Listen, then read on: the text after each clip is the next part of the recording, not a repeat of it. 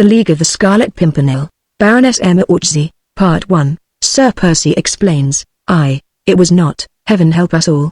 A very uncommon occurrence these days, a woman almost unsexed by misery, starvation, and the abnormal excitement engendered by daily spectacles of revenge and of cruelty. They were to be met with every day, round every street corner.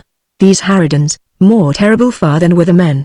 This one was still comparatively young, 30 at most, would have been good-looking too, for the features were really delicate, the nose chiseled, the brow straight, the chin round and small. But the mouth. Heavens, what a mouth! Hard and cruel and thin-lipped, and those eyes. Sunken and rimmed with purple, eyes that told tales of sorrow and, yes, of degradation. The crowd stood round her, sullen and apathetic, poor, miserable wretches like herself, staring at her antics with lackluster eyes and an ever-current contemptuous shrug of the shoulders. The woman was dancing, contorting her body in the small circle of light formed by a flickering lanthorn which was hung across the street from house to house, striking the muddy pavement with her shoeless feet, all to the sound of a bee-ribbon tambourine which she struck now and again with her small, grimy hand. From time to time she paused, held out the tambourine at arm's length, and went the round of the spectators, asking for alms. But at her approach the crowd at once seemed to disintegrate, to melt into the humid evening air. It was but rarely that a greasy token fell into the outstretched tambourine.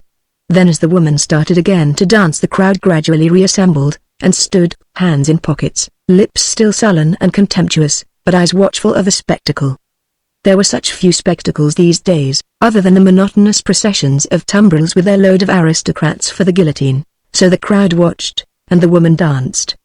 The lanthorn overhead threw a weird light on red caps and tricolour cockades, on the sullen faces of the men and the shoulders of the women, on the dancers' weird antics and her flying, tattered skirts. She was obviously tired, as a poor, performing cur might be, or a bear prodded along to uncongenial buffoonery. Every time that she paused and solicited alms with her tambourine the crowd dispersed, and some of them laughed because she insisted. Voyons, she said with a weird attempt at gaiety, a couple of sous for the entertainment, citizen. You have stood here half an hour. You can't have it all for nothing. What? The man, young, square-shouldered, thick-lipped, with the look of a bully about his well-clad person, retorted with a coarse insult, which the woman resented. There were high words. The crowd for the most part ranged itself on the side of the bully. The woman backed against the wall nearest to her, held feeble, emaciated hands up to her ears in a vain endeavor to shut out the hideous jeers and ribald jokes which were the natural weapons of this untamed crowd. Soon blows began to rain, not a few fell upon the unfortunate woman.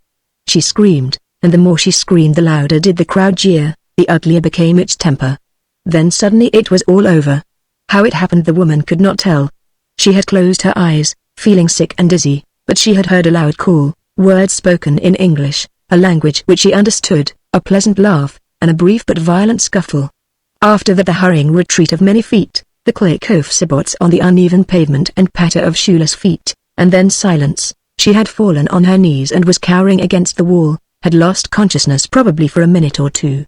Then she heard that pleasant laugh again and the soft drawl of the English tongue. I love to see those beggars scuttling off, like so many rats to their burrows, don't you, folks? They didn't put up much fight, the cowards. Came from another voice, also in English. A dozen of them against this wretched woman. What had best be done with her? I'll see to her, rejoined the first speaker. You and Tony had best find the others. Tell them I shall be round directly. It all seemed like a dream. The woman dared not open her eyes lest reality hideous and brutal once more confronted her. Then all at once she felt that her poor, weak body, encircled by strong arms, was lifted off the ground, and that she was being carried down the street, away from the light projected by the lanthorn overhead, into the sheltering darkness of a yawning portico. But she was not then fully conscious, too. When she reopened her eyes she was in what appeared to be the lodge of a concierge. She was lying on a horsehair sofa. There was a sense of warmth and of security around her. No wonder that it still seemed like a dream. Before her stood a man, tall and straight, surely a being from another world, or so he appeared to the poor wretch who, since uncountable time, had set eyes on none but the most miserable dregs of struggling humanity, who had seen little else but rags, and faces either cruel or wretched. This man was clad in a huge cat coat, which made his powerful figure seem preternaturally large. His hair was fair and slightly curly above his low, square brow, the eyes beneath their heavy lids looked down on her with unmistakable kindness. The poor woman struggled to her feet. With a quick and pathetically humble gesture she drew her ragged, muddy skirts over her ankles and her tattered kerchief across her breast. "I had best go now, monsieur." "Citizen," she murmured, while a hot flush rose to the roots of her unkempt hair. "I must not stop here." "You are not going." "Madame," he broke in, speaking now in perfect French and with a great air of authority, as one who is accustomed to being implicitly obeyed, "until you have told me how a lady of culture and of refinement comes to be masquerading as a street dancer. The game is a dangerous one, as you have experienced tonight. It is no game, monsieur." "Citizen," she stammered, "nor yet a masquerade. I have been a street dancer all my life," and, by way of an answer he took her hand, always with that air of authority which she never thought to resent. "This is not a street dancer's hand, madame," he said quietly. "Nor is your speech that of the people." She drew her hand away quickly, and the flush on her haggard face deepened. "If you will honor me with your confidence, madame," he insisted. The kindly words, the courtesy of the man, went to the poor creature's heart. She fell back upon the sofa and with her face buried in her arms she sobbed out her heart for a minute or two. The man waited quite patiently. He had seen many women weep these days, and had dried many a tear through deeds of valor and of self-sacrifice, which were forever recorded in the hearts of those whom he had succored. When this poor woman had succeeded in recovering some semblance of self-control, she turned her wan, tear-stained face to him and said simply, "My name is Madeleine Lannoy, monsieur. My husband was killed during the émeutes at Versailles, whilst defending the persons of the Queen and of the royal children against the fury of the mob. When I was a girl I had the misfortune to attract the attentions of a young doctor named Jean-Paul Marat. You have heard of him, monsieur?" The other nodded.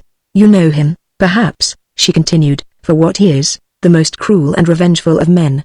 A few years ago he threw up his lucrative appointment as court physician to Monseigneur d'Artois, and gave up the profession of medicine for that of journalist and politician. Politician. Heaven help him. He belongs to the most bloodthirsty section of revolutionary brigands. His creed is pillage, murder, and revenge, and he chooses to declare that it is I who, by rejecting his love, drove him to these foul extremities. May God forgive him that abominable lie. The evil we do, monsieur, is within us, it does not come from circumstance. I, in the meanwhile, was a happy wife. My husband, M. Delannoy, who was an officer in the army, idolized me. We had one child, a boy." She paused, with another catch in her throat. Then she resumed, with calmness that, in view of the tale she told, sounded strangely weird. "In June last year my child was stolen from me, stolen by Marat in hideous revenge for the supposed wrong which I had done him. The details of that execrable outrage are of no importance. I was decoyed from home one day through the agency of a forged message purporting to come from a very dear friend whom I knew to be in grave trouble at the time. Oh, the whole thing was thoroughly well thought out, I can assure you," she continued, with a harsh laugh which ended in a heartrending sob. "The forged message, the suborned servant, the threats of terrible reprisals if anyone in the village gave me the slightest warning or clue. When the whole miserable business was accomplished, I was just like a trapped animal inside a cage, held captive by immovable bars of obstinate silence and cruel indifference. No one would help me. No one ostensibly knew anything, no one had seen anything, heard anything. The child was gone. My servants, the people in the village, some of whom I could have sworn were true and sympathetic, only shrugged their shoulders. Que voulez-vous, madame? Children of bourgeois as well as of aristos were often taken up by the state to be brought up as true patriots and no longer pampered like so many lapdogs. 3 days later I received a letter from that inhuman monster, Jean-Paul Marat. He told me that he had taken my child away from me, not from any idea of revenge for my disdain in the past, but from a spirit of pure patriotism. My boy, he said, should not be brought up with the same ideas of bourgeois effeteness and love of luxury which had disgraced the nation for centuries. No. He should be reared amongst men who had realized the true value of fraternity and equality and the ideal of complete liberty for the individual to lead his own life, unfettered by senseless prejudices of education and refinement. Which means, monsieur, the poor woman went on with passionate misery, that my child is to be reared up in the company of all that is most vile and most degraded in the disease-haunted slums of indigent Paris, that, with the connivance of that execrable fiend Marat, my only son will, mayhap, come back to me one day a potential thief, a criminal probably, a drink-sodden reprobate at best. Such things are done every day in this glorious revolution of ours, done in the sacred name of France and of liberty. and the moral murder of my child is to be my punishment for daring to turn a deaf ear to the indign passion of a brute. Once more she paused, and when the melancholy echo of her broken voice had died away in the narrow room, not another murmur broke the stillness of this faraway corner of the great city. The man did not move. He stood looking down upon the poor woman before him, a world of pity expressed in his deep-set eyes. Through the absolute silence around there came the sound as of a gentle flutter, the current of cold air, mayhap, sighing through the ill-fitting shutters, or the soft, weird soughing made by unseen things. The man's heart was full of pity, and it seemed as if the angel of compassion had come at his bidding and enfolded the sorrowing woman with his wings. A moment or two later she was able to finish her pathetic narrative. "Do you marvel, monsieur," she said, "that I am still sane, still alive? But I only live to find my child. I try and keep my reason in order to fight the devilish cunning of a brute on his own ground. Up to now all my inquiries have been in vain. At first I squandered money, tried prejudicial means, set an army of sleuth-hounds on the track. I tried bribery, corruption. I went to the wretch himself and abased myself in the dust before him. He only laughed at me and told me that his love for me had died long ago. He now was lavishing its treasures upon the faithful friend and companion, that awful woman, Simon Everett, who had stood by him in the darkest hours of his misfortunes. Then it was that I decided to adopt different tactics. Since my child was to be reared in the midst of murderers and thieves, I, too, would haunt their abodes. I became a street singer, dancer, what you will. I wear rags now and solicit alms. I haunt the most disreputable cabarets in the lowest slums of Paris. I listen and I spy, I question every man, woman, and child who might afford some clue. Give me some indication. There is hardly a house in these parts that I have not visited and whence I have not been kicked out as an importunate beggar or worse. Gradually I am narrowing the circle of my investigations. Presently I shall get a clue. I shall. I know I shall. God cannot allow this monstrous thing to go on." Again there was silence. The poor woman had completely broken down. Shame, humiliation, passionate grief, had made of her a mere miserable wreckage of humanity. The man waited a while until she was composed, then he said simply, "You have suffered terribly, madame, but chiefly, I think, because you have been alone in your grief. You have brooded over it until it has threatened your reason. Now, if you will allow me to act as your friend, I will pledge you my word that I will find your son for you. Will you trust me sufficiently to give up your present methods and place yourself entirely in my hands? There are more than a dozen gallant gentlemen, who are my friends, and who will help me in my search. But for this I must have a free hand, and only help from you when I require it. I can find you lodgings where you will be quite safe under the protection of my wife, who is as like an angel as any man or woman I have ever met on this earth. When your son is once more in your arms, you will, I hope, accompany us to England, where so many of your friends have already found a refuge. If this meets with your approval, madame, you may command me, for with your permission I mean to be your most devoted servant." Dante, in his wild imaginations of hell and of purgatory and fleeting glimpses of paradise, never put before us the picture of a soul that was lost and found heaven, after a cycle of despair.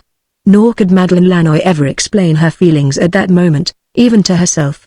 To begin with, she could not quite grasp the reality of this ray of hope, which came to her at the darkest hour of her misery. She stared at the man before her as she would on an ethereal vision. She fell on her knees and buried her face in her hands. What happened afterwards she hardly knew. She was in a state of semi-consciousness.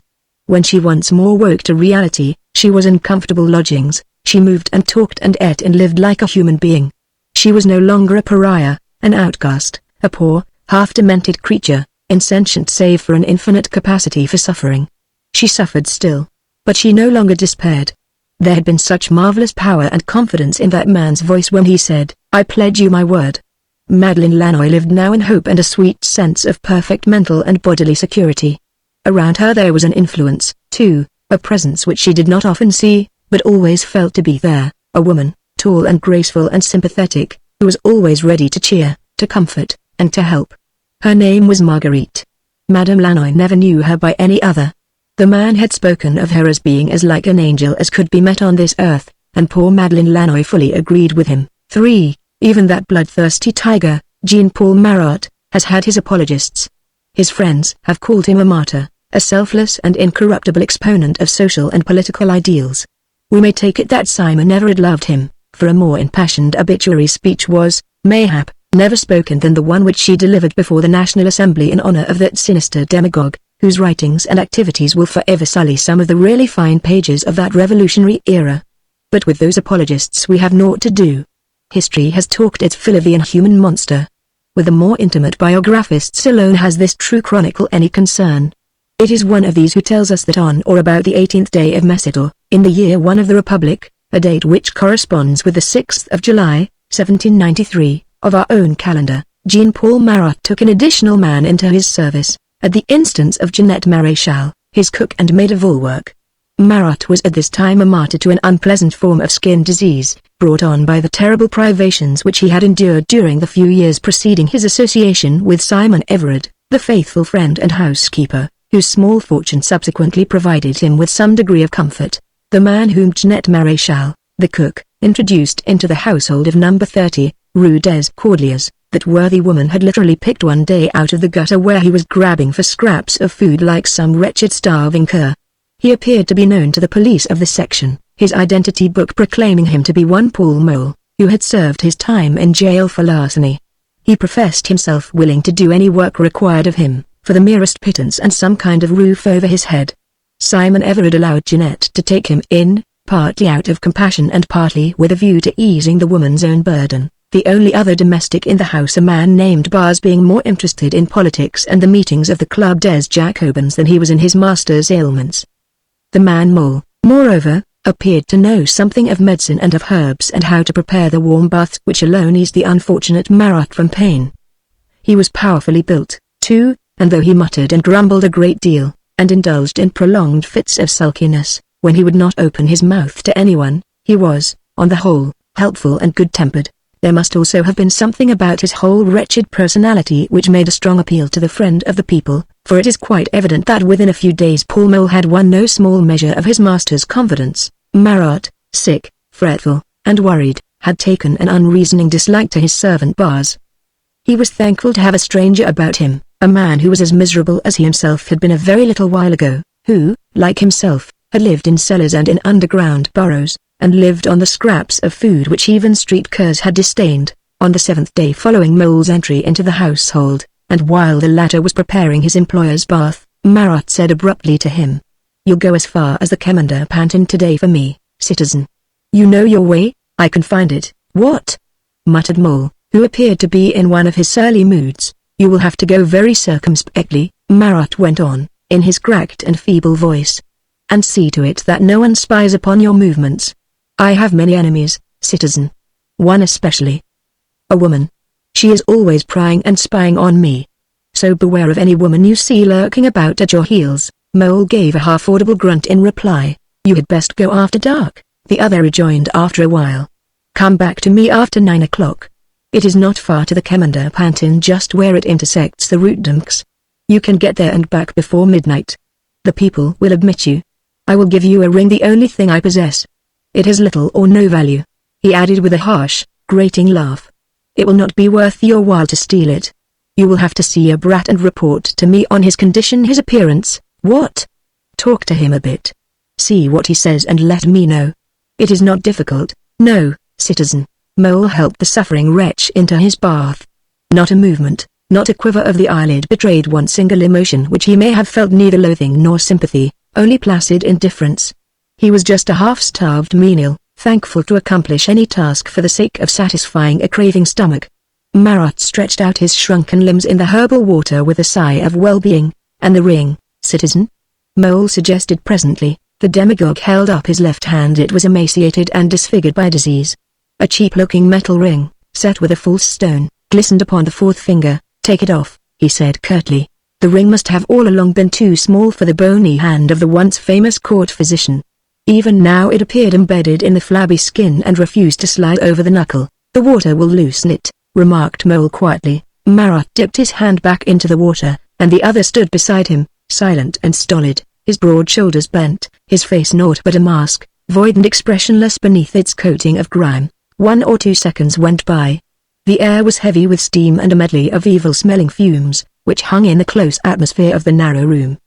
The sick man appeared to be drowsy. His head rolled over to one side, his eyes closed. He had evidently forgotten all about the ring. A woman's voice, shrill and peremptory, broke the silence which had become oppressive. "Here, Citizen Mole, I want you. There's not a bit of wood chopped up for my fire, and how am I to make the coffee without firing? I should like to know." "The ring, Citizen," Mole urged gruffly. Marat had been roused by the woman's sharp voice. He cursed her for a noisy harridan, then he said fretfully, "It will do presently when you are ready to start. I said 9 o'clock. It is only 4 now. I am tired. Tell Citizen S. Everard to bring me some hot coffee in an hour's time. You can go and fetch me the Monitor now, and take back these proofs to Citizen Duffer. You will find him at the Cordeliers, or else at the printing works. Come back at 9 o'clock. I'm tired now. Too tired to tell you where to find the house which is off the Kemender Pantin. Presently will do." Even while he spoke he appeared to drop into a fitful sleep. His 2 hands were hidden under the sheet which covered the bath. Mole watched him in silence for a moment or two, then he turned on his heel and shuffled off through the anteroom into the kitchen beyond, where presently he sat down, squatting in an angle by the stove, and started with his usual stolidness to chop wood for the Citizen's fire. When this task was done, and he had received a chunk of sour bread for his reward from Jeanette Maréchal, the cook, he shuffled out of the place and into the street, to do his employer's errands. 4. Paul Mole had been to the offices of the Moniteur and to the printing works of L'Armée du Peuple. He had seen the Citizen Duffer at the club and, presumably, had spent the rest of his time wandering idly about the streets of the quartier, for he did not return to the Rue des Cordeliers until nearly 9 o'clock. As soon as he came to the top of the street, he fell in with the crowd which had collected outside number 30. With his habitual slouchy gait and the steady pressure of his powerful elbows, he pushed his way to the door, whilst gleaning whisperings and rumors on his way. "The Citizen Marat has been assassinated, by a woman, a mere girl, a wench from Caen. Her name is Corday. The people nearly tore her to pieces a while ago. She is as much as guillotined already." The latter remark went off with a loud guffaw and many a ribald joke. Mole, despite his great height, succeeded in getting through unperceived. He was of no account, and he knew his way inside the house. It was full of people, journalists, gaffers, women and men, the usual crowd that come to gape. The Citizen Marat was a great personage. The friend of the people. An incorruptible, if ever there was one. Just look at the simplicity, almost the poverty, in which he lived. Only the aristos hated him, and the fat bourgeois who battened on the people. Citizen Marat had sent hundreds of them to the guillotine with a stroke of his pen or a denunciation from his fearless tongue. Mole did not pause to listen to these comments. He pushed his way through the throng up the stairs, to his late employer's lodgings on the first floor. The anteroom was crowded, so were the other rooms, but the greatest pressure was around the door immediately facing him, the one which gave on the bathroom. In the kitchen on his right, where a while ago he had been chopping wood under a flood of abuse from Jeanette Maréchal, he caught sight of this woman, cowering by the hearth, her filthy apron thrown over her head, and crying crying for the loathsome creature, who had expiated some of his abominable crimes at the hands of a poor, misguided girl, whom an infuriated mob was even now threatening to tear to pieces in its rage. The parlor and even Simon's room were also filled with people, men, most of whom Mole knew by sight, friends or enemies of the ranting demagogue who lay murdered in the very bath which his casual servant had prepared for him. Everyone was discussing the details of the murder, the punishment of the youthful assassin. Simon Everard was being loudly blamed for having admitted the girl into Citizen Marat's room. But the wench had looked so simple, so innocent, and she said she was the bearer of a message from Caen. She had called twice during the day, and in the evening the citizen himself said that he would see her. Simon had been for sending her away. But the citizen was peremptory. And he was so helpless. In his bath. Name of a name, the pitiable affair, no one paid much attention to Mole.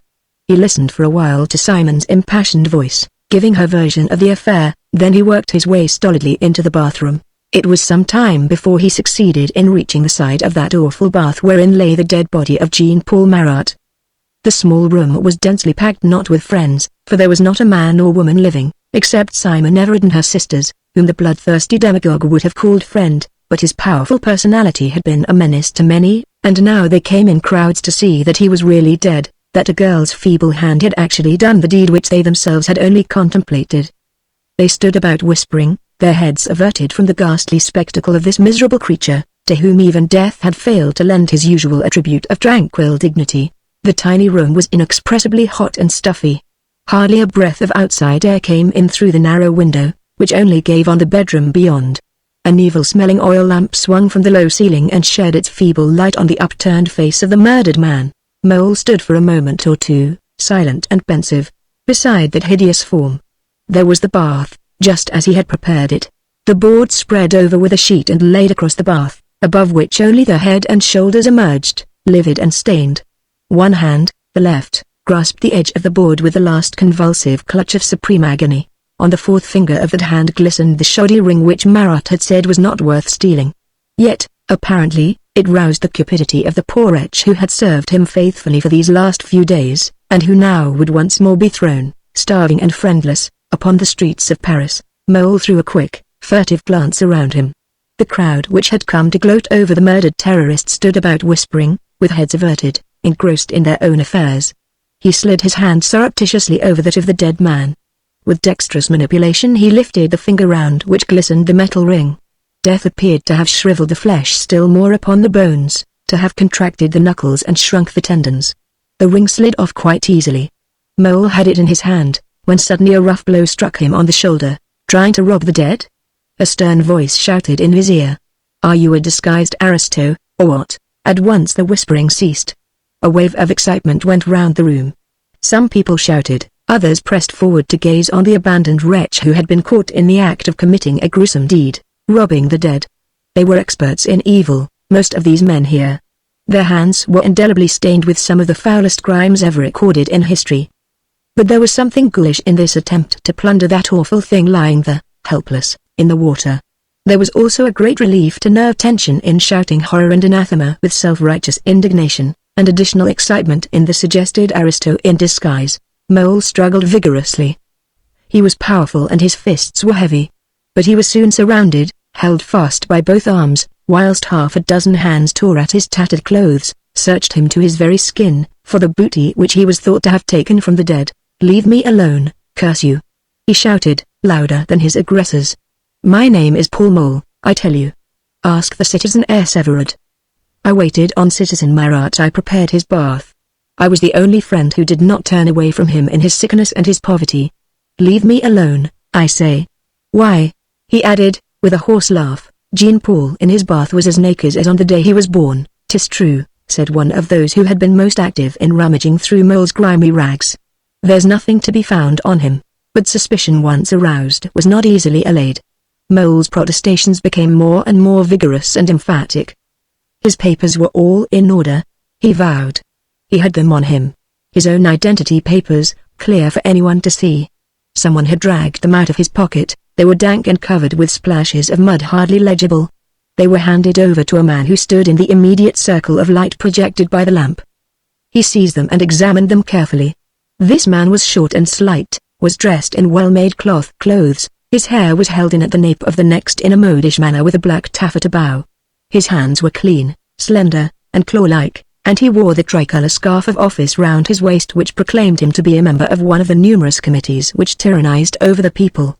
The papers appeared to be in order, and proclaimed the bearer to be Paul Mole, a native of Besançon, a carpenter by trade. The identity book had recently been signed by Jean-Paul Marat, the man's latest employer, and been countersigned by the commissary of the section. The man in the tricolour scarf turned with some acerbity on the crowd who was still pressing round the prisoner. "Which of you here," he queried roughly, levelled an unjust accusation against an honest citizen. But, as usual in such cases, no one replied directly to the charge. It was not safe these days to come into conflict with men like Mole. The committees were all on their side, against the bourgeois as well as against the aristos. This was the reign of the proletariat, and the sans-culotte always emerged triumphant in a conflict against the well-to-do. Nor was it good to rouse the ire of citizen Chauvelin, one of the most powerful, as he was the most pitiless, members of the Committee of Public Safety. Quiet, sarcastic rather than aggressive, something of the aristo, too, in his clean linen and well-cut clothes, he had not even yielded to the defunct Marat in cruelty and relentless persecution of aristocrats. Evidently his sympathies now were all with Mole, the out-at-elbows, miserable servant of an equally miserable master. His pale-coloured, deep-set eyes challenged the crowd, which gave way before him, slunk back into the corners, away from his coldly threatening glance. Thus he found himself suddenly face to face with Mole, somewhat isolated from the rest, and close to the tin bath with its grim contents. Chauvelin had the papers in his hand. "Take these," citizen," he said curtly to the other. "They are all in order." He looked up at Mole as he said this, for the latter, though his shoulders were bent, was unusually tall, and Mole took the papers from him. Thus for the space of a few seconds the two men looked into one another's face, eyes to eyes, and suddenly Chauvelin felt an icy sweat coursing down his spine. The eyes into which he gazed had a strange, ironical twinkle in them, a kind of good-humored arrogance, whilst through the firm, clear-cut lips, half hidden by a dirty and ill-kempt beard, there came the sound "oh." A mere echo of a quaint and inane laugh. The whole thing, it seemed like a vision, was over in a second. Chauvelin, sick and faint with a sudden rush of blood to his head, closed his eyes for one brief instant.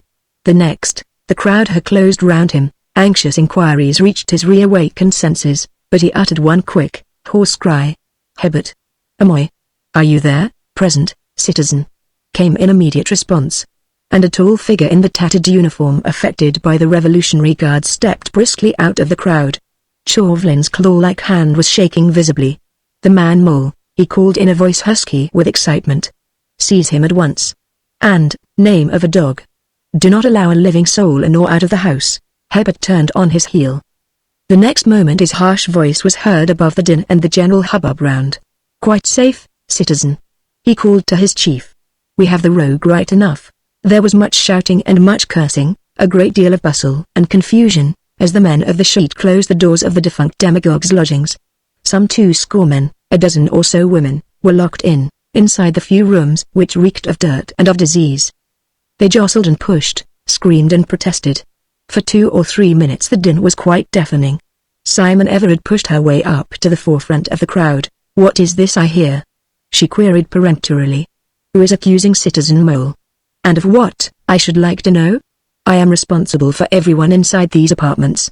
And if Citizen Marat was still alive, Chauvelin appeared unaware of all the confusion and of the woman's protestations. He pushed his way through the crowd to the corner of the anteroom where Mole stood, crouching and hunched up, his grimy hands idly fingering the papers which Chauvelin had returned to him a moment ago.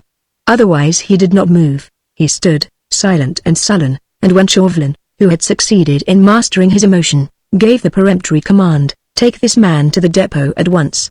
And do not allow him one instant out of your sight." He made no attempt at escape. He allowed Hebert and the men to seize him, to lead him away. He followed without a word, without a struggle. His massive figure was hunched up like that of an old man, his hands, which still clung to his identity papers, trembled slightly like those of a man who is very frightened and very helpless. The men of the Sûreté handled him very roughly, but he made no protest. The woman ever did all the protesting, vowing that the people would not long tolerate such tyranny. She even forced her way up to Hebert. With a gesture of fury she tried to strike him in the face, and continued, with a loud voice, her insults and objurgations, until, with a movement of his bayonet, he pushed her roughly out of the way. After that Paul Mole, surrounded by the guard, was led without ceremony out of the house. Chauvelin gazed after him as if he had been brought face to face with a ghoul. Chauvelin hurried to the depot. After those few seconds wherein he had felt dazed, incredulous, almost under a spell, he had quickly regained the mastery of his nerves, and regained, too, that intense joy which anticipated triumph is wont to give. In the out-at-elbows, half-starved servant of the murdered terrorist, Citizen Chauvelin, of the Committee or Public Safety, had recognized his arch-enemy, that meddlesome and adventurous Englishman who chose to hide his identity under the pseudonym of the Scarlet Pimpernel.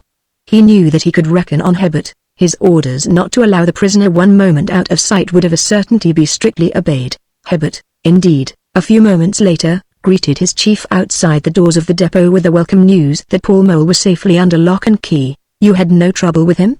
Chauvelin queried, with ill-concealed eagerness. No, citizen, no trouble," was Hebert's quick reply. "He seems to be a well-known rogue in these parts," he continued with a complacent guffaw, "and some of his friends tried to hustle us at the corner of the Rue de Tours, no doubt with a view to getting the prisoner away. But we were too strong for them, and Paul Mole is now sulking in his cell and still protesting that his arrest is an outrage against the liberty of the people." Chauvelin made no further remark. He was obviously too excited to speak. Pushing past Hebert and the men of the sheet who stood about the dark and narrow passages of the depot, he sought the commissary of the section in the latter's office. It was now close upon 10 o'clock. The citizen commissary Cuisinier had finished his work for the day and was preparing to go home and to bed. He was a family man, had been a respectable bourgeois in his day, and though he was a rank opportunist and had sacrificed not only his political convictions but also his conscience to the exigencies of the time, he still nourished in his innermost heart a secret contempt for the revolutionary brigands who ruled over France at this hour. To any other man than Citizen Chauvelin, the citizen commissary would, no doubt, have given a curt refusal to a request to see a prisoner at this late hour of the evening. But Chauvelin was not a man to be denied, and whilst muttering various objections in his ill-kempt beard, Cuisinier, nevertheless, gave orders that the citizen was to be conducted at once to the cells. Paul Mole had in truth turned sulky. The turnkey vowed that the prisoner had hardly stirred since first he had been locked up in the common cell. He sat in a corner at the end of the bench, with his face turned to the wall, and paid no heed either to his fellow prisoners or to the facetious remarks of the warder. Chauvelin went up to him, made some curt remark. Mole kept an obstinate shoulder turned towards him, a grimy shoulder, which showed naked through a wide rent in his blouse. This portion of the cell was well nigh in total darkness, the feeble shaft of light which came through the open door hardly penetrated to this remote angle of the squalid burrow. The same sense of mystery and unreality overcame Chauvelin again as he looked on the miserable creature in whom, an hour ago, he had recognized the super-exquisite Sir Percy Blakeney. Now he could only see a vague outline in the gloom, the stooping shoulders, the long limbs, that naked piece of shoulder which caught a feeble reflex from the distant light. Nor did any amount of none too gentle prodding on the part of the warder induce him to change his position. "Leave him alone," said Chauvelin curtly at last. "I have seen all that I wish to see." The cell was insufferably hot and stuffy. Chauvelin, finical and queasy, turned away with a shudder of disgust. There was nothing to be got now out of a prolonged interview with his captured foe. He had seen him, that was sufficient. He had seen the super-exquisite Sir Percy Blakeney locked up in a common cell with some of the most scrubby and abject rogues which the slums of indigent Paris could yield, having apparently failed in some undertaking which had demanded for its fulfillment not only tattered clothes and grimy hands, but menial service with a beggarly and disease-ridden employer, whose very propinquity must have been positive torture to the fastidious dandy. Of a truth this was sufficient for the gratification of any revenge. Chauvelin felt that he could now go contentedly to rest after an evening's work excellently done. He gave order that Mole should be put in a separate cell, denied all intercourse with anyone outside or in the depot, and that he should be guarded on sight day and night. After that he went his way. The following morning Citizen Chauvelin, of the Committee or Public Safety, gave due notice to Citizen Fouquier-Tinville, the public prosecutor, that the dangerous English spy, known to the world as the Scarlet Pimpernel, was now safely under lock and key, and that he must be transferred to the Abbey prison forthwith and to the guillotine as quickly as might be. No one was to take any risks this time. There must be no question either of discrediting his famous league or of obtaining other more valuable information out of him.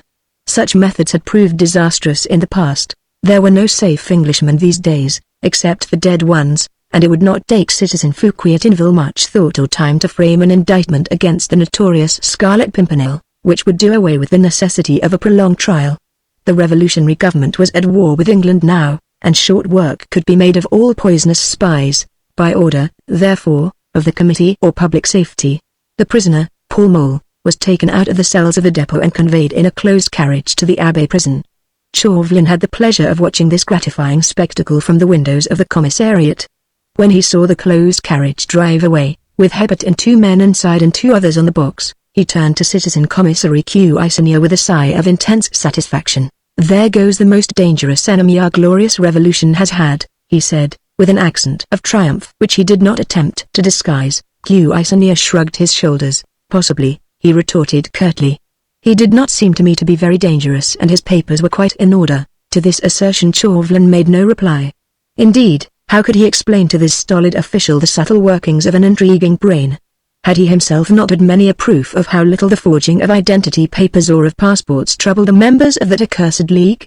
Had he not seen the Scarlet Pimpernel, that exquisite Sir Percy Blakeney, under disguises that were so grimy and so loathsome that they would have repelled the most abject, suborned spy? Indeed, all that was wanted now was the assurance that Hebert, who himself had a deadly and personal grudge against the Scarlet Pimpernel, would not allow him for one moment out of his sight. Fortunately as to this, there was no fear. One hint to Hebert and the man was as keen, as determined, as Chauvelin himself. "Set your mind at rest, citizen," he said with a rough oath. "I guessed how matters stood the moment you gave me the order. I knew you would not take all that trouble for a real Paul Mole. But have no fear. That accursed Englishman has not been 1 second out of my sight, from the moment I arrested him in the late citizen Marat's lodgings, and by Satan, he shall not be either, until I have seen his impudent head fall under the guillotine.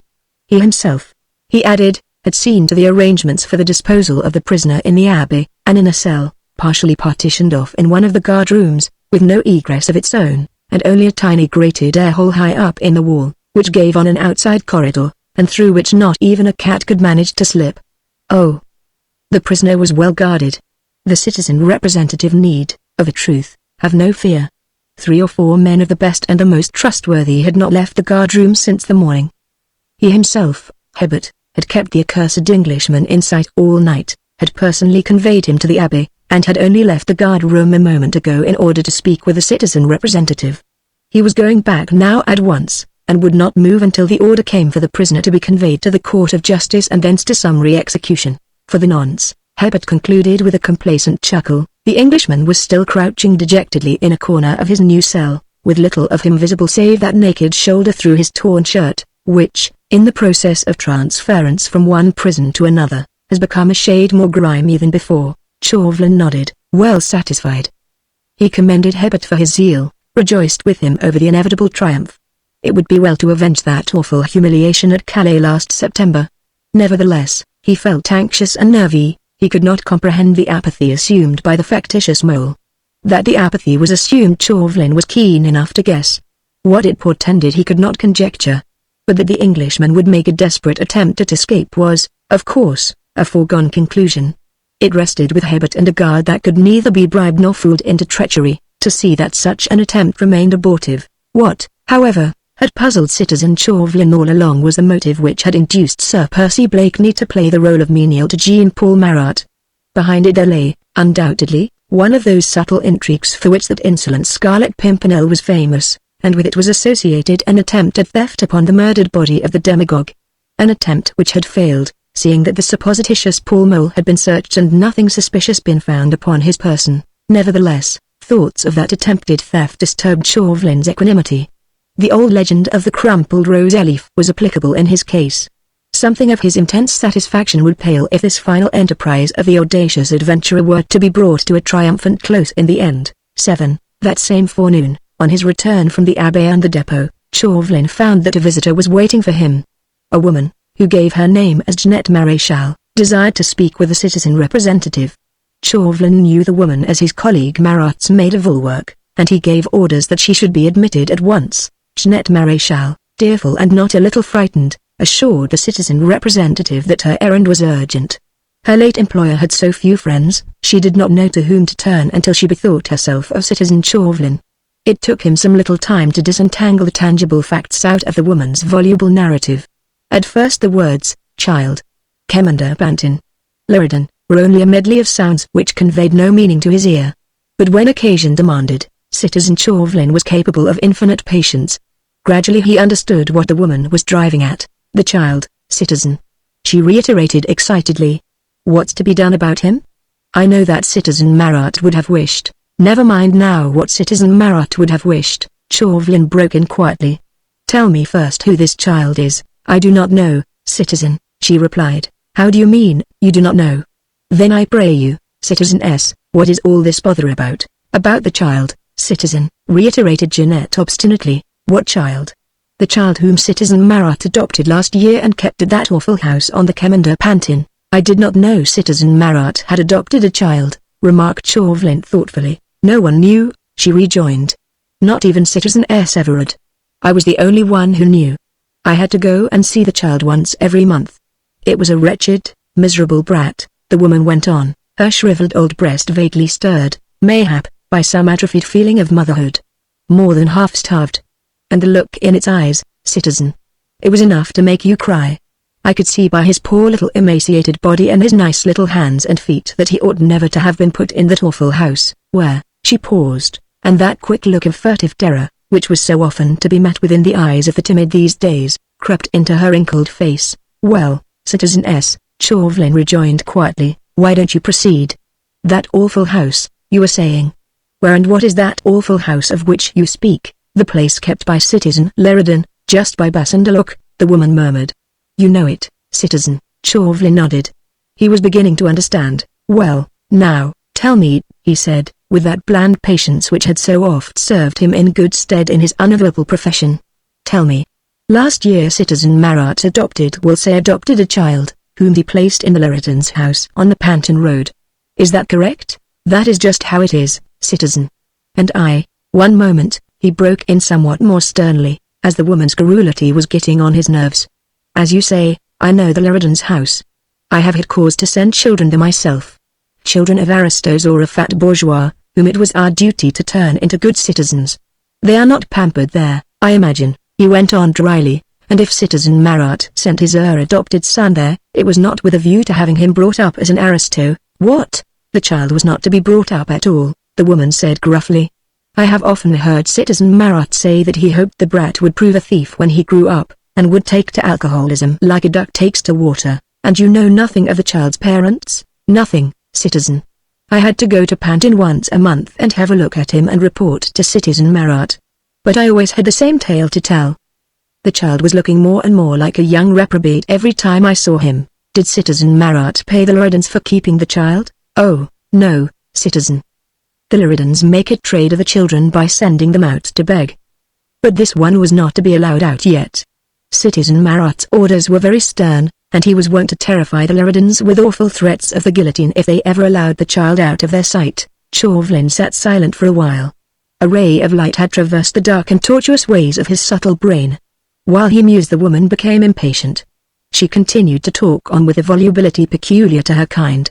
He paid no heed to her, until one phrase struck his ear. "So now," Jeanette Maréchal was saying, "I don't know what to do. The ring has disappeared, and the Loredans are suspicious." "The ring?"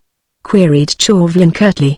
"What ring?" "As I was telling you, citizen," she replied querulously, "when I went to see the child, the Citizen Marat always gave me this ring to show to the Loredans. Without I brought the ring they would not admit me inside their door.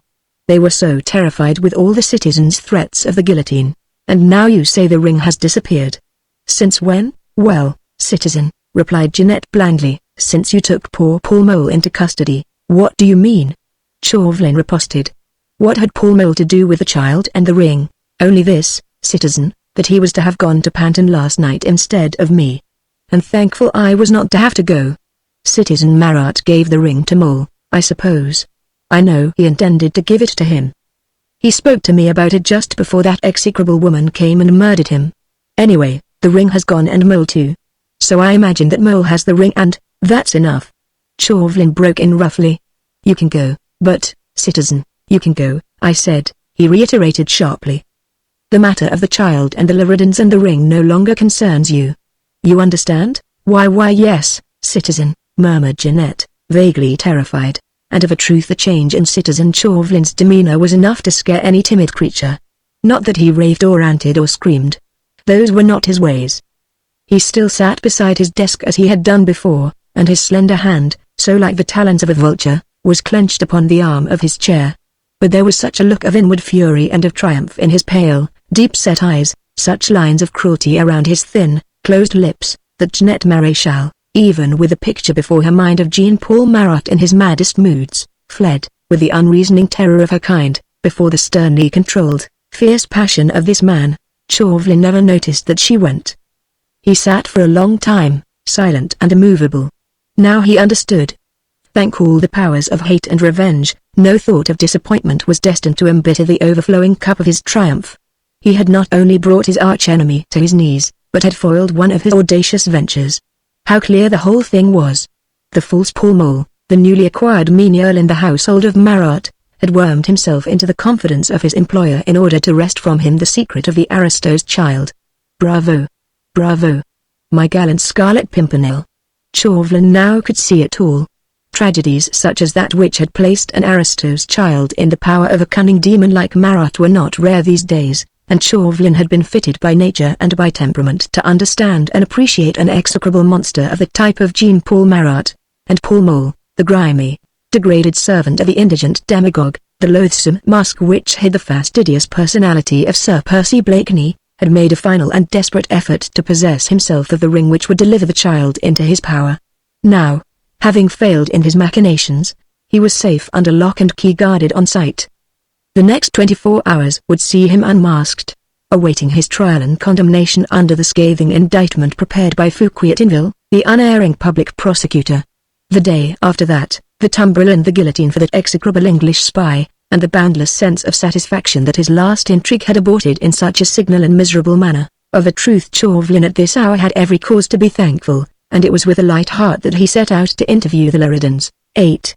The Loredans, anxious, obsequious, terrified, were only too ready to obey the citizen representative in all things. They explained with much complacency that, even though they were personally acquainted with Jeanette Maréchal, when the citizeness presented herself this very morning without the ring they had refused her permission to see the brat. Chauvelin, who in his own mind had already reconstructed the whole tragedy of the stolen child, was satisfied that Marat could not have chosen more efficient tools for the execution of his satanic revenge than these two hideous products of revolutionary Paris, grasping, cowardly, and avaricious.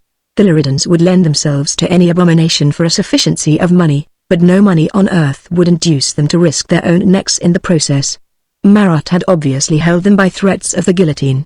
They knew the power of the friend of the people, and feared him accordingly.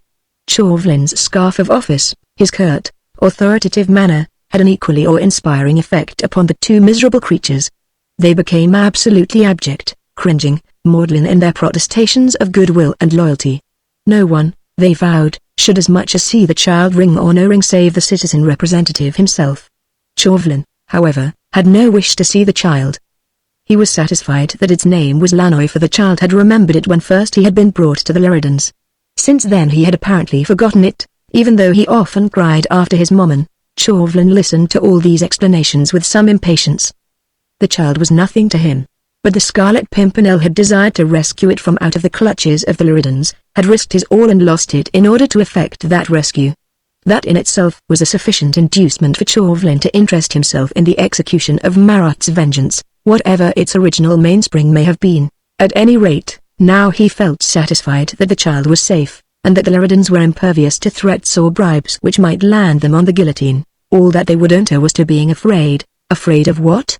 Queried Chauvelin sharply. That the brat may be kidnapped. Stolen. Oh.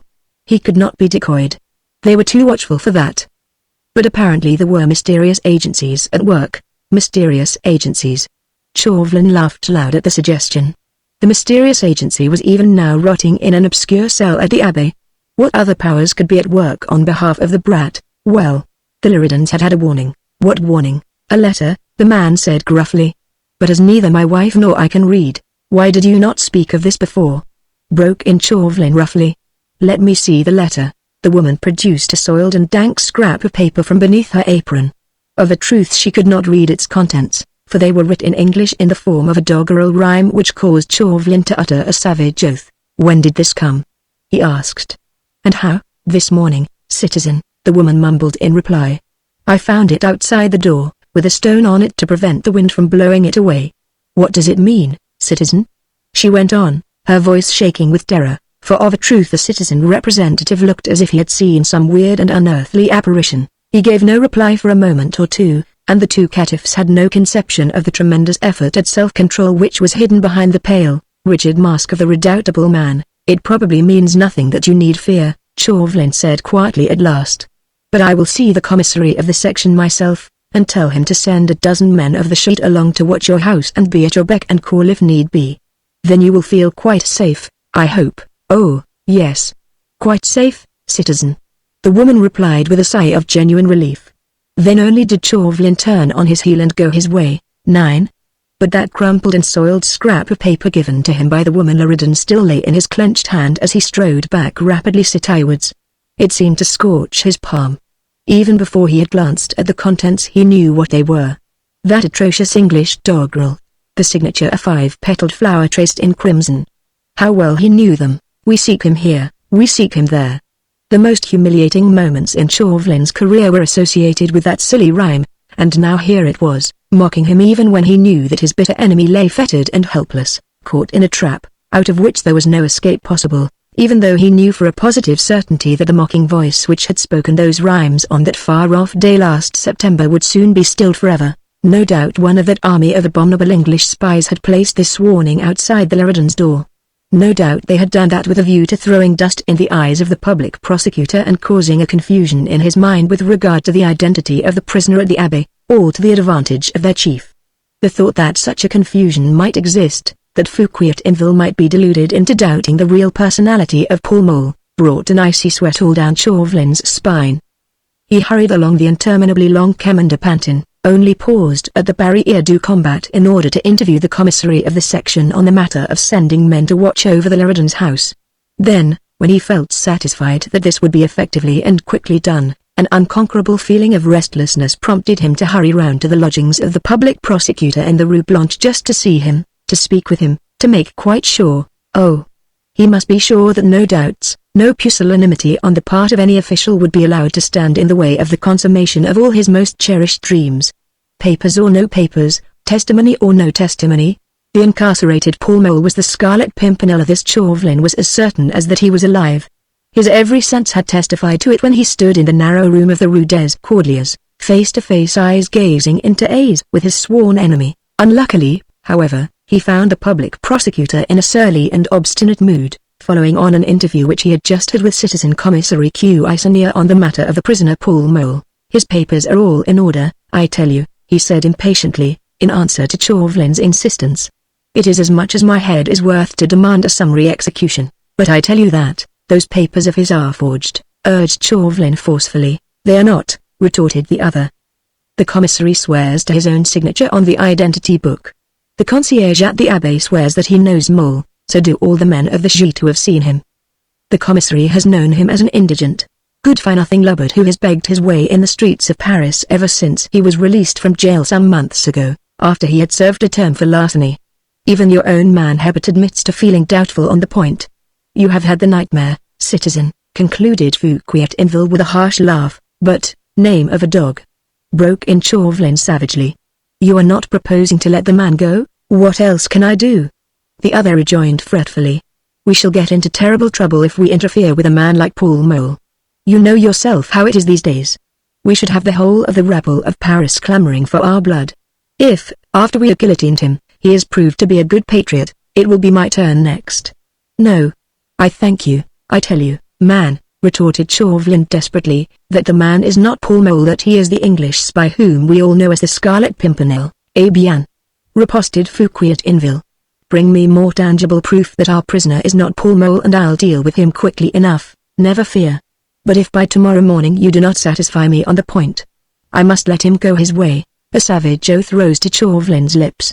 He felt like a man who has been running, panting to reach a goal, who sees that goal within easy distance of him, and is then suddenly captured, caught in invisible meshes which hold him tightly, and against which he is powerless to struggle. For the moment he hated Fouquier Tinville with a deadly hatred, would have tortured and threatened him until he wrung a consent, an admission, out of him, name of a name. When that damnable English spy was actually in his power, the man was a pusillanimous fool to allow the rich prize to slip from his grasp. Chauvelin felt as if he were choking, his slender fingers worked nervily around his cravat, beads of perspiration trickled unheeded down his pallid forehead, then suddenly he had an inspiration, nothing less. It almost seemed as if Satan, his friend, had whispered insinuating words into his ear. That scrap of paper. He had thrust it a while ago into the breast pocket of his coat. It was still there, and the public prosecutor wanted a tangible proof. Then, why not? Slowly, his thoughts still in the process of gradual coordination, Chauvelin drew that soiled scrap of paper out of his pocket.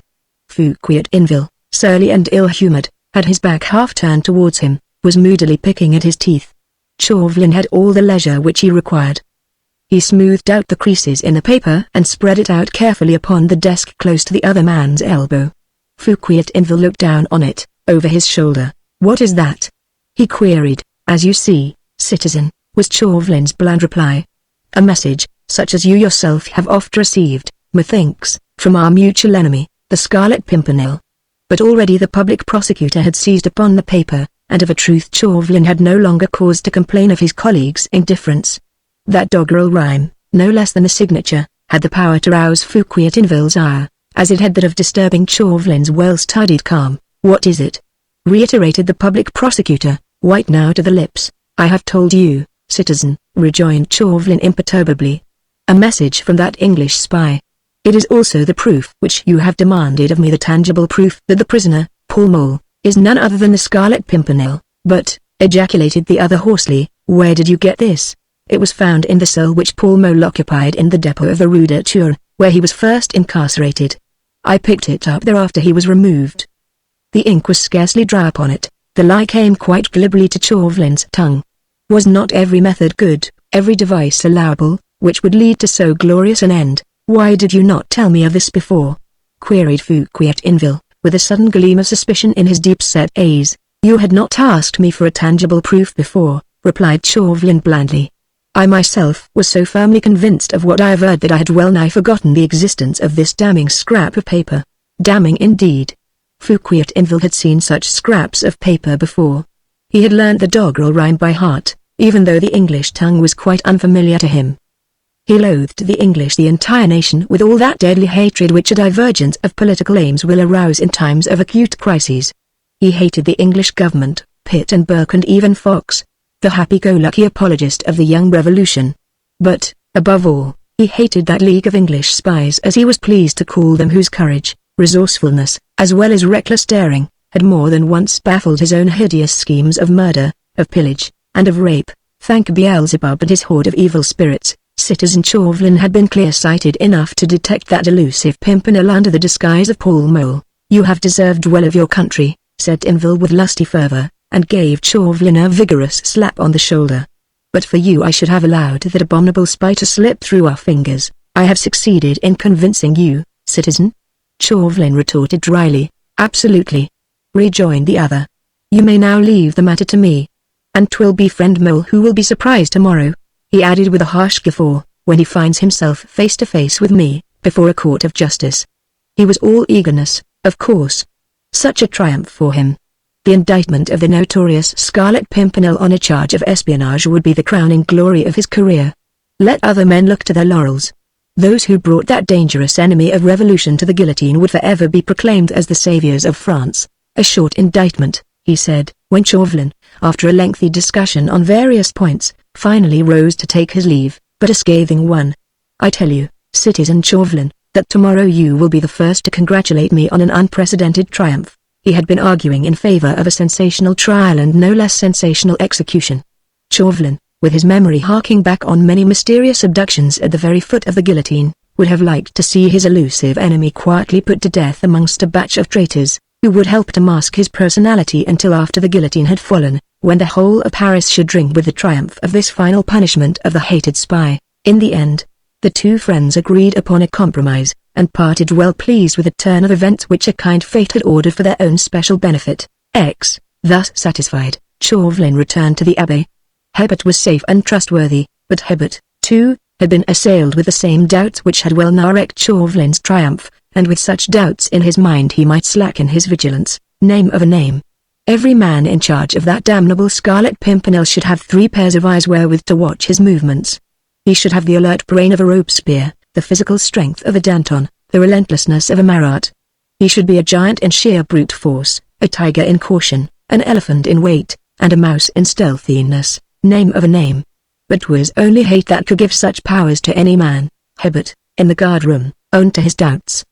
His comrades, too, admitted that after 24 hours spent on the watch, their minds were in a whirl.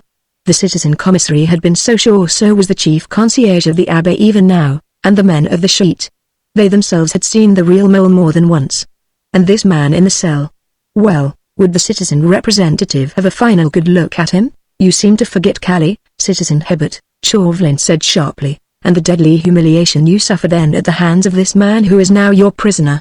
Surely your eyes should have been, at least, as keen as mine own, anxious, irritable, his nerves well nigh on the rack. He nevertheless crossed the guard-room with a firm step and entered the cell where the prisoner was still lying upon the palliasse, as he had been all along, and still presenting that naked piece of shoulder through the hole in his shirt. He has been like this the best part of the day, Hebert said with a shrug of the shoulders. We put his bread and water right under his nose. He ate and he drank, and I suppose he slept. But except for a good deal of swearing, he has not spoken to any of us. He had followed his chief into the cell, and now stood beside the palliasse, holding a small dark lantern in his hand. At a sign from Chauvelin he flashed the light upon the prisoner's averted head. Mole cursed for a while, and muttered something about good patriots and about retribution.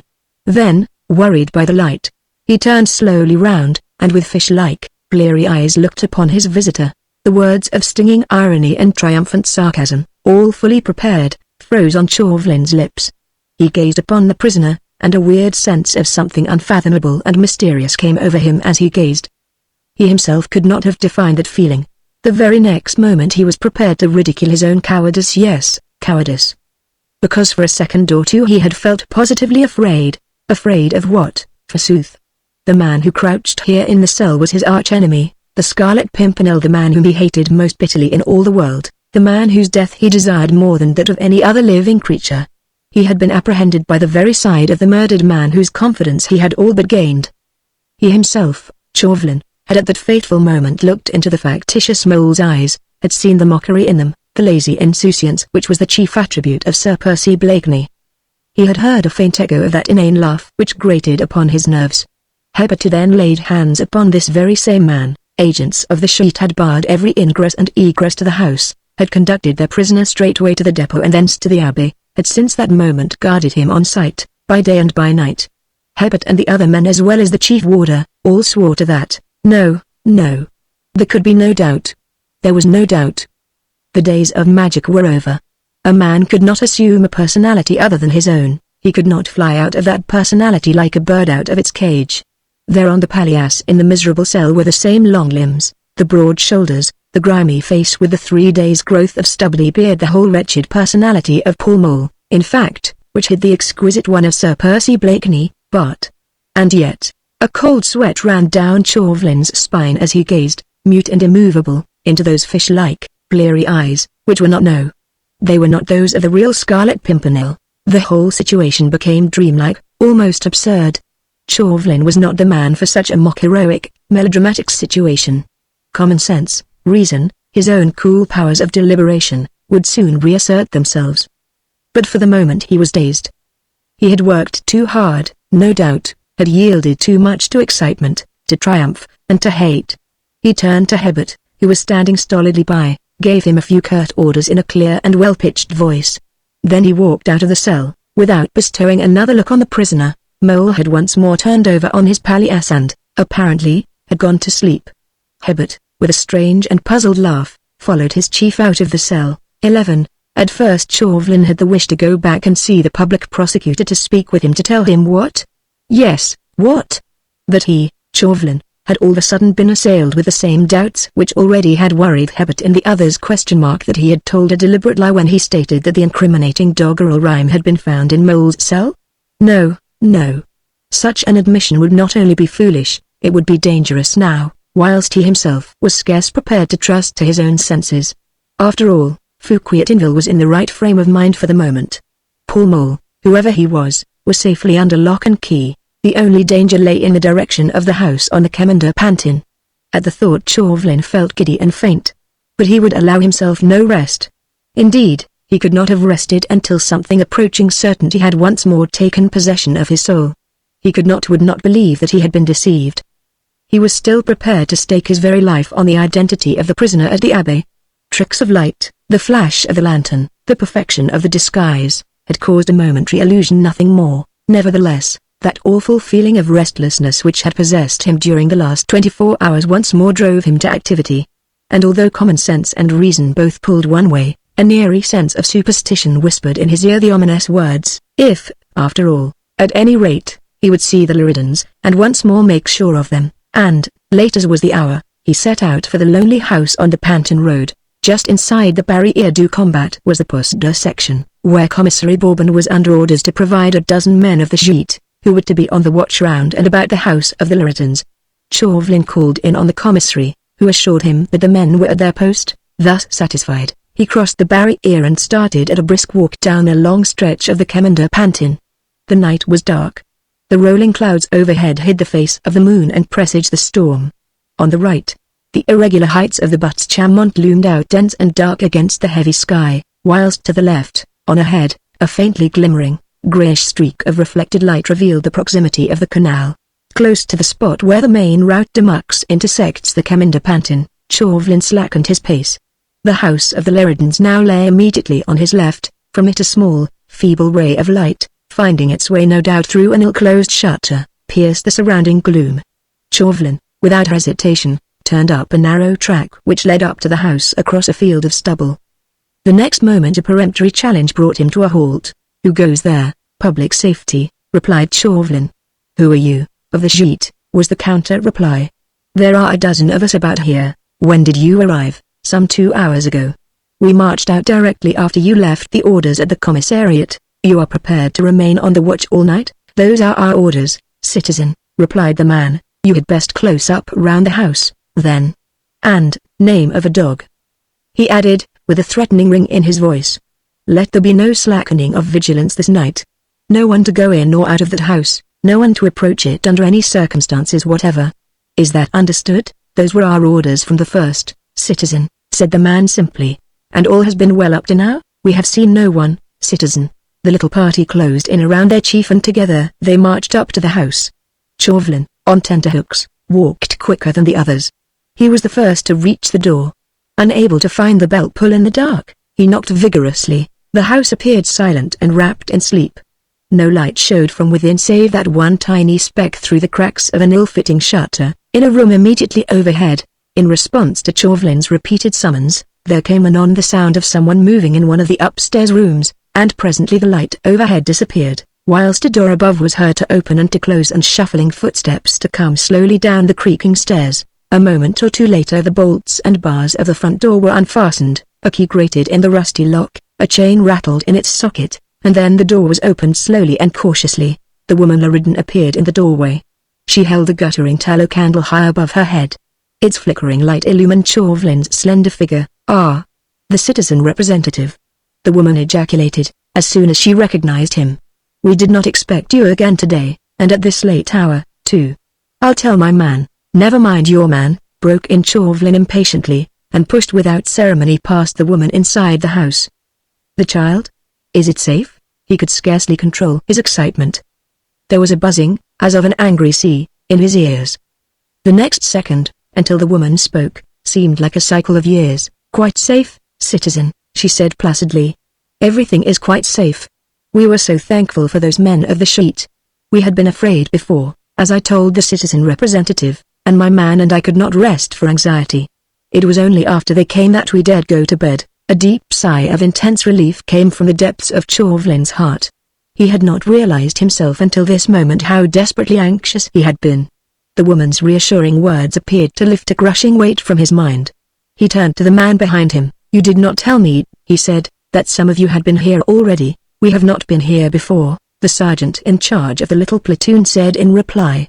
"I do not know what the woman means." "Some of your men came about 3 hours ago," the woman retorted, "less than an hour after the citizen representative was here. I remember that my man and I marveled how quickly they did come, but they said that they had been on duty at the Barriere du Combat when the citizen arrived, and that he had dispatched them off at once. They said they had run all the way. But even so, we thought it was quick work." The words were smothered in her throat in a cry of pain, for, with an almost brutal gesture, Chauvelin had seized her by the shoulders. "Where are those men?" he queried hoarsely. "Answer."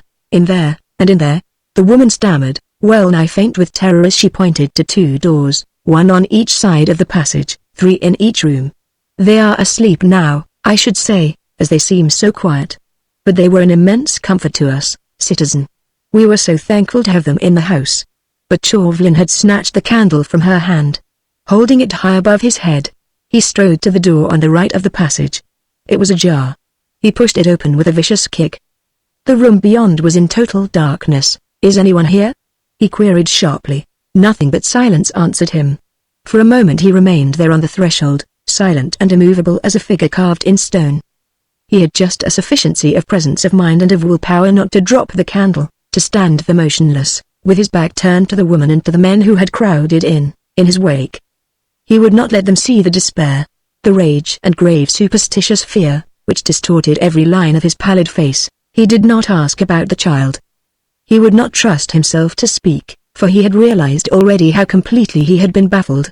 Those abominable English spies had watched their opportunity, had worked on the credulity and the fears of the Leridans and, playing the game at which they and their audacious chief were such unconquerable experts, they had made their way into the house under a clever ruse. The men of the sheet, not quite understanding the situation, were questioning the Lyridans. The man, too, corroborated his wife's story. Their anxiety had been worked upon at the moment that it was most acute. After the citizen representative left them, earlier in the evening, they had received another mysterious message which they had been unable to read, but which had greatly increased their alarm. Then, when the men of the sheet came, they had no cause to doubt that they were men of the sheet. Their clothes, their speech, their appearance. Figure to yourself, even their uniforms. They spoke so nicely, so reassuringly. The Lyridans were so thankful to see them. Then they made themselves happy in the 2 rooms below, and for additional safety the Lanoi child was brought down from its attic and put to sleep in the one room with the men of the sheet. After that the Lyridans went to bed. Name of a dog. How were they to blame? Those men and the child had disappeared, but they, the Lyridans, would go to the guillotine swearing that they were not to blame. Whether Chauvelin heard all these jeremiads, he could not afterwards have told you. But he did not need to be told how it had all been done. It had all been so simple, so ingenious, so like the methods usually adopted by that astute Scarlet Pimpernel. He saw it all so clearly before him. Nobody was to blame really, save he himself, he, who alone knew and understood the adversary with whom he had to deal. But these people here should not have the gratuitous spectacle of a man enduring the torments of disappointment and of baffled revenge. Whatever Chauvelin was suffering now would forever remain the secret of his own soul.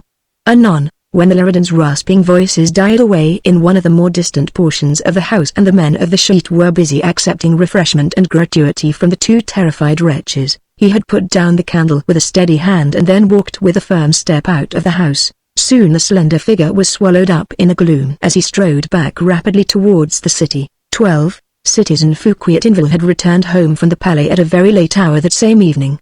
His household in his simple lodgings in the Place Dauphine was already abed. His wife and the twins were asleep. He himself had sat down for a moment in the living room, in dressing gown and slippers, and with the late edition of the Moniteur in his hand, too tired to read. It was 10:30 when there came a ring at the front door bell. Fouquier-Tinville, half expecting Citizen Chauvelin to pay him a final visit, shuffled to the door and opened it. A visitor, tall, well-dressed, exceedingly polite and urbane, requested a few minutes' conversation with Citizen Fouquier-Tinville. Before the public prosecutor had made up his mind whether to introduce such a latecomer into his rooms, the latter had pushed his way through the door into the antechamber, and with a movement as swift as it was unexpected, had thrown a scarf round Fouquier-Tinville's neck and wound it round his mouth, so that the unfortunate man's call for help was smothered in his throat.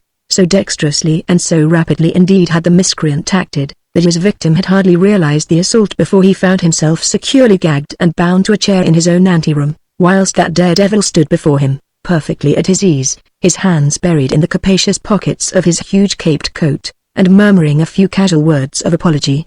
"I entreat you to forgive, citizen," he was saying in an even and pleasant voice, "this necessary violence on my part towards you. But my errand is urgent, and I could not allow your neighbors or your household to disturb the few minutes' conversation which I am obliged to have with you. My friend Paul Mole," he went on, after a slight pause, "is in grave danger of his life owing to a hallucination on the part of our mutual friend Citizen Chauvelin, and I feel confident that you yourself are too deeply enamored of your own neck to risk it willfully by sending an innocent and honest patriot to the guillotine." Once more he paused and looked down upon his unwilling interlocutor, who, with muscles straining against the cords that held him, and with eyes nearly starting out of their sockets in an access of fear and of rage, was indeed presenting a pitiful spectacle. "I dare say that by now, citizen," the brigand continued imperturbably, "you will have guessed who I am. You and I have oft crossed invisible swords before, but this, methinks, is the first time that we have met face to face.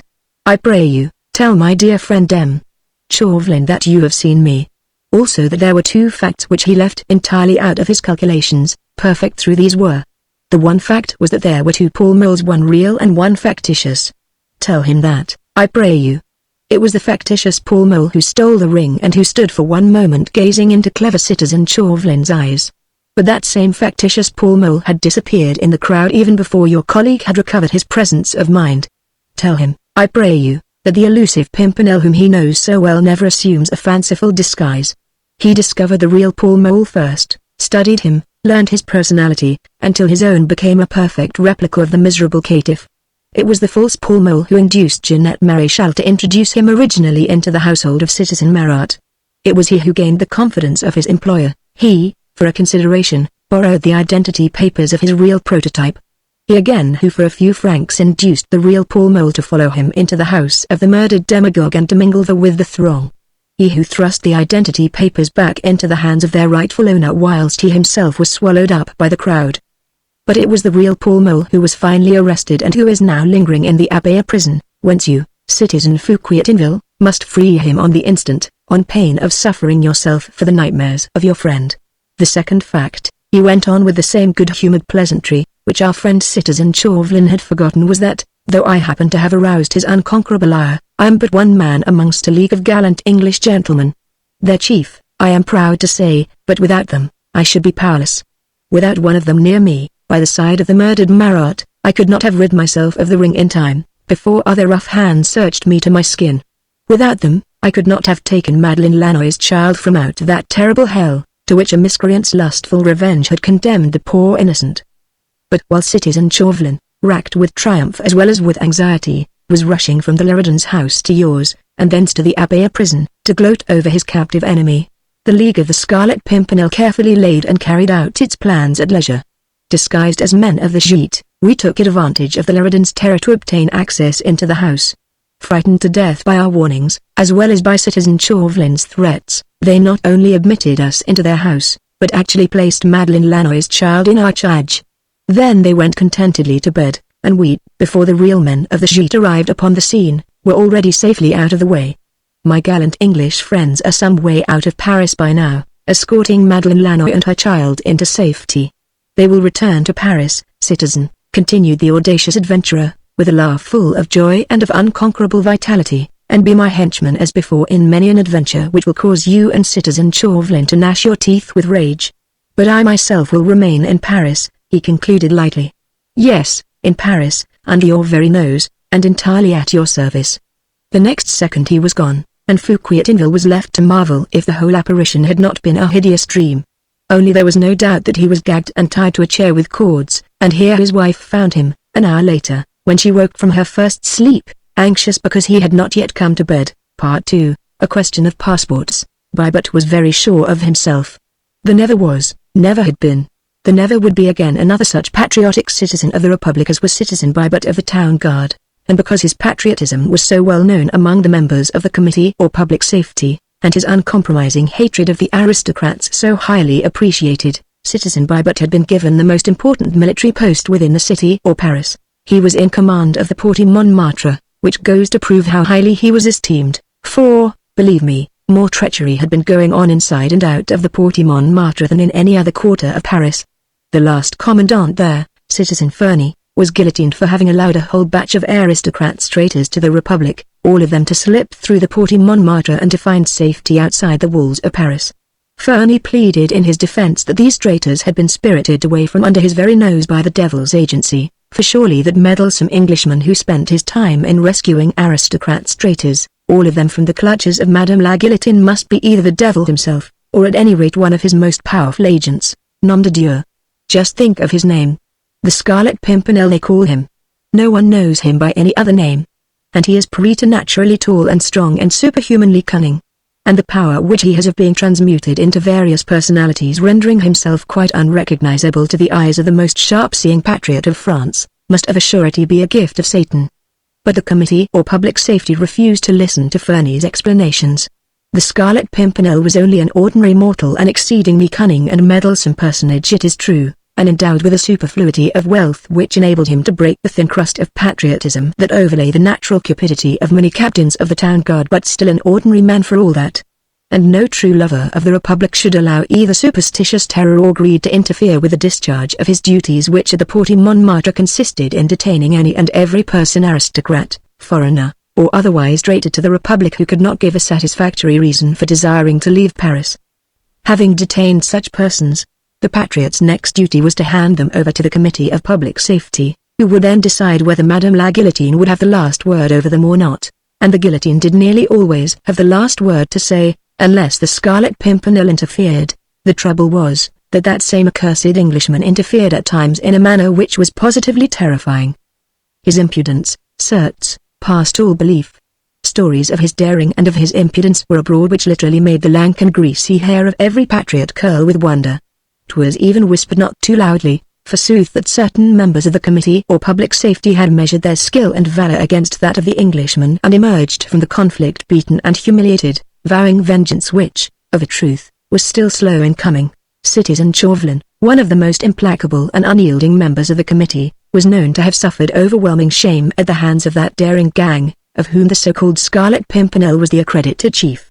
Some there were who said that Citizen Chauvelin had forever forfeited his prestige, and even endangered his head by measuring his well-known astuteness against that mysterious league of spies. But then Bybot was different. He feared neither the devil, nor any Englishman. Had the latter the strength of giants and the protection of every power of evil, Bybot was ready for him. Nay, he was aching for a tussle, and haunted the purlieus of the committees to obtain some post which would enable him to come to grips with the Scarlet Pimpernel and his league. Bybot's zeal and perseverance were duly rewarded, and anon he was appointed to the command of the guard at the Porte Montmartre, a post of vast importance as aforesaid, so much so, in fact, that no less a person than Citizen Jean-Paul Marat himself came to speak with Bybot on that third day of Nivose in the year 1 of the Republic, with a view to impressing upon him the necessity of keeping his eyes open, and of suspecting every man, woman, and child indiscriminately until they had proved themselves to be true patriots. Let no one slip through your fingers, Citizen Bybot, Marat admonished with grim earnestness. That accursed Englishman is cunning and resourceful, and his impudence surpasses that of the devil himself. He'd better try some of his impudence on me, commented Bybot with a sneer. He'll soon find out that he no longer has a Fernie to deal with. Take it from me, Citizen Marat, that if a batch of aristocrats escape out of Paris within the next few days, under the guidance of the D.D. Englishman, they will have to find some other way than the Porte Montmartre. Well said, citizen, commented Marat. But be watchful tonight. Tonight especially. The Scarlet Pimpernel is rampant in Paris just now. How so? The ci-devant Duke and Duchess de Montreux and the whole of their brood sisters, brothers, 2 or 3 children, a priest, and several servants, around dozen in all, have been condemned to death. The guillotine for them tomorrow at daybreak. Would it could have been tonight, added Marat, whilst a demoniacal leer contorted his face which already exuded lust for blood from every pore. Would it could have been tonight. But the guillotine has been busy, over 400 executions today. And the tumbrils are full, the seats bespoken in advance, and still they come. But tomorrow morning at daybreak Madame la Guillotine will have a word to say to the whole of the Montreux crowd. But they are in the Conciergerie prison surely, citizen. Out of the reach of that accursed Englishman, they are on their way, and I mistake not, to the prison at this moment. I came straight on here after the condemnation, to which I listened with true joy. Ah, Citizen Bybot, the blood of these hated aristocrats is good to behold when it drips from the blade of the guillotine. Have a care, Citizen Bybot, do not let the Montreux crowd escape. Have no fear, Citizen Marat. But surely there is no danger. They have been tried and condemned. They are, as you say, even now on their way, well guarded, I presume, to the Conciergerie prison. Tomorrow at daybreak, the guillotine. What is there to fear? Well, said Marat, with a slight tone of hesitation. It is best, Citizen Bybot, to be over-careful these times. Even whilst Marat spoke, his face, usually so cunning and so vengeful, had suddenly lost its look of devilish cruelty which was almost superhuman in the excess of its infamy, and a greyish hue suggestive of terror had spread over the sunken cheeks. He clutched Bybot's arm, and leaning over the table he whispered in his ear. The public prosecutor had scarce finished his speech today. Judgment was being pronounced. The spectators were expectant and still. Only the Montreux woman and some of the females and children were blubbering and moaning, when suddenly, it seemed from nowhere, a small piece of paper fluttered from out the assembly and alighted on the desk in front of the public prosecutor. He took the paper up and glanced at its contents. I saw that his cheeks had paled, and that his hand trembled as he handed the paper over to me. And what did that paper contain, Citizen Marat? Asked Bybot, also speaking in a whisper, for an access of superstitious terror was gripping him by the throat. Just the well-known accursed device, citizen, the small scarlet flower, drawn in red ink, and the few words, "Tonight the innocent men and women now condemned by this infamous tribunal will be beyond your reach," and no sign of a messenger, none. And when did? Hush, said Marat peremptorily, no more of that now. To your post, citizen, and remember all are suspect. Let none escape. The 2 men had been sitting outside a small tavern, opposite the Porte Montmartre, with a bottle of wine between them, their elbows resting on the grimy top of a rough wooden table. They had talked in whispers, for even the walls of the tumble-down cabaret might have had ears. Opposite them the city wall, broken here by the great gate of Montmartre, loomed threateningly in the fast-gathering dusk of this winter's afternoon. Men in ragged red shirts, their unkempt heads crowned with Phrygian caps adorned with a tricolour cockade, lounged against the wall, or sat in groups on the top of piles of refuse that littered the street, with a rough deal plank between them and a greasy pack of cards in their grimy fingers. Guns and bayonets were propped against the wall. The gate itself had 3 means of egress. Each of these was guarded by 2 men with fixed bayonets at their shoulders, but otherwise dressed like the others, in rags with bare legs that looked blue and numb in the cold, the sans-culottes of revolutionary Paris. Bybot rose from his seat, nodding to Marat, and joined his men. From afar, but gradually drawing nearer, came the sound of a ribald song, with chorus accompaniment sung by throats obviously surfeited with liquor. For a moment as the sound approached, Bybot turned back once more to the friend of the people. "Am I to understand, citizen," he said, "that my orders are not to let anyone pass through these gates tonight?" "No, no, citizen," replied Marat, "we dare not do that. There are a number of good patriots in the city still. We cannot interfere with their liberty or—" and the look of fear of the demagogue himself, afraid of the human whirlpool which he has let loose, stole into Marat's cruel, piercing eyes. "No, no," he reiterated more emphatically, "we cannot disregard the passports issued by the Committee or Public Safety. But examine each passport carefully, Citizen Bybot. If you have any reasonable ground for suspicion, detain the holder, and if you have not—" The sound of singing was quite near now. With another wink and a final leer, Marat drew back under the shadow of the cabaret, and Bybot swaggered up to the main entrance of the gate. "Qui va là?" he thundered in stentorian tones as a group of some half-dozen people lurched towards him out of the gloom, still shouting hoarsely their ribald-drinking song. The foremost man in the group paused opposite Citizen Bybot, and with arms akimbo, and legs planted well apart, tried to assume rigidity of attitude which apparently was somewhat foreign to him at this moment. "Good patriots, citizen," he said in a thick voice which he vainly tried to render steady. "What do you want?" queried Bybot. "To be allowed to go on our way unmolested." "What is your way?" "Through the Porte Montmartre to the village of Bency." "What is your business there?" This query, delivered in Bybot's most pompous manner, seemed vastly to amuse the rowdy crowd.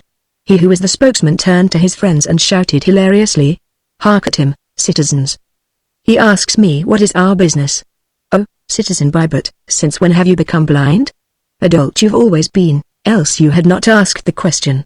But Bybot, undeterred by the man's drunken insolence, retorted gruffly, "Your business, I want to know." "Bybot. My little Bybot," cooed the bibulous orator now in dulcet tones, "dost not know us, my good Bybot? Yet we all know thee, Citizen Captain Bybot of the Town Guard, eh, citizens?" 3 cheers for the citizen captain. When the noisy shouts and cheers from half a dozen hoarse throats had died down, Bybot, without more ado, turned to his own men at the gate. "Drive these drunken louts away," he commanded. "No one is allowed to loiter here." Loud protest on the part of the hilarious crowd followed, then a slight scuffle with the bayonets of the town guard. Finally the spokesman, somewhat sobered, once more appealed to Bybot. "Citizen Bybot, you must be blind not to know me and my mates. And let me tell you that you are doing yourself a deal of harm by interfering with the citizens of the Republic in the proper discharge of their duties, and by disregarding their rights of egress through this gate, a right confirmed by passports signed by 2 members of the Committee or Public Safety." He had spoken now fairly clearly and very pompously. Bybot, somewhat impressed and remembering Marat's admonitions, said very civilly, "Tell me your business then, citizen, and show me your passports. If everything is in order you may go your way." "But you know me, Citizen Bybot?" queried the other. "Yes, I know you unofficially, Citizen Durand.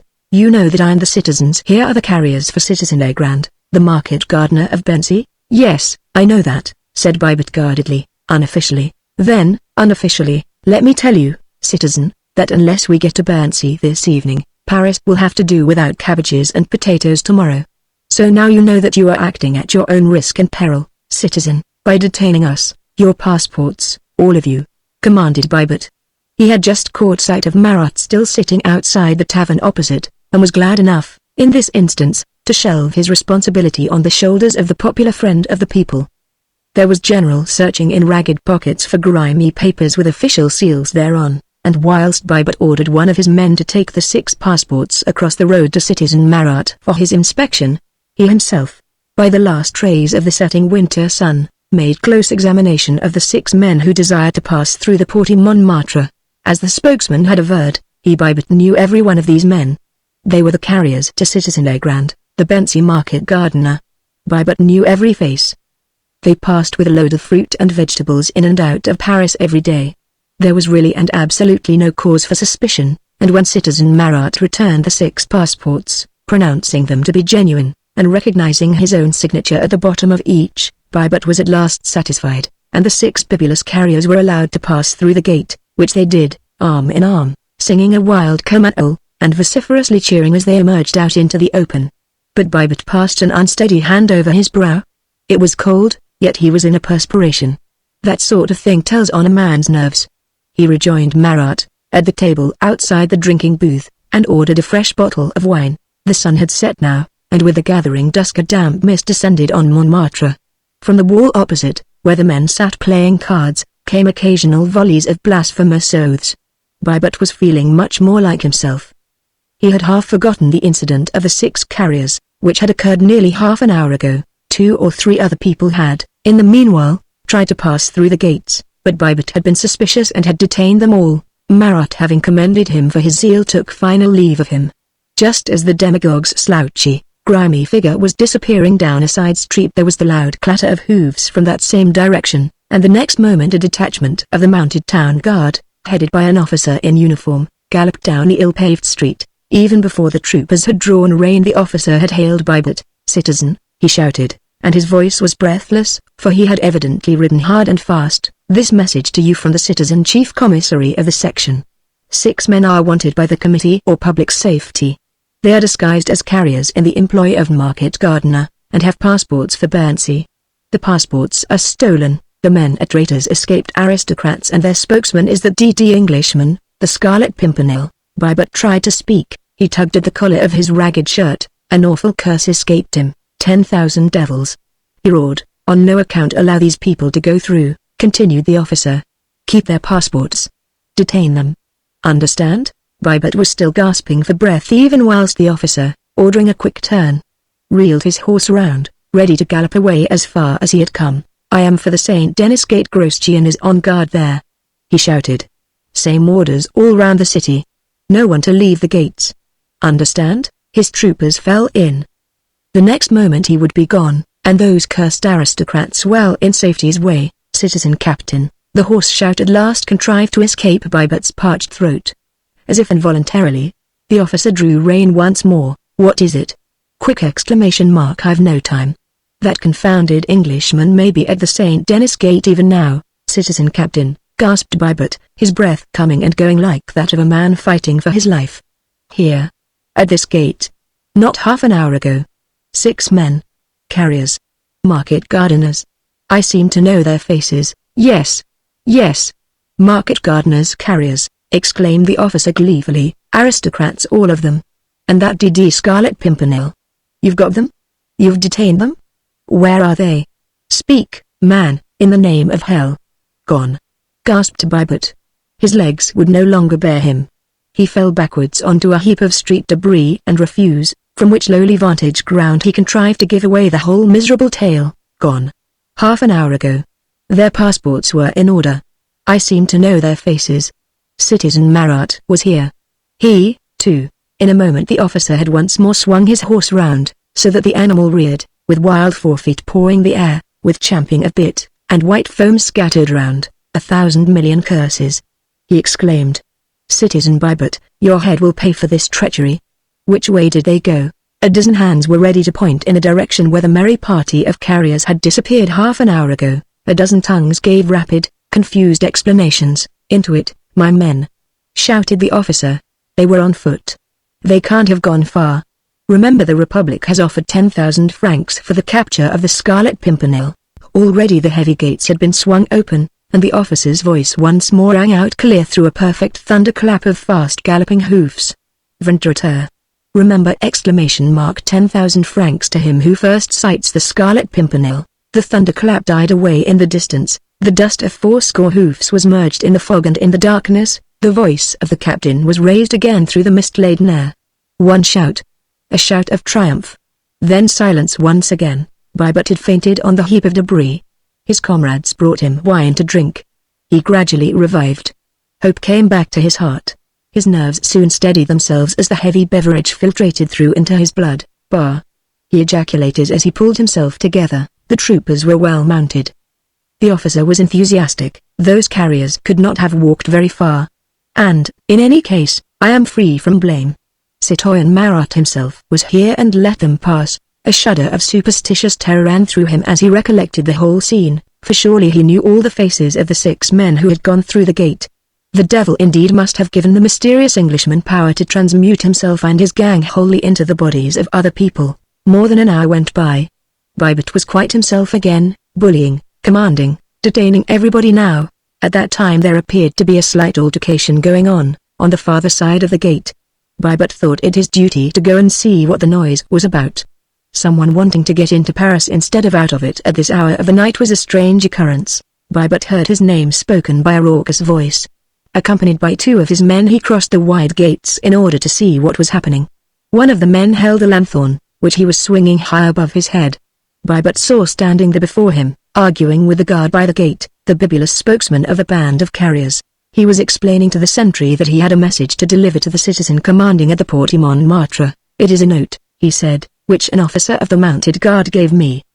He and 20 troopers were galloping down the Great North Road not far from Bernsey. When they overtook the 6 of us they drew rein, and the officer gave me this note for Citizen Baibut and 50 francs if I would deliver it tonight. "Give me the note," said Baibut calmly. But his hand shook as he took the paper. His face was livid with fear and rage. The paper had no writing on it, only the outline of a small scarlet flower done in red, the device of the cursed Englishman, the Scarlet Pimpernel. "Which way did the officer and the 20 troopers go?" he stammered. "After they gave you this note, on the way to Calais," replied the other, "but they had magnificent horses, and didn't spare them either. They are a league and more away by now." All the blood in Baibut's body seemed to rush up to his head, a wild buzzing was in his ears. And that was how the Duc and Duchess de Montreux, with their servants and family, escaped from Paris on the 3rd day of Nivose in the year 1 of the Republic. Part 3, 2 Good Patriots, being the deposition of Citizen S. Fanny Roussel, who was brought up, together with her husband, before the Tribunal of the Revolution on a charge of treason, both being subsequently acquitted. "My name is Fanny Roussel, and I am a respectable married woman, and as good a patriot as any of you sitting there. And I'll say it with my dying breath, though you may send me to the guillotine. As you probably will, for you are all thieves and murderers, every one of you, and you have already made up your minds that I and my man are guilty of having sheltered that accursed Englishman whom they call the Scarlet Pimpernel, and of having helped him to escape.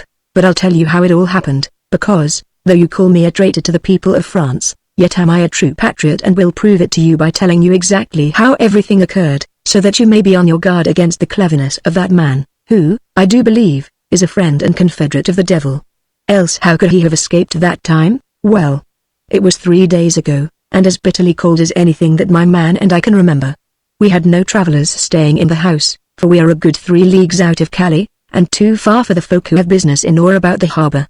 Only at midday the coffee room would get full sometimes with people on their way to or from the port, but in the evenings the place was quite deserted, and so lonely that at times we fancied that we could hear the wolves howling in the forest of Street Pierre. It was close on 8 o'clock, and my man was putting up the shutters, when suddenly we heard the tramp of feet on the road outside, and then the quick word, "Halt." The next moment there was a peremptory knock at the door. My man opened it, and there stood 4 men in the uniform of the 9th Regiment of the Line. The same that is quartered at Calais.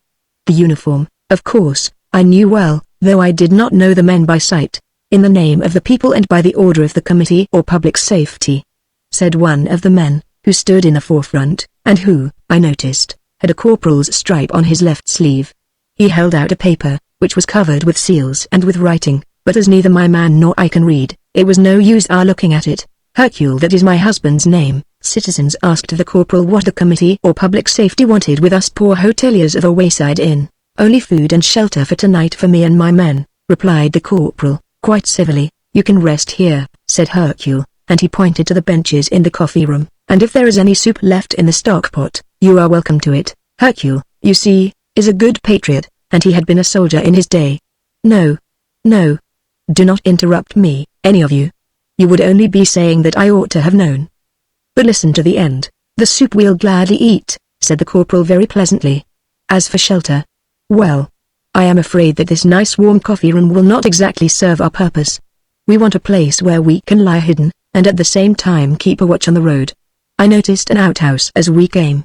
By your leave we will sleep in there." "As you please," said my man curtly. He frowned as he said this, and it suddenly seemed as if some vague suspicion had crept into Hercule's mind. The corporal, however, appeared unaware of this, for he went on quite cheerfully. "Ah, that is excellent. Intenu, citizen, my men and I have a desperate customer to deal with. I'll not mention his name, for I see you have guessed it already. A small red flower, what? Well, we knows that he must be making straight for the port of Calais, for he has been traced through Street Toma and Dardras. But he cannot possibly enter Calais city tonight, for we are on the watch for him. He must seek shelter somewhere for himself and any other aristocrat he may have with him, and, bar this house, there is no other place between Dardras and Calais where he can get it. The night is bitterly cold, with a snow blizzard raging round. I and my men have been detailed to watch this road. Other patrols are guarding those that lead toward Blois and to Gravelines, but I have an idea, citizen, that our fox is making for Calais, and that to me will fall the honor of handing that tiresome scarlet flower to the public prosecutor en route for Madame la Guillotine.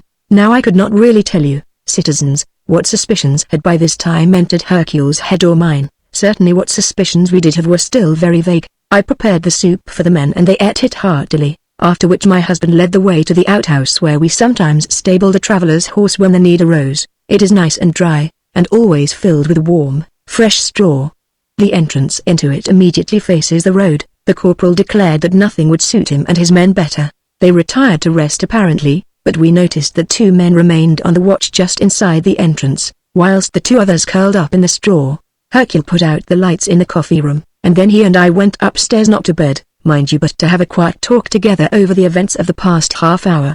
The result of our talk was that 10 minutes later my man quietly stole downstairs and out of the house. He did not, however, go out by the front door, but through a back way which, leading through a cabbage patch and then across a field, cuts into the main road some 200 meters higher up.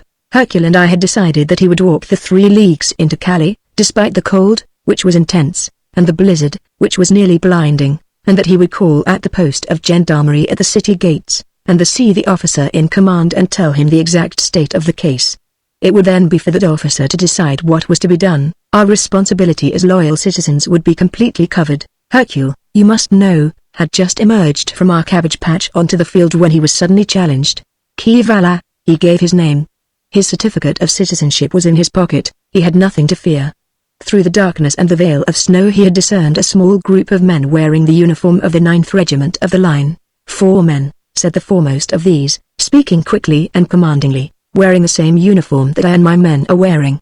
Have you seen them? Yes, said Hercule hurriedly. Where are they? In the outhouse close by. The other suppressed a cry of triumph. At them, my men, he said in a whisper, and you, citizen, thank your stars that we have not come too late. These men, whispered Hercule. I had my suspicions. Aristocrats, citizen, rejoined the commander of the little party, and one of them is that cursed Englishman, the Scarlet Pimpernel. Already the soldiers, closely followed by Hercule, had made their way through our cabbage patch back to the house. The next moment they had made a bold dash for the barn. There was a great deal of shouting, a great deal of swearing and some firing, whilst Hercule and I, not a little frightened, remained in the coffee room, anxiously awaiting events. Presently the group of soldiers returned, not the ones who had first come, but the others. I noticed their leader, who seemed to be exceptionally tall. He looked very cheerful, and laughed loudly as he entered the coffee room. From the moment that I looked at his face I knew, somehow, that Hercule and I had been fooled, and that now, indeed, we stood eye to eye with that mysterious personage who is called the Scarlet Pimpernel. I screamed, and Hercule made a dash for the door, but what could 2 humble and peaceful citizens do against this band of desperate men, who held their lives in their own hands? They were 4 and we were 2, and I do believe that their leader has supernatural strength and power. He treated us quite kindly, even though he ordered his followers to bind us down to our bed upstairs, and to tie a cloth round our mouths so that our cries could not be distinctly heard. Neither my man nor I closed an eye all night, of course, but we heard the miscreants moving about in the coffee room below. But they did no mischief, nor did they steal any of the food or wines. At daybreak we heard them going out by the front door, and their footsteps disappearing toward Calais. We found their discarded uniforms lying in the coffee room. They must have entered Calais by daylight, when the gates were opened just like other peaceable citizens. No doubt they had forged passports, just as they had stolen uniforms. Our maid-of-all-work released us from our terrible position in the course of the morning, and we released the soldiers of the 9th Regiment of the Line, whom we found bound and gagged, some of them wounded, in the outhouse. That same afternoon we were arrested, and here we are, ready to die if we must. But I swear that I have told you the truth, and I ask you, in the name of justice, if we have done anything wrong, and if we did not act like loyal and true citizens, even though we were pitted against an emissary of the devil. Part 4, the old Scarecrow.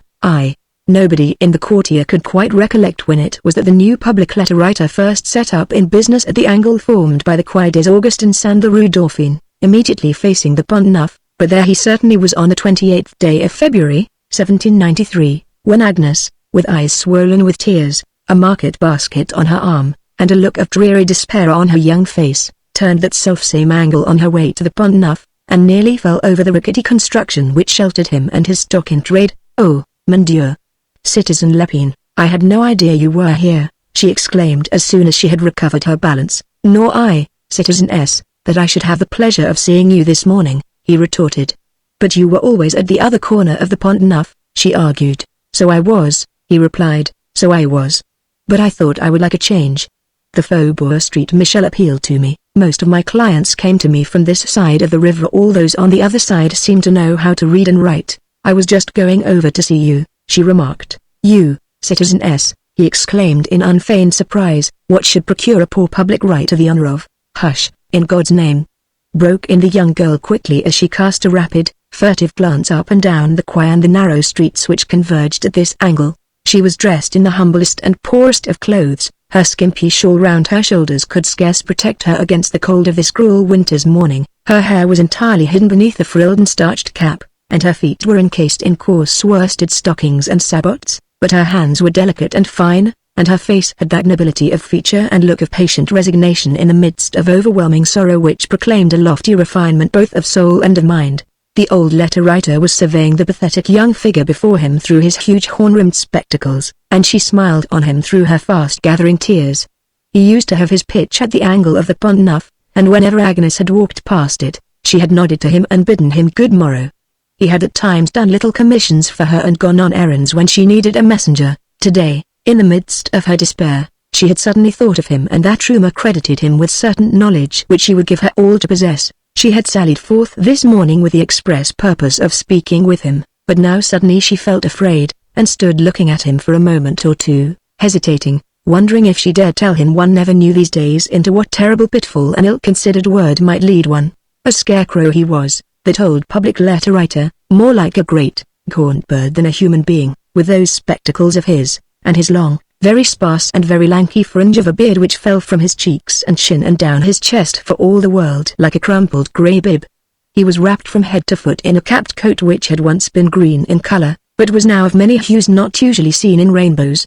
He wore his coat all buttoned down the front, like a dressing gown, and below the hem there peeped out a pair of very large feet encased in boots which had never been up bare. He sat upon a rickety, straw-bottomed chair under an improvised awning which was made up of 4 poles and a bit of sacking. He had a table in front of him, a table partially and very insecurely propped up by a bundle of old papers and books, since no 2 of its 4 legs were completely whole, and on the table there was a necklace bottle half filled with ink, a few sheets of paper and a couple of quill pens. The young girl's hesitation had indeed not lasted more than a few seconds. Furtively, like a young creature terrified of lurking enemies, she once more glanced to right and left of her and down the 2 streets and the river bank. For Paris was full of spies these days, human bloodhounds ready for a few sous to sell their fellow creatures' lives. It was middle morning now, and a few passers-by were hurrying along wrapped to the nose in mufflers, for the weather was bitterly cold. Agnes waited until there was no one in sight, then she leaned forward over the table and whispered under her breath, "They say, citizen, that you alone in Paris know the whereabouts of the Englishman of him who is called the Scarlet Pimpernel." "Hush, sh," said the old man quickly. For just at that moment 2 men had gone by, in ragged coats and torn breeches, who had leered at Agnes and her neat cap and skirt as they passed. Now they had turned the angle of the street, and the old man, too, sank his voice to a whisper. "I know nothing of any Englishman," he muttered. "Yes, you do," she rejoined insistently. when poor Aunt Wanka was somewhere in hiding and threatened with arrest, and his mother dared not write to him lest her letter be intercepted.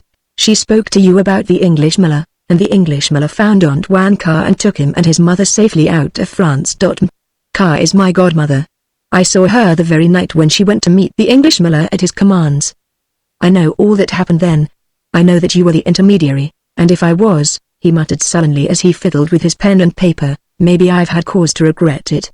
For a week after that car episode I dared not show my face in the streets of Paris, for nigh on a fortnight I dared not ply my trade.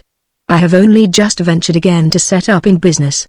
I am not going to risk my old neck again in a hurry. It is a matter of life and death, urged Agnes, as once more the tears rushed to her pleading eyes and the look of misery settled again upon her face. Your life, Citizen S? Queried the old man, or that of Citizen Deputy Fabris? Hush. She broke in again, as a look of real terror now overspread her face. Then she added under her breath, you know, I know that Mademoiselle Agnes de Lucines is fiancée to the Citizen Deputy Arnold Fabris, rejoined the old man quietly, and that it is Mademoiselle Agnes de Lucines who is speaking with me now. You have known that all along? Ever since Mademoiselle first tripped past me at the angle of the Pont Neuf dressed in wincey kirtle and wearing sabots on her feet. But how? She murmured, puzzled, not a little frightened, for his knowledge might prove dangerous to her. She was of gentle birth, and as such an object of suspicion to the government of the Republic and to the Terror. Her mother was a hopeless cripple, unable to move. This together with her love for Arnold Fabris had kept Agnes de Lucines in France these days, even though she was in hourly peril of arrest. Tell me what has happened, the old man said, unheeding her last anxious query. Perhaps I can help. Oh, you cannot. The English miller can and will if only we could know where he is. I thought of him the moment I received that awful man's letter and then I thought of you. Tell me about the letter quickly, he interrupted her with some impatience. I'll be writing something but talk away, I shall hear every word. But for God's sake be as brief as you can. He drew some paper nearer to him and dipped his pen in the ink. He appeared to be writing under her dictation. Thin, flaky snow had begun to fall and settled in a smooth white carpet upon the frozen ground, and the footsteps of the passers-by sounded muffled as they hurried along. Only the lapping of the water of the sluggish river close by broke the absolute stillness of the air. Agnes de Lucines' pale face looked ethereal in this framework of white which covered her shoulders and the shawl crossed over her bosom. Only her eyes, dark, appealing, filled with a glow of immeasurable despair, appeared tensely human and alive. I had a letter this morning, she whispered, speaking very rapidly, from Citizen Harriet. That awful man, you know him? Yes, yes. He used to be valet in the service of Deputy Fabris. Now he, too, is a member of the National Assembly. He is arrogant and cruel and vile. He hates Arnold Fabris and he professes himself passionately in love with me. Yes, yes, murmured the old man. But the letter? It came this morning. In it he says that he has in his possession a number of old letters, documents and manuscripts which are quite enough to send Deputy Fabris to the guillotine. He threatens to place all those papers before the Committee or Public Safety unless she paused, and a deep blush, partly of shame, partly of wrath, suffused her pale cheeks. Unless you accept his grimy hand in marriage, concluded the man dryly. Her eyes gave him answer. With pathetic insistence she tried now to glean a ray of hope from the old scarecrow's inscrutable face. But he was bending over his writing, his fingers were blue with cold. His great shoulders were stooping to his task. Citizen, she pleaded. Hush. He muttered, no more now. The very snowflakes are made up of whispers that may reach those bloodhounds yet. The English miller shall know of this. He will send you a message if he thinks fit, citizen. Not another word, in God's name. Pay me 5 sous for this letter and pray heaven that you have not been watched. She shivered and drew her shawl close around her shoulders. Then she counted out 5 sous with elaborate care and laid them out upon the table. The old man took up the coins. He blew into his fingers, which looked paralyzed with a cold. The snow lay over everything now. The rough awning had not protected him or his wares. Agnes turned to go. The last she saw of him, as she went up the Rue Dauphine, was one broad shoulder still bending over the table, and clad in the shabby, caped coat all covered with snow like an old Santa Claus, too. It was half an hour before noon, and Citizen Deputy Harriet was preparing to go out to the small tavern round the corner where he habitually took his déjeuner. Citizen Rond, who for the consideration of 10 sous a day looked after Harriet's paltry creature comforts, was busy tidying up the squalid apartment which the latter occupied on the top floor of a lodging house in the Rue Cocatrice. This apartment consisted of 3 rooms leading out of one another. Firstly, there was a dark and narrow antechamber wherein slept the aforesaid citizen's servant. Then came a sitting room sparsely furnished with a few chairs, a center table and an iron stove. And finally there was the bedroom wherein the most conspicuous object was a large oak chest clamped with wide iron hinges and a massive writing desk. The bed and a very primitive washstand were in an alcove at the farther end of the room and partially hidden by a tapestry curtain. At exactly 7:30 that morning there came a peremptory knock at the door of the antechamber, and as Rond was busy in the bedroom, Harriet went himself to see who his unexpected visitor might be. On the landing outside stood an extraordinary-looking individual more like a tall and animated scarecrow than a man, who in a tremulous voice asked if he might speak with the citizen Harriet. "That is my name," said the deputy gruffly. "What do you want?" He would have liked to slam the door in the old scarecrow's face, but the latter, with the boldness which sometimes besets the timid, had already stepped into the antechamber and was now quietly sauntering through to the next room into the one beyond. Harriet, being a representative of the people and a social democrat of the most advanced type, was supposed to be accessible to everyone who desired speech with him. Though muttering sundry curses, he thought it best not to go against his usual practice, and after a moment's hesitation he followed his unwelcome visitor. The latter was in the sitting room by this time. He had drawn a chair close to the table and sat down with the air of one who has a perfect right to be where he is. As soon as Harriet entered he said placidly, "I would desire to speak alone with the citizen deputy," and Harriet, after another slight hesitation, ordered Ron to close the bedroom door. "Keep your ears open in case I call," he added significantly. "You are cautious, citizen," merely remarked the visitor with a smile. To this Harriet vouchsafed no reply. He, too, drew a chair forward and sat opposite his visitor. Then he asked abruptly, "Your name and quality?" "My name is Lepin, at your service," said the old man, "and by profession I write letters at the rate of 5 sous or so, according to length, for those who are not able to do it for themselves." "Your business with me?" queried Harriet curtly. "To offer you 2,000 francs for the letters which you stole from Deputy Fabrice when you were his valet," replied Lepin with perfect calm. In a moment Harriet was on his feet, jumping up as if he had been stung. His pale, short-sighted eyes narrowed till they were mere slits, and through them he darted a quick, suspicious glance at the extraordinary out-at-elbows figure before him. Then he threw back his head and laughed till the tears streamed down his cheeks and his sides began to ache. "This is a farce, I presume, citizen," he said when he had recovered something of his composure. "No farce, citizen," replied Lepin calmly.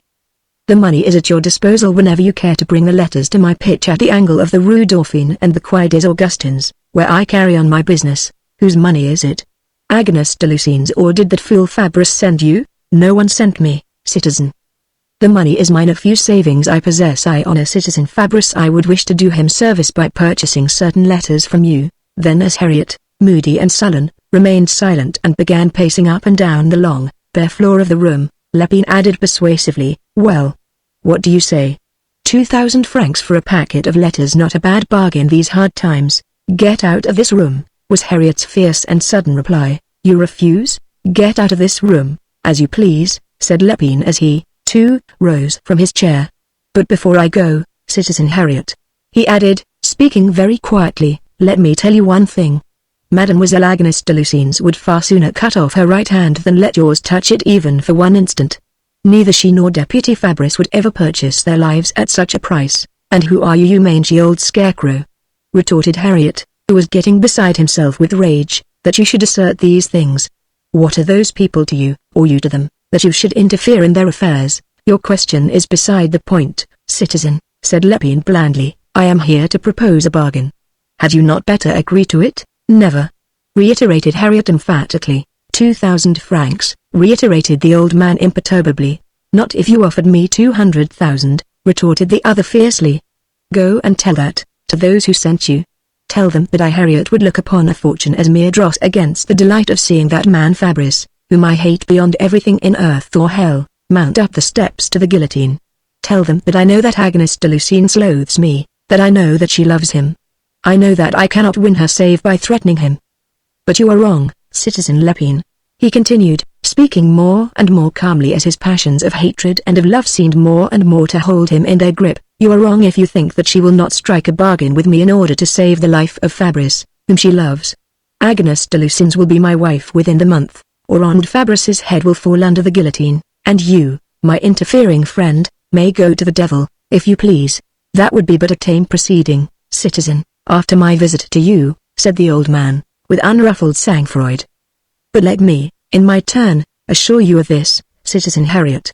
He added, that de Lucines will never be your wife, that Arnold Fabris will not end his valuable life under the guillotine, and that you will never be allowed to use against him the cowardly and stolen weapon which you possess. Harriet laughed a low, cynical laugh and shrugged his thin shoulders. And who will prevent me, I pray you? He asked sarcastically.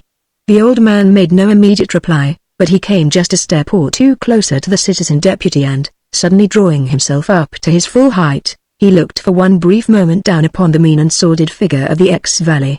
To Harriet it seemed as if the whole man had become transfigured.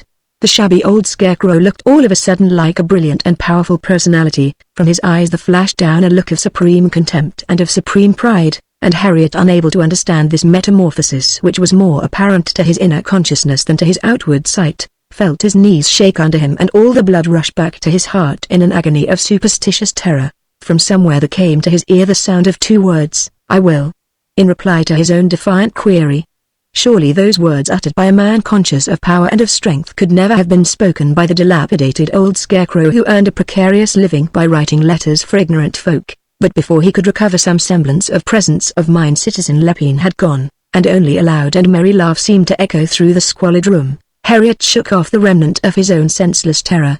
He tore open the door of the bedroom and shouted to Rond, who truly was thinking that the citizen deputy had gone mad. After him! After him. Quick! Curse you! He cried. After whom? Gasped the man who was here just now, an aristo. I saw no one but the public letter writer, old Lepine. I know him well. Curse you for a fool! Shouted Harriet savagely. The man who was here was that cursed Englishman, the one whom they call the Scarlet Pimpernel. Run after him, stop him, I say. Too late, citizen, said the other placidly. Whoever was here before is certainly halfway down the street by now. 3. No use, folks, said Sir Percy Blakeney to his friend half an hour later. The man's passions of hatred and desire are greater than his greed. The two men were sitting together in one of Sir Percy Blakeney's many lodgings, the one in the Rue des Petits Perez, and Sir Percy had just put Sir Andrew Ffoulkes au fait with the whole sad story of Arnold Fabris's danger and Agnes de Lucine's despair. You could do nothing with a brute, then? Queried Sir Andrew. Nothing, replied Blakeney. He refused all bribes, and violence would not have helped me, for what I wanted was not to knock him down, but to get hold of the letters. Well, after all, he might have sold you the letters and then denounced Fabris just the same. No, without actual proofs he could not do that. Arnold Fabris is not a man against whom a mere denunciation would suffice. He has the grudging respect of every faction in the National Assembly. Nothing but irrefutable proof would prevail against him and bring him to the guillotine. Why not get Fabris and de Lucines safely over to England? Fabris would not come. He is not of the stuff that emigres are made of. He is not an aristocrat, he is a republican by conviction, and a damned honest one at that. He would scorn to run away, and Agnes de Lucines would not go without him. Then what can we do? Filch those letters from that brute Harriet, said Blakeney calmly. Housebreaking, you mean? Commented Sir Andrew Ffoulkes dryly. Petty theft, shall we say? Retorted Sir Percy. I can bribe the lout who has charge of Harriet's rooms to introduce us into his master's sanctum this evening when the National Assembly is sitting and the citizen deputy safely out of the way. And the two men, one of whom was the most intimate friend of the Prince of Wales and the acknowledged darling of London society, thereupon fell to discussing plans for surreptitiously entering a man's room and committing larceny, which in normal times would entail, if discovered, a long term of imprisonment, but which, in these days, in Paris, and perpetrated against a member of the National Assembly, would certainly be punished by death. 4. Citizen Rond, whose business it was to look after the creature comforts of Deputy Harriet, was standing in the antechamber facing the two visitors whom he had just introduced into his master's apartments, and idly turning a couple of gold coins over and over between his grimy fingers. And mind, you are to see nothing and hear nothing of what goes on in the next room, said the taller of the two strangers, and when we go there'll be another couple of louis for you. Is that understood? Yes. It's understood, grunted Rond sullenly, but I am running great risks. The citizen deputy sometimes returns at 10 o'clock, but sometimes at 9. I never know. It is now 7, rejoined the other. We'll be gone long before 9. Well, said Rond surlily, I go out now for my supper. I'll return in half an hour, but at 8:30 you must clear out. Then he added with a sneer. Citizens Legros and Discos usually come back with Deputy Harriet of Knights, and Citizens Geniat and Bompard come in from next door for a game of cards. You wouldn't stand much chance if you were caught here, not with you to back up so formidable a quintet of stalwarts, assented the tall visitor gaily. But we won't trouble about that just now. We have a couple of hours before us in which to do all that we want. So au revoir, friend Rond. 2 more louis for your complaisance, remember, when we have accomplished our purpose. Rond muttered something more, but the 2 strangers paid no further heed to him. They had already walked to the next room, leaving Rond in the antechamber. Sir Percy Blakeney did not pause in the sitting room where an oil lamp suspended from the ceiling threw a feeble circle of light above the center table. He went straight through to the bedroom. Here, too, a small lamp was burning which only lit up a small portion of the room, the writing desk and the oak chest leaving the corners and the alcove, with its partially drawn curtains, in complete shadow. Blakeney pointed to the oak chest and to the desk. You tackle the chest, folks, and I will go for the desk, he said quietly, as soon as he had taken a rapid survey of the room. You have your tools? Folks nodded, and anon in this squalid room, ill-lit, ill-ventilated, barely furnished, was presented one of the most curious spectacles of these strange and troublous times. 2 English gentlemen, the acknowledged dandies of London drawing-rooms, busy picking locks and filing hinges like any common house thieves.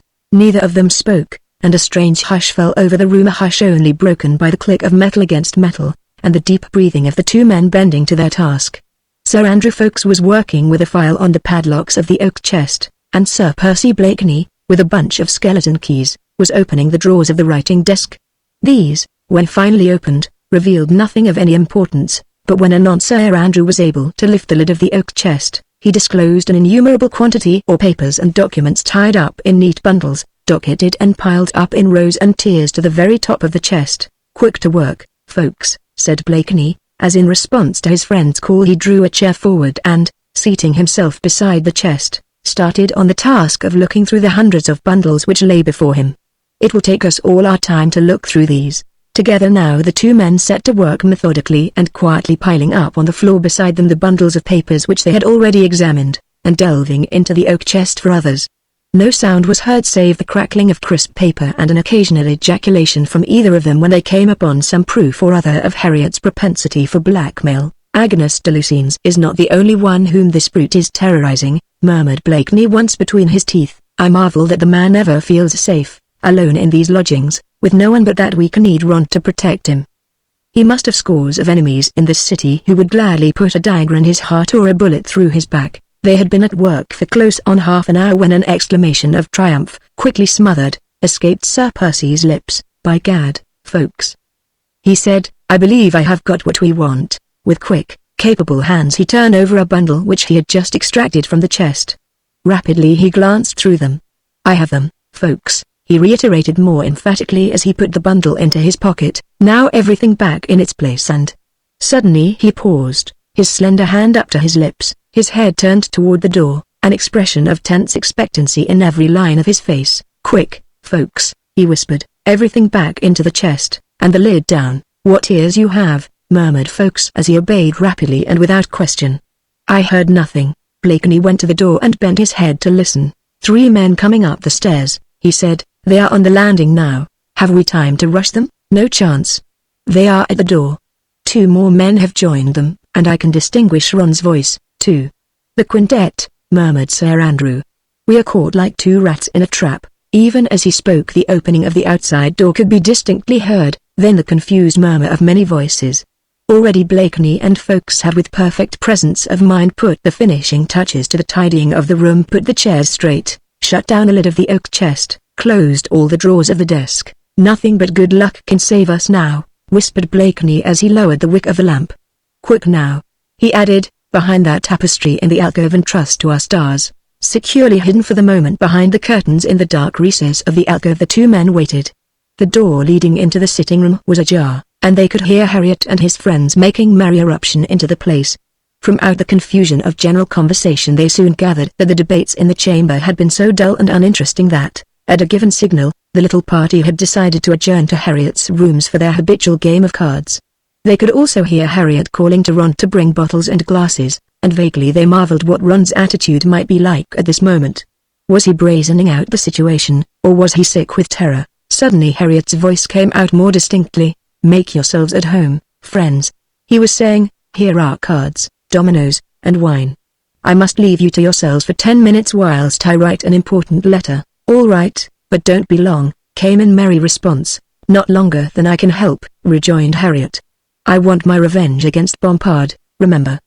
He did fleece me last night." "Hurry on, then," said one of the men. "I'll play Disguise the return game of dominoes until then. 10 minutes and I'll be back," concluded Harriet. He pushed open the bedroom door. The light within was very dim. The two men hidden behind the tapestry could hear him moving about the room muttering curses to himself. Presently the light of a lamp was shifted from one end of the room to the other. Through the opening between the two curtains Blakeney could just see Harriet's back as he placed the lamp at a convenient angle upon his desk, divested himself of his overcoat and muffler, then sat down and drew pen and paper closer to him. He was leaning forward, his elbow resting upon the table, his fingers fidgeting with his long, lank hair. He had closed the door when he entered, and from the other room now the voices of his friends sounded confused and muffled. Now and then an exclamation, double, sheens, cincture, an oath, a laugh. The click of glasses and bottles came out more clearly, but the rest of the time these sounds were more like a droning accompaniment to the scraping of Harriet's pen upon the paper when he finally began to write his letter. 2 minutes went by and then 2 more. The scratching of Harriet's pen became more rapid as he appeared to be more completely immersed in his work. Behind the curtain the two men had been waiting, Blakeney ready to act, Folks equally ready to interpret the slightest signal from his chief. The next minute Blakeney had stolen out of the alcove, and his two hands so slender and elegant-looking, and yet with a grip of steel had fastened themselves upon Harriet's mouth, smothering within the space of a second the cry that had been half-uttered. Folks was ready to complete the work of rendering the man helpless. One handkerchief made an efficient gag, another tied the ankles securely. Harriet's own coat sleeves supplied the handcuffs, and the blankets off the bed tied around his legs rendered him powerless to move. Then the two men lifted this inert mass onto the bed and Folks whispered anxiously, "Now, what next?" Harriet's overcoat, hat, and muffler lay upon a chair. Sir Percy, placing a warning finger upon his lips, quickly divested himself of his own coat, slipped that of Harriet on, twisted the muffler round his neck, hunched up his shoulders, and murmuring, "Now for a bit of luck," once more lowered the light of the lamp and then went to the door. "Rond," he called. "Hey, Rond." And Sir Percy himself was surprised at the marvelous way in which he had caught the very inflection of Harriet's voice. "Hey, Rond," came from one of the players at the table. "The citizen deputy is calling you." They were all sitting round the table, two men intent upon their game of dominoes, the other two watching with equal intentness. Rond came shuffling out of the antechamber. His face, by the dim light of all the oil lamp, looked jaundiced with fear. "Rond, you fool, where are you?" called Blakeney once again. The next moment Rond had entered the room. No need for a signal or an order this time. Folks knew by instinct what his chief's bold scheme would mean to them both if it succeeded. He retired into the darkest corner of the room as Rond shuffled across to the writing desk. It was all done in a moment. In less time than it had taken to bind and gag Harriet, his henchman was laid out on the floor, his coat had been taken off him, and he was tied into a mummy-like bundle with Sir Andrew Ffoulkes' elegant coat fastened securely round his arms and chest. It had all been done in silence. The men in the next room were noisy and intent on their game. The slight scuffle, the quickly smothered cries had remained unheeded. "Now, what next?" queried Sir Andrew Ffoulkes once more. "The impudence of the DL, my good Ffoulkes," replied Blakeney in a whisper, "and may our stars not play us false. Now let me make you look as like Rond as possible there.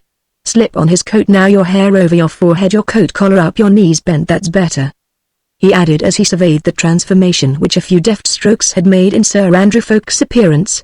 "Now all you have to do is to shuffle across the room. Here's your prototype's handkerchief of dubious cleanliness, it is true, but it will serve. Blow your nose as you cross the room, it will hide your face.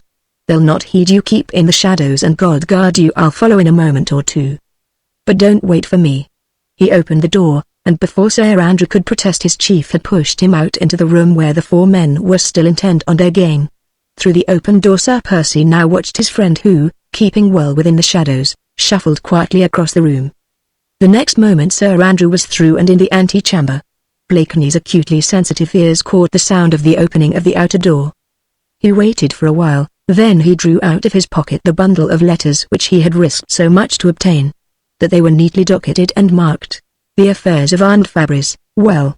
If he got away tonight, Agnes de Lucines would be happy and free from the importunities of that brute Harriet. After that he must persuade her and Fabrice to go to England and to freedom. For the moment his own safety was terribly in jeopardy. One false move, one look from those players round the table. Bah! Even then, with an inward laugh he pushed open the door once more and stepped into the room. For the moment no one noticed him. The game was at its most palpitating stage. 4 shaggy heads met beneath the lamp and 4 pairs of eyes were gazing with rapt attention upon the intricate maze of the dominoes. Blakeney walked quietly across the room. He was just midway and on a level with the center table when a voice was suddenly raised from that tense group beneath the lamp. "Is it thou, friend Harriet?" Then one of the men looked up and stared, and another did likewise and exclaimed, "It is not Harriet."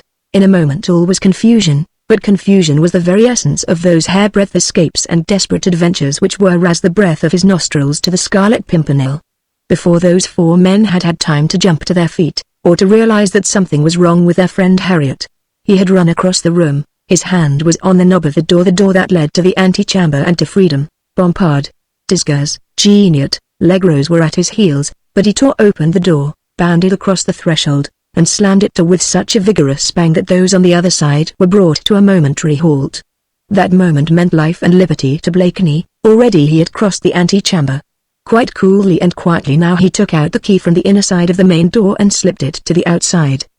The next second, even as the 4 men rushed helter-skelter into the antechamber, he was out on the landing and had turned the key in the door. His prisoners were safely locked in Harriet's apartments, and Sir Percy Blakeney, calmly and without haste, was descending the stairs of the house in the Rue Cocatrice. The next morning Agnes de Lucines received, through an anonymous messenger, the packet of letters which would so gravely have compromised Aunt Fabrice. Though the weather was more inclement than ever, she ran out into the streets, determined to seek out the old public letter writer and thank him for his mediation with the English miller, who surely had done this noble action. But the old scarecrow had disappeared. Part 5, a fine bit of work. I.S.H. It's the Englishman. I'd know his footstep anywhere, God bless him, murmured Petite Maman fervently. Pere Le Negre went to the door. He stepped cautiously and with that stealthy foot tread which speaks in eloquent silence of daily, hourly danger, of anguish and anxiety for lives that are dear. The door was low and narrow up on the 5th floor of one of the huge tenement houses in the Rue Jolivet in the Montmartre quarter of Paris. A narrow stone passage led to it, pitch dark at all times, but dirty and evil-smelling when the concierge, a free citizen of the new democracy, took a week's holiday from his work in order to spend whole afternoons either at the wine shop round the corner, or on the Place du Carrousel to watch the guillotine getting rid of some 20 aristocrats an hour for the glorification of the will of the people. But inside the small apartment everything was scrupulously neat and clean. Petite Maman was such an excellent manager, and Rosette was busy all the day tidying and cleaning the poor little home, which Pere Le Negre contrived to keep up for wife and daughter by working 14 hours a day in the government saddlery. When Pere Le Negre opened the narrow door, the entire framework of it was filled by the broad, magnificent figure of a man in heavy gaped coat and high leather boots, with dainty frills of lace at throat and wrist, and elegant chaperas held in the hand. Pere Le Negre, at sight of him, put a quick finger to his own quivering lips. "Anything wrong, vieux papa?" asked the newcomer lightly. The other closed the door cautiously before he made reply. But Petite Maman could not restrain her anxiety. "My little Pierre, Miller?" she asked as she clasped her wrinkled hands together, and turned on the stranger her tear-dimmed restless eyes. "Pierre is safe and well, little mother," he replied cheerily. "We got him out of Paris early this morning in a coal cart, carefully hidden among the sacks. When he emerged he was black but safe. I drove the cart myself as far as Courbevoie, and there handed over your Pierre and those whom we got out of Paris with him to those of my friends who were going straight to England. There's nothing more to be afraid of, Petite Maman," he added as he took the old woman's wrinkled hands in both his own. "Your son is now under the care of men who would die rather than see him captured. So make your mind at ease, Pierre will be in England, safe and well, within a week." Petite Maman couldn't say anything just then because tears were choking her, but in her turn she clasped those 2 strong and slender hands, the hands of the brave Englishman who had just risked his life in order to save Pierre from the guillotine, and she kissed them as fervently as she kissed the feet of the Madonna when she knelt before her shrine in prayer. Pierre had been a footman in the household of unhappy Marie Antoinette. His crime had been that he remained loyal to her in words as well as in thought. A hot-headed but nobly outspoken harangue on behalf of the unfortunate queen, delivered in a public place, had at once marked him out to the spies of the terrorists as suspect of intrigue against the safety of the Republic. He was denounced to the Committee or Public Safety, and his arrest and condemnation to the guillotine would have inevitably followed had not the gallant band of Englishmen, known as the League of the Scarlet Pimpernel, succeeded in effecting his escape. What wonder that petite maman could not speak for tears when she clasped the hands of the noble leader of that splendid little band of heroes. What wonder that Père Lenegre, when he heard that his son was safe, murmured a fervent, "God bless you, Miller, and your friends." And that Rosette surreptitiously raised the fine caped coat to her lips, for Pierre was her twin brother, and she loved him very dearly. But already Sir Percy Blakeney had, with one of his characteristic cheery words, dissipated the atmosphere of tearful emotion which oppressed these kindly folk. "Now, Papa Lenegre," he said lightly, "tell me why you wore such a solemn air when you let me in just now." "Because, Miller," replied the old man quietly, "that concierge, Jean-Baptiste, is a black-hearted traitor." Sir Percy laughed, his merry, infectious laugh. "You mean that while he has been pocketing bribes from me, he has denounced me to the committee?" Père Lenegre nodded. "I only heard it this morning," he said, "from one or two threatening words the treacherous brute let fall. He knows that you lodge in the Place des Trois Maries, and that you come here frequently. I would have given my life to warn you then and there," continued the old man with touching earnestness, "but I didn't know where to find you. All I knew was that you were looking after Pierre."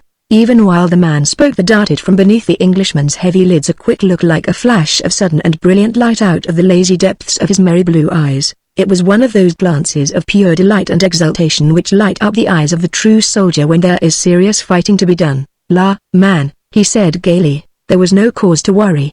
Pierre is safe, remember that. As for me," he added with that wonderful insouciance which caused him to risk his life 100 times a day with a shrug of his broad shoulders and a smile upon his lips, "as for me, I'll look after myself, never fear." He paused a while, then added gravely, "So long as you are safe, my good Lenegre, and petite maman, and Rosette." Whereupon the old man was silent, petite maman murmured a short prayer, and Rosette began to cry. The hero of 1,000 gallant rescues had received his answer. "You, too, are on the blacklist, Père Lenegre?" he asked quietly. The old man nodded. "How do you know?" queried the Englishman. "Through Jean-Baptiste, Miller." "Still the damned concierge," muttered Sir Percy. "He frightened petite maman with it all this morning, saying that he knew my name was down on the sectional committee's list as a suspect. That's when he let fall a word or two about you, Miller. He said it is known that Pierre has escaped from justice, and that you helped him to it. I am sure that we shall get a domiciliary visit presently," continued Père Lenegre, after a slight pause. "The gendarmes have not yet been, but I fancy that already this morning early I saw one or two of the committee's spies hanging about the house, and when I went to the workshop I was followed all the time." The Englishman looked grave. "And tell me," he said, "have you got anything in this place that may prove compromising to any of you?" "No, Miller. But, as Jean-Baptiste said, the sectional committee know about Pierre. It is because of my son that I am suspect." The old man spoke quite quietly, very simply, like a philosopher who has long ago learned to put behind him the fear of death. Nor did petite maman cry or lament. Her thoughts were for the brave Miller who had saved her boy, but her fears for her old man left her dry-eyed and dumb with grief. There was silence in the little room for one moment while the angel of sorrow and anguish hovered round these faithful and brave souls. Then the Englishman's cheery voice, so full of spirit and merriment, rang out once more. He had risen to his full, towering height, and now placed a kindly hand on the old man's shoulder. "It seems to me, my good Lenegre," he said, "that you and I haven't many moments to spare if we mean to cheat those devils by saving your neck. Now, petite maman," he added, turning to the old woman, "are you going to be brave?" "I will do anything, Miller," she replied quietly, "to help my old man." "Well, then," said Sir Percy Blakeney in that optimistic, light-hearted yet supremely authoritative tone of which he held the secret, "you and Rosette remain here and wait for the gendarmes. When they come, say nothing, behave with absolute meekness, and let them search your place from end to end. If they ask you about your husband, say that you believe him to be at his workshop. Is that clear?" "Quite clear, Miller," replied petite maman. "And you, Père Lenegre," continued the Englishman, speaking now with slow and careful deliberation, "listen very attentively to the instructions I am going to give you, for on your implicit obedience to them depends not only your own life but that of these two dear women. Go at once, now, to the Rue Saint-Anne, round the corner, the second house on your right, which is numbered 37. The porte-cochere stands open, Go boldly through, past the concierge's box, and up the stairs to apartment number 12, second floor. Here is the key of the apartment," he added, producing one from his coat pocket and handing it over to the old man. "The rooms are nominally occupied by a certain maitre d'arrandot, maker of violins, and not even the concierge of the place knows that the hunchbacked and snuffy violin maker and the meddlesome Scarlet Pimpernel, whom the Committee or Public Safety would so love to lay by the heels, are one and the same person. The apartment, then, is mine, one of the many which I occupy in Paris at different times," he went on. "Let yourself in quietly with this key, walk straight across the first room to a wardrobe, which you will see in front of you. Open it. It is hung full of shabby clothes. Put these aside, and you will notice that the panels at the back do not fit very closely, as if the wardrobe was old or had been badly put together. Insert your fingers in the tiny aperture between the two middle panels. These slide back easily. There is a recess immediately behind them. Get in there, pull the doors of the wardrobe together first, then slide the back panels into their place. You will be perfectly safe there, as the house is not under suspicion at present, and even if the Revolutionary Guard, under some meddlesome sergeant or other, chooses to pay it a surprise visit, your hiding place will be perfectly secure. Now is all that quite understood?" "Absolutely, Miller," replied Lenegre, even as he made ready to obey Sir Percy's orders. "But what about you? You cannot get out of this house, Miller," he urged. "It is watched, I tell you." "La!" broke in Blakeney, in his light-hearted way, "and do you think I didn't know that? I had to come and tell you about Pierre, and now I must give those worthy gendarmes the slip somehow. I have my rooms downstairs on the ground floor, as you know, and I must make certain arrangements so that we can all get out of Paris comfortably this evening. The damned place is no longer safe either for you, my good Lenegre, or for Petite Maman and Rosette. But wherever I may be, meanwhile, don't worry about me. As soon as the gendarmes have been and gone, I'll go over to the Rue Saint-Anne and let you know what arrangements I've been able to make. So do as I tell you now, and in heaven's name let me look after myself." Whereupon, with scant ceremony, he hustled the old man out of the room. Père Lenegre had contrived to kiss Petite Maman and Rosette before he went. It was touching to see the perfect confidence with which these simple-hearted folk obeyed the commands of Miller. Had he not saved Pierre in his wonderful, brave, resourceful way? Of a truth he would know how to save Père Lenegre also. But, nevertheless, anguish gripped the women's hearts, anguish doubly keen since the savior of Pierre was also in danger now. When Père Lenegre's shuffling footsteps had died away along the flagged corridor, the stranger once more turned to the two women. "And now, Petite Maman," he said cheerily, as he kissed the old woman on both her furrowed cheeks, "keep up a good heart, and say your prayers with Rosette. Your old man and I will both have need of them." He did not wait to say goodbye, and anon it was his firm footstep that echoed down the corridor. He went off singing a song, at the top of his voice, for the whole house to hear, and for that traitor, Jean-Baptiste, to come rushing out of his room marveling at the impudence of the man, and cursing the Committee or Public Safety who were so slow in sending the soldiers of the Republic to lay this impertinent Englishman by the heels, too.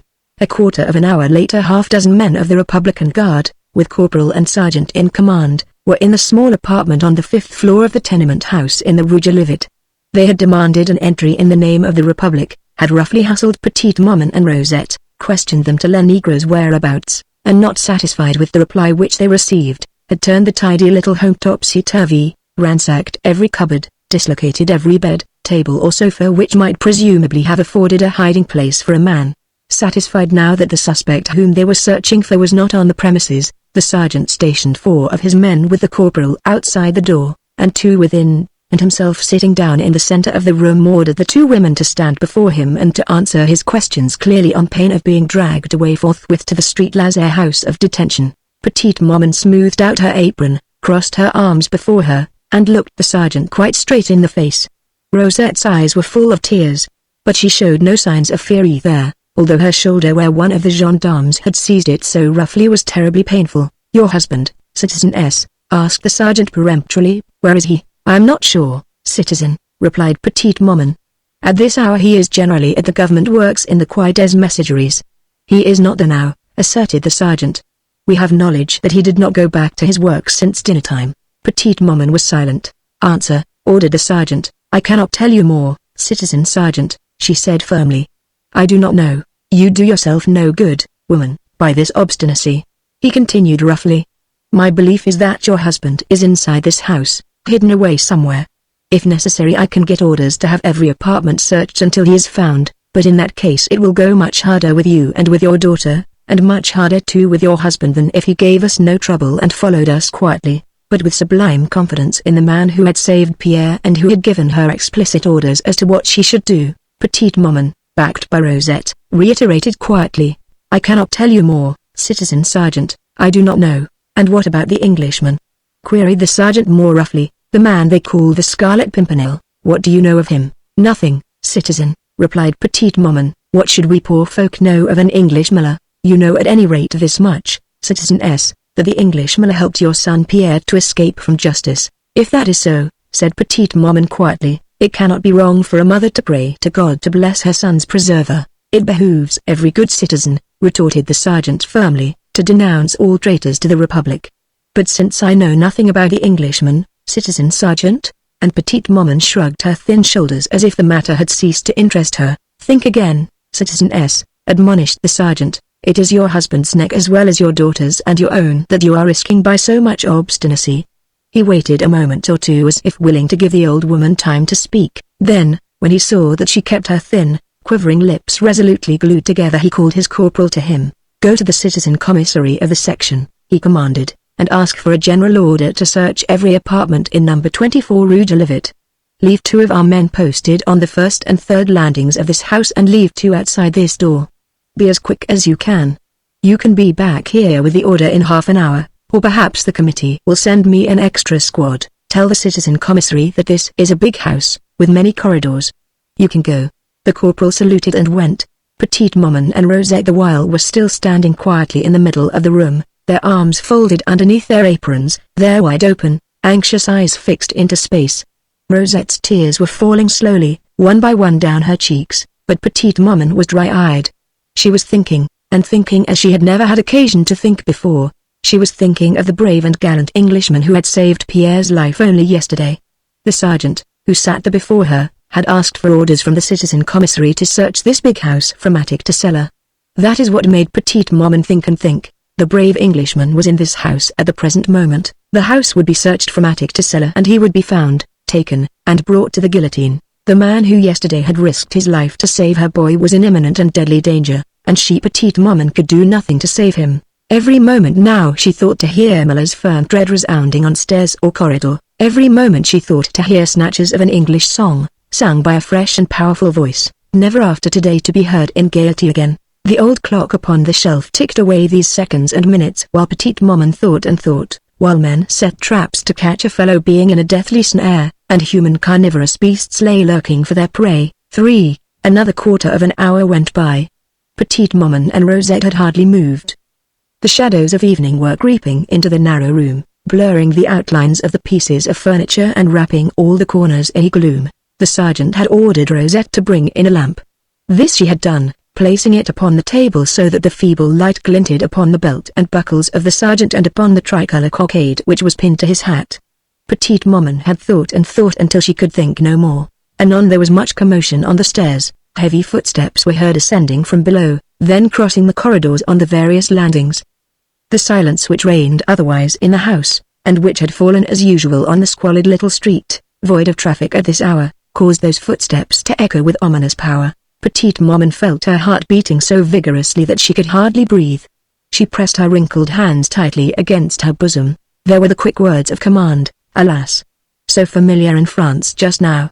The cruel, peremptory words that invariably preceded the arrest, preliminaries to the dragging of some wretched often wholly harmless creature before a tribunal that knew neither pardon nor mercy. The sergeant, who had become drowsy in the close atmosphere of the tiny room, roused himself at the sound and jumped to his feet. The door was thrown open by the men stationed outside even before the authoritative words, "Open!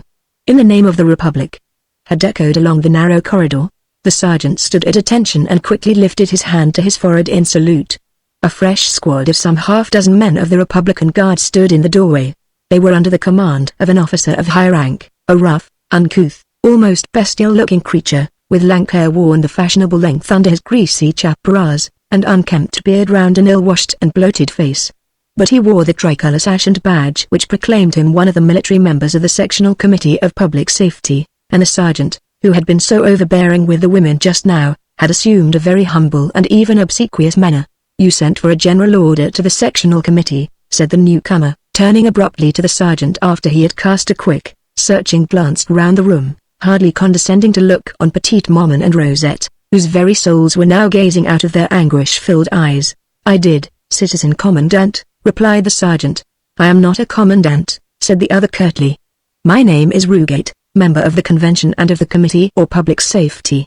The sectional committee to whom you sent for a general order of search thought that you had blundered somehow, so they sent me to put things right. I am not aware that I committed any blunder, citizen," stammered the sergeant dolefully. "I could not take the responsibility of making a domiciliary search all through the house. So I begged for fuller orders, and wasted the committee's time and mine by such nonsense," retorted Rugate harshly. "Every citizen of the Republic worthy of the name should know how to act on his own initiative when the safety of the nation demands it." "I did not know, I did not dare," murmured the sergeant, obviously cowed by this reproof, which had been delivered in the rough, overbearing tones peculiar to these men who, one and all, had risen from the gutter to places of importance and responsibility in the newly modeled state. "Silence!" commanded the other peremptorily. "Don't waste any more of my time with your lame excuses. You have failed in zeal and initiative. That's enough. What else have you done? Have you got the man La Negra?" "No, citizen. He is not in hiding here, and his wife and daughter will not give us any information about him. That is their lookout," retorted Rugate with a harsh laugh. "If they give up La Negra with their own free will, the law will deal leniently with them, and even perhaps with him. But if we have to search the house for him, then it means the guillotine for the lot of them." He had spoken these callous words without even looking on the two unfortunate women, nor did he ask them any further questions just then, but continued speaking to the sergeant. "And what about the Englishman? The sectional committee sent down some spies this morning to be on the lookout for him on or about this house. Have you got him?" "Not yet, citizen." "But, citizen sergeant," broke in the other brusquely, "seems that your zeal has been even more at fault than I had supposed. Have you done anything at all, then, in the matter of La Negra or the Englishman?" "I have told you, citizen," retorted the sergeant sullenly, "that I believe La Negra to be still in this house. At any rate, he had not gone out of it an hour ago, that's all I know. And I wanted to search the whole of this house, as I am sure we should have found him in one of the other apartments. These people are all friends together, and will always help each other to evade justice. But the Englishman was no concern of mine. The spies of the committee were ordered to watch for him, and when they reported to me I was to proceed with the arrest. I was not set to do any of the spying work. I am a soldier, and obey my orders when I get them." "Very well, then, you'd better obey them now, citizen sergeant," was Rugate's dry comment on the other man's surly explanation, "for you seem to have properly blundered from first to last, and will be hard put to it to redeem your character. The Republic, remember, has no use for fools." The sergeant, after this covert threat, thought it best, apparently, to keep his tongue, whilst Rugate continued, in the same aggressive, peremptory tone.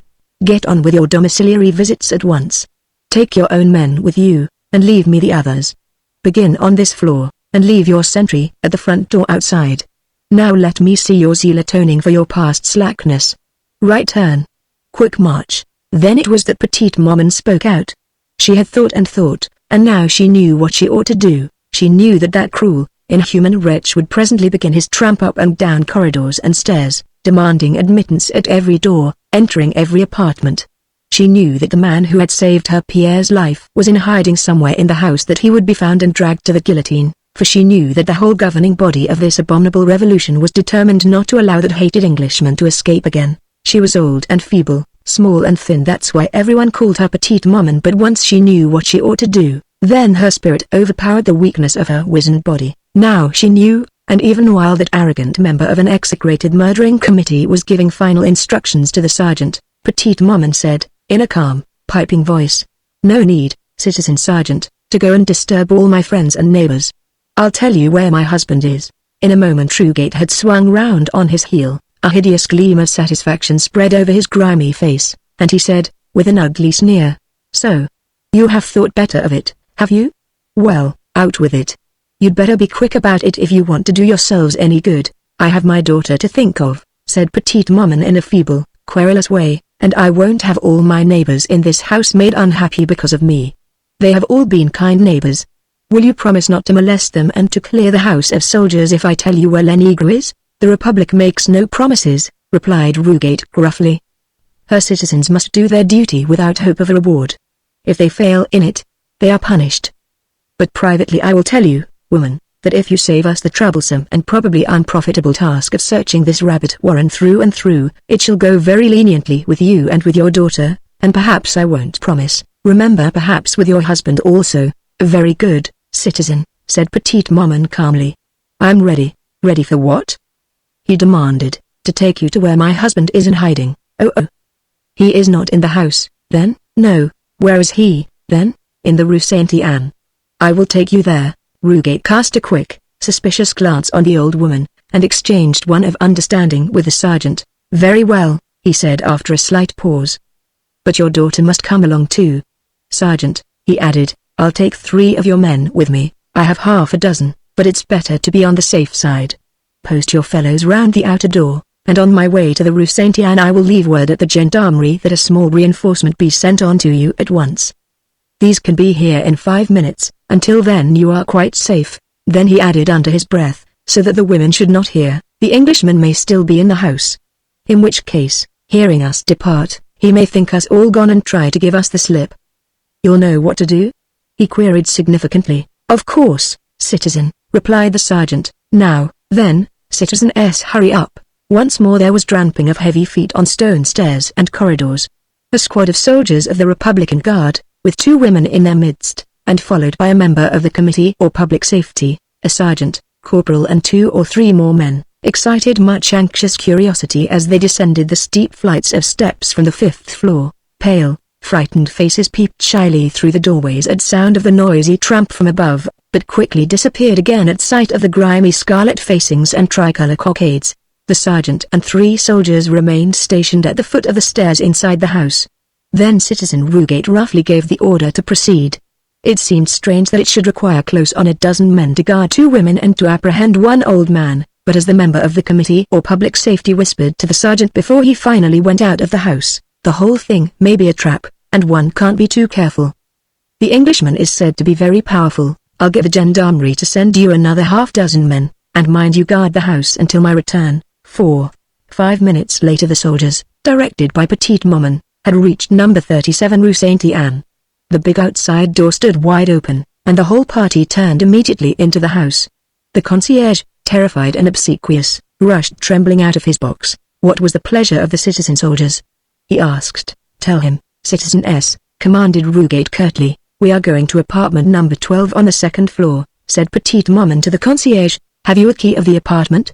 Queried Rugate. No, citizen, stammered the concierge, but, well, what is it?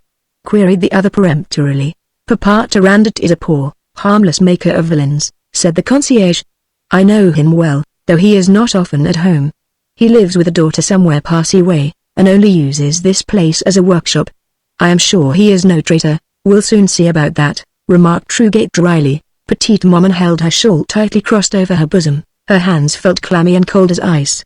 She was looking straight out before her, quite dry-eyed and calm, and never once glanced on Rosette, who was not allowed to come anywhere near her mother. As there was no duplicate key to apartment number 12, Citizen Rugate ordered his men to break in the door. It did not take very long. The house was old and ramshackle and the doors rickety. The next moment the party stood in the room which a while ago the Englishman had so accurately described to Père Lenegre in Petite Maman's hearing. There was the wardrobe. Petite Maman, closely surrounded by the soldiers, went boldly up to it. She opened it just as Miller had directed, and pushed aside the row of shabby clothes that hung there. Then she pointed to the panels that did not fit quite tightly together at the back. Petite Maman passed her tongue over her dry lips before she spoke. There's a recess behind those panels, she said at last. They slide back quite easily. My old man is there, and God bless you for a brave, loyal soul, came in merry, ringing accent from the other end of the room. And God save the Scarlet Pimpernel. These last words, spoken in English, completed the blank amazement which literally paralyzed the only 3 genuine Republican soldiers there, those, namely, whom Rugate had borrowed from the sergeant. As for the others, they knew what to do. In less than a minute they had overpowered and gagged the 3 bewildered soldiers. Rosette had screamed, terror-stricken, from sheer astonishment, but Petite Maman stood quite still. Her pale, tear-dimmed eyes fixed upon the man whose gay God bless you had so suddenly turned her despair into hope. How was it that in the hideous, unkempt and grimy Rugate she had not at once recognized the handsome and gallant miller who had saved her Pierre's life? Well, of a truth he had been unrecognizable, but now that he tore the ugly wig and beard from his face, stretched out his fine figure to its full height, and presently turned his lazy, merry eyes on her, she could have screamed for very joy. The next moment he had her by the shoulders and had imprinted 2 sounding kisses upon her cheeks. "Now, petite maman," he said gaily, "let us liberate the old man." Pere Lenegre, from his hiding place, had heard all that had been going on in the room for the last few moments. True, he had known exactly what to expect, for no sooner had he taken possession of the recess behind the wardrobe than Miller also entered the apartment and then told him of his plans not only for Pere's own safety, but for that of petite maman and Rosette, who would be in grave danger if the old man followed in the wake of Pierre. Miller told him in his usual light-hearted way that he had given the committee's spies the slip. "I do that very easily, you know," he explained. "I just slip into my rooms in the Rue Jolivet, change myself into a snuffy and hunchback violin maker, and walk out of the house under the noses of the spies. In the nearest wine shop my English friends, in various disguises, are already to my hand. Half a dozen of them are never far from where I am in case they may be wanted." These half-dozen brave Englishmen soon arrived one by one. One looked like a coal heaver, another like a seedy musician, a third like a coach driver. But they all walked boldly into the house and were soon all congregated in apartment number 12. Here fresh disguises were assumed, and soon a squad of Republican guards looked as like the real thing as possible. Pere Lenegre admitted himself that though he actually saw Miller transforming himself into Citizen Rugate, he could hardly believe his eyes, so complete was the change. "I am deeply grieved to have frightened and upset you so, petite maman," now concluded Miller kindly, "but I saw no other way of getting you and Rosette out of the house and leaving that stupid sergeant and some of his men behind. I did not want to arouse in him even the faintest breath of suspicion, and of course if he had asked me for the written orders which he was actually waiting for, or if his corporal had returned sooner than I anticipated, there might have been trouble. But even then," he added with his usual careless insouciance, "I should have thought of some way of baffling those brutes, and now," he concluded more authoritatively, "it is a case of getting out of Paris before the gates close. Pere Lenegre, take your wife and daughter with you and walk boldly out of this house. The sergeant and his men have not vacated their post in the Rue de Livet, and no one else can molest you. Go straight to the Porte d'Italie, and on the other side wait quietly in the little café at the corner of the avenue until I come. Your old passes for the barriers still hold good. You were only placed on the suspect list this morning, and there has not been a hue and cry yet about you. In any case some of us will be close by to help you if needs be." "But you, Miller," stammered Pere Lenegre, "and your friends?" "La, man," retorted Blakeney lightly, "have I not told you before never to worry about me and my friends? We have more ways than one of giving the slip to this demmed government of yours. All you've got to think of is your wife and your daughter. I am afraid that petite maman cannot take more with her than she has on, but we'll do all we can for her comfort until we have you all in perfect safety in England with Pierre." Neither Pere Lenegre, nor petite maman, nor Rosette could speak just then, for tears were choking them, but anon when Miller stood nearer, petite maman knelt down, and, imprisoning his slender hand in her brown, wrinkled ones, she kissed it reverently. He laughed and chided her for this. "'Tis I should kneel to you in gratitude, petite maman," he said earnestly. "You were ready to sacrifice your old man for me. You have saved Pierre, Miller," said the mother simply. A minute later Pere Lenegre and the 2 women were ready to go. Already Miller and his gallant English friends were busy once more transforming themselves into grimy workmen or seedy middle-class professionals. As soon as the door of apartment number 12 finally closed behind the 3 good folk, my Lord Tony asked of his chief, "What about these 3 wretched soldiers, Blakeney?" "Oh, they'll be all right for 24 hours. They can't starve till then, and by that time the concierge will have realized that there's something wrong with the door of number 12 and will come in to investigate the matter." "Are they securely bound, though, and gagged?" "Rather," ejaculated one of the others. "Odds life, Blakeney," he added enthusiastically, "that was a fine bit of work." Part 6. How Jean-Pierre Met the Scarlet Pimpernel. Monsieur. The pity of it, the pity. Surely there are sins which Le Bon Dieu himself will condone. And if not, well, I had to risk his displeasure anyhow. Could I see them both starve, monsieur? I ask you. And Le Vicomte had become so thin, his tiny, delicate bones were almost through his skin. And La Marque. An angel, monsieur. Why, in the happy olden days, before all these traitors and assassins ruled in France, and La Marque lived only for the child, and then to see him dying, yes, dying, there was no shutting one's eyes to that awful fact. Le Vicomte de Mortain was dying of starvation and of disease. We were all herded together in a couple of attics, one of which little more than a cupboard at the top of a dilapidated half-ruined house in the Rue des Pipots. La Marque, Le Vicomte and I just think of that, monsieur. Le Marquis had his chateau, as no doubt you know, on the outskirts of Lyon. A loyal high-born gentleman, was it likely, I ask you, that he would submit passively to the rule of those execrable revolutionaries who had murdered their king, outraged their queen and royal family, and, God help them, had already perpetrated every crime and every abomination for which of a truth there could be no pardon, either on earth or in heaven? He joined that plucky but, alas, small and ill-equipped army of royalists who, unable to save their king, were at least determined to avenge him. Well, you know well enough what happened. The counter-revolution failed, the revolutionary army brought Lyon down to her knees after a siege of 2 months. She was then marked down as a rebel city, and after the abominable decree of October 9th had deprived her of her very name, and then had exacted bloody reprisals from the entire population for its loyalty to the king, the infamous Laporte was sent down in order finally to stamp out the lingering remnants of the rebellion. By that time, monsieur, half the city had been burned down, and 1/10 and more of the inhabitants, men, women, and children, had been massacred in cold blood, whilst most of the others had fled in terror from the appalling scene of ruin and desolation. Laporte completed the execrable work so ably begun by Cthen. He was a very celebrated and skillful doctor at the Faculty of Medicine, now turned into a human hyena in the name of liberty and fraternity. Le Marquis contrived to escape with the scattered remnant of the royalist army into Switzerland. But La Marque throughout all these strenuous times had stuck to her post at the chateau like the valiant creature that she was. When Cthen entered Lyon at the head of the revolutionary army, the whole of her household fled, and I was left alone to look after her and Le Vicomte. Then one day when I had gone into Lyon for provisions, I suddenly chanced to hear outside an eating-house that which nearly froze the marrow in my old bones.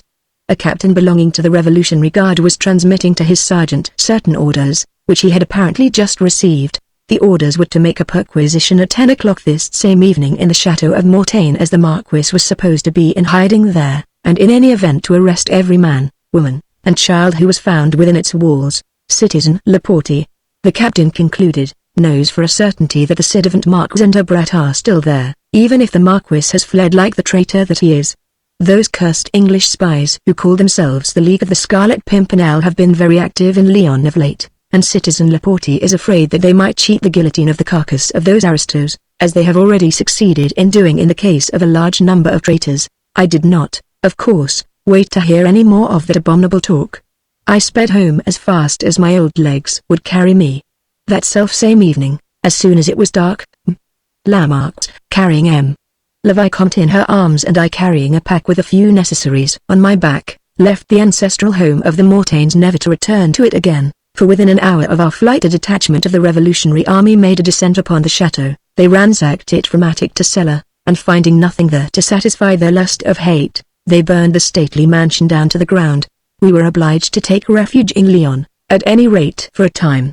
Great as was the danger inside the city, it was infinitely greater on the high roads, unless we could arrange for some vehicle to take us a considerable part of the way to the frontier, and above all for some sort of passports forged or otherwise to enable us to pass the various toll gates on the road, where vigilance was very strict.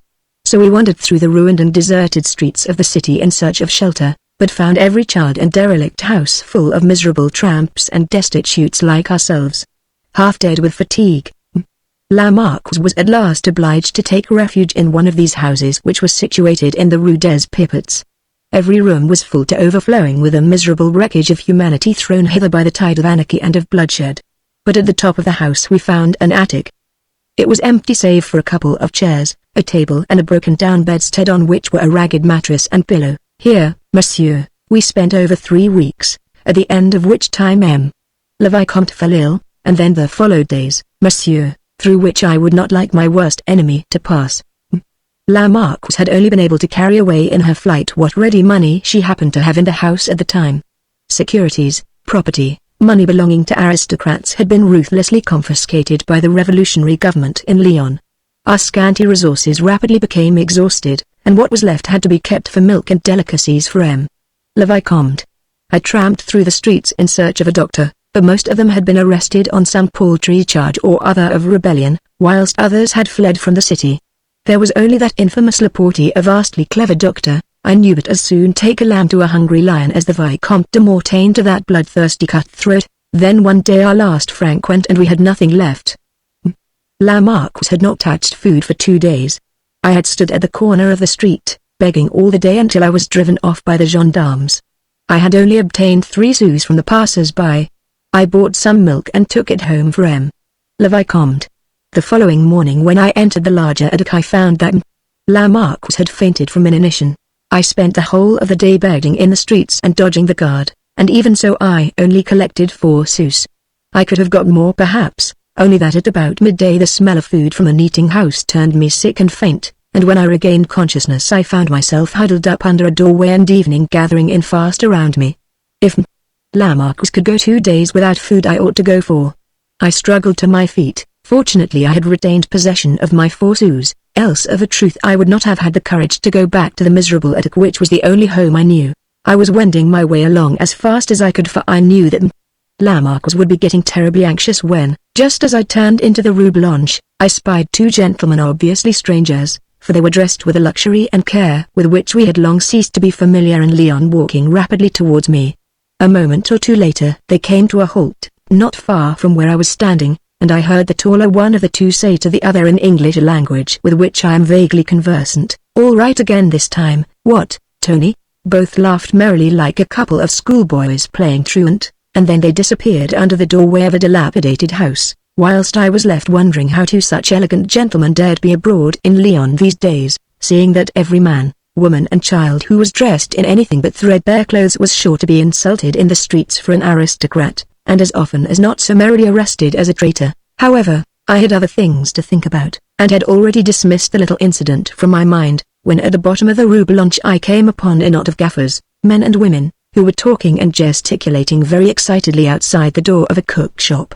At first I did not take much notice of what was said. My eyes were glued to the front of the shop, on which were displayed sundry delicacies of the kind which makes a wretched, starved beggar's mouth water as he goes by. A roast capon especially attracted my attention, together with a bottle of red wine.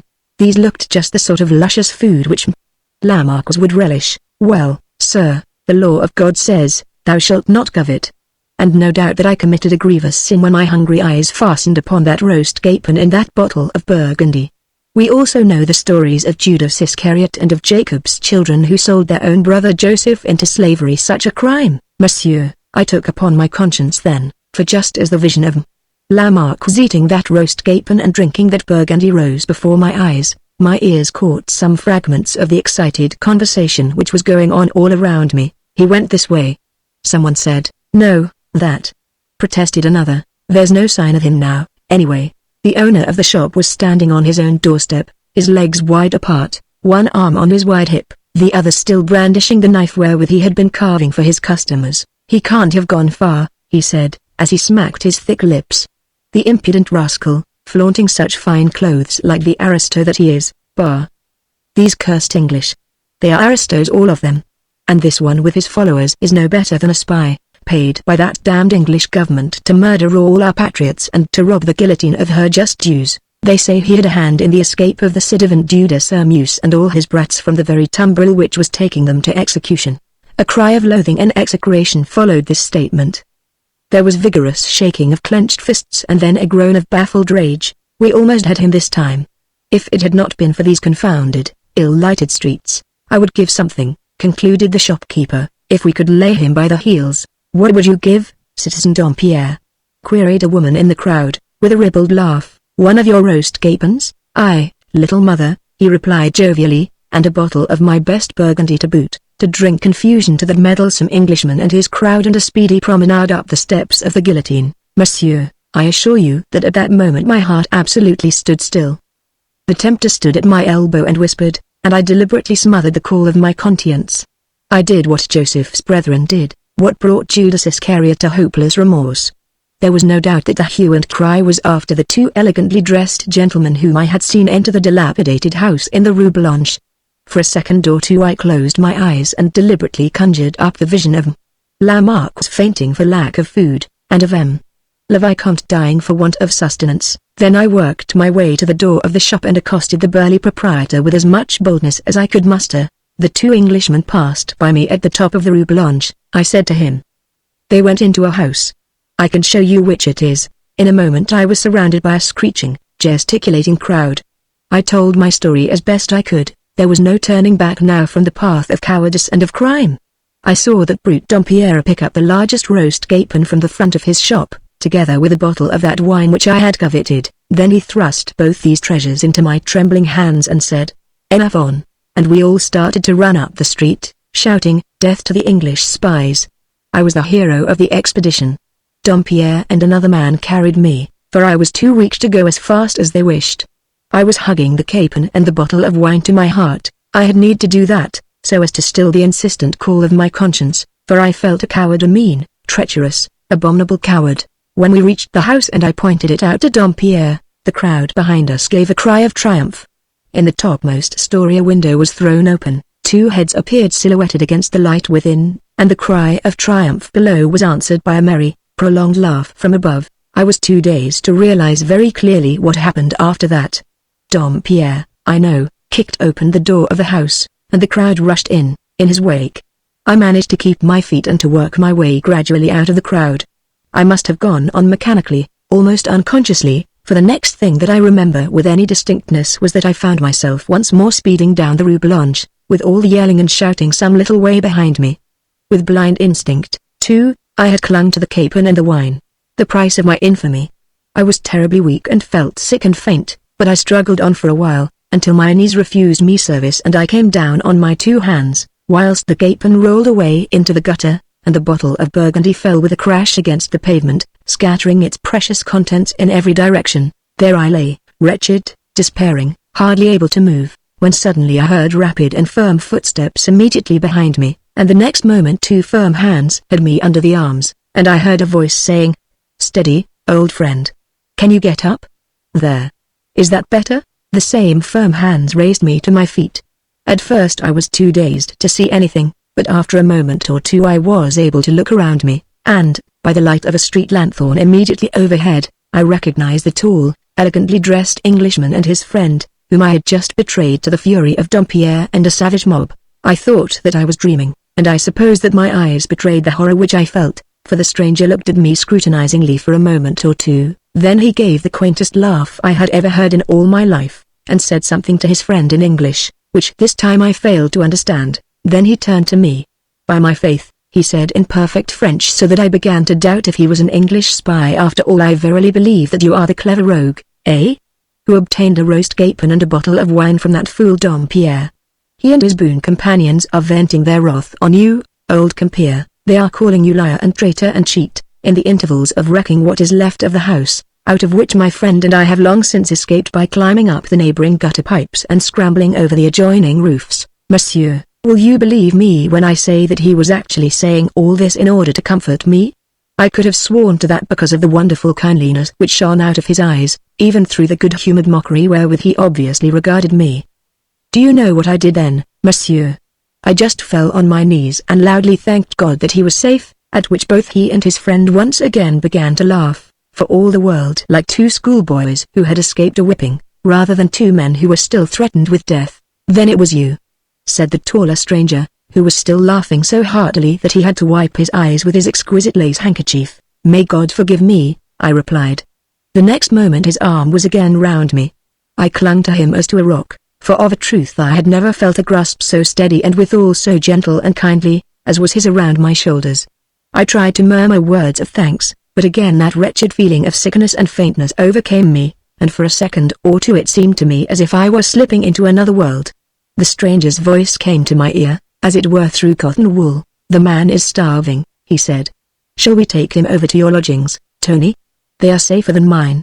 He may be able to walk in a minute or two, if not I can carry him." My senses at this partly returned to me, and I was able to protest feebly. "No, no. I must go back, I must, kind sirs," I murmured. Lamarck's will be getting so anxious. No sooner were these foolish words out of my mouth than I could have bitten my tongue out for having uttered them, and yet, somehow, it seemed as if it was the stranger's magnetic personality, his magic voice and kindly act towards me, who had so basely sold him to his enemies, which had drawn them out of me. He gave a low, prolonged whistle. Lamarck's? He queried, dropping his voice to a whisper. Now to have uttered Lamarck was de Mortaine's name here in Lyon, where every aristocrat was termed a traitor and sent without trial to the guillotine, was in itself an act of criminal folly, and yet you may believe me, monsieur, or not, there was something within me just at that moment that literally compelled me to open my heart out to this stranger, whom I had so basely betrayed, and who requited my abominable crime with such gentleness and mercy. Before I fully realized what I was doing, monsieur, I had blurted out the whole history of Lamarck's flight and of le Vicomte's sickness to him. He drew me under the cover of an open doorway, and he and his friend listened to me without speaking a word until I had told them my pitiable tale to the end. When I had finished he said quietly, "Take me to see Lamarck's old friend. Who knows? Perhaps I may be able to help." Then he turned to his friend. "Will you wait for me at my lodgings, Tony?" he said, "and let Ffoulkes and Hastings know that I may wish to speak with them on my return?" He spoke like one who had been accustomed all his life to give command, and I marveled how his friend immediately obeyed him. Then when the latter had disappeared down the dark street, the stranger once more turned to me. "Lean on my arm, good old friend," he said, "and we must try and walk as quickly as we can.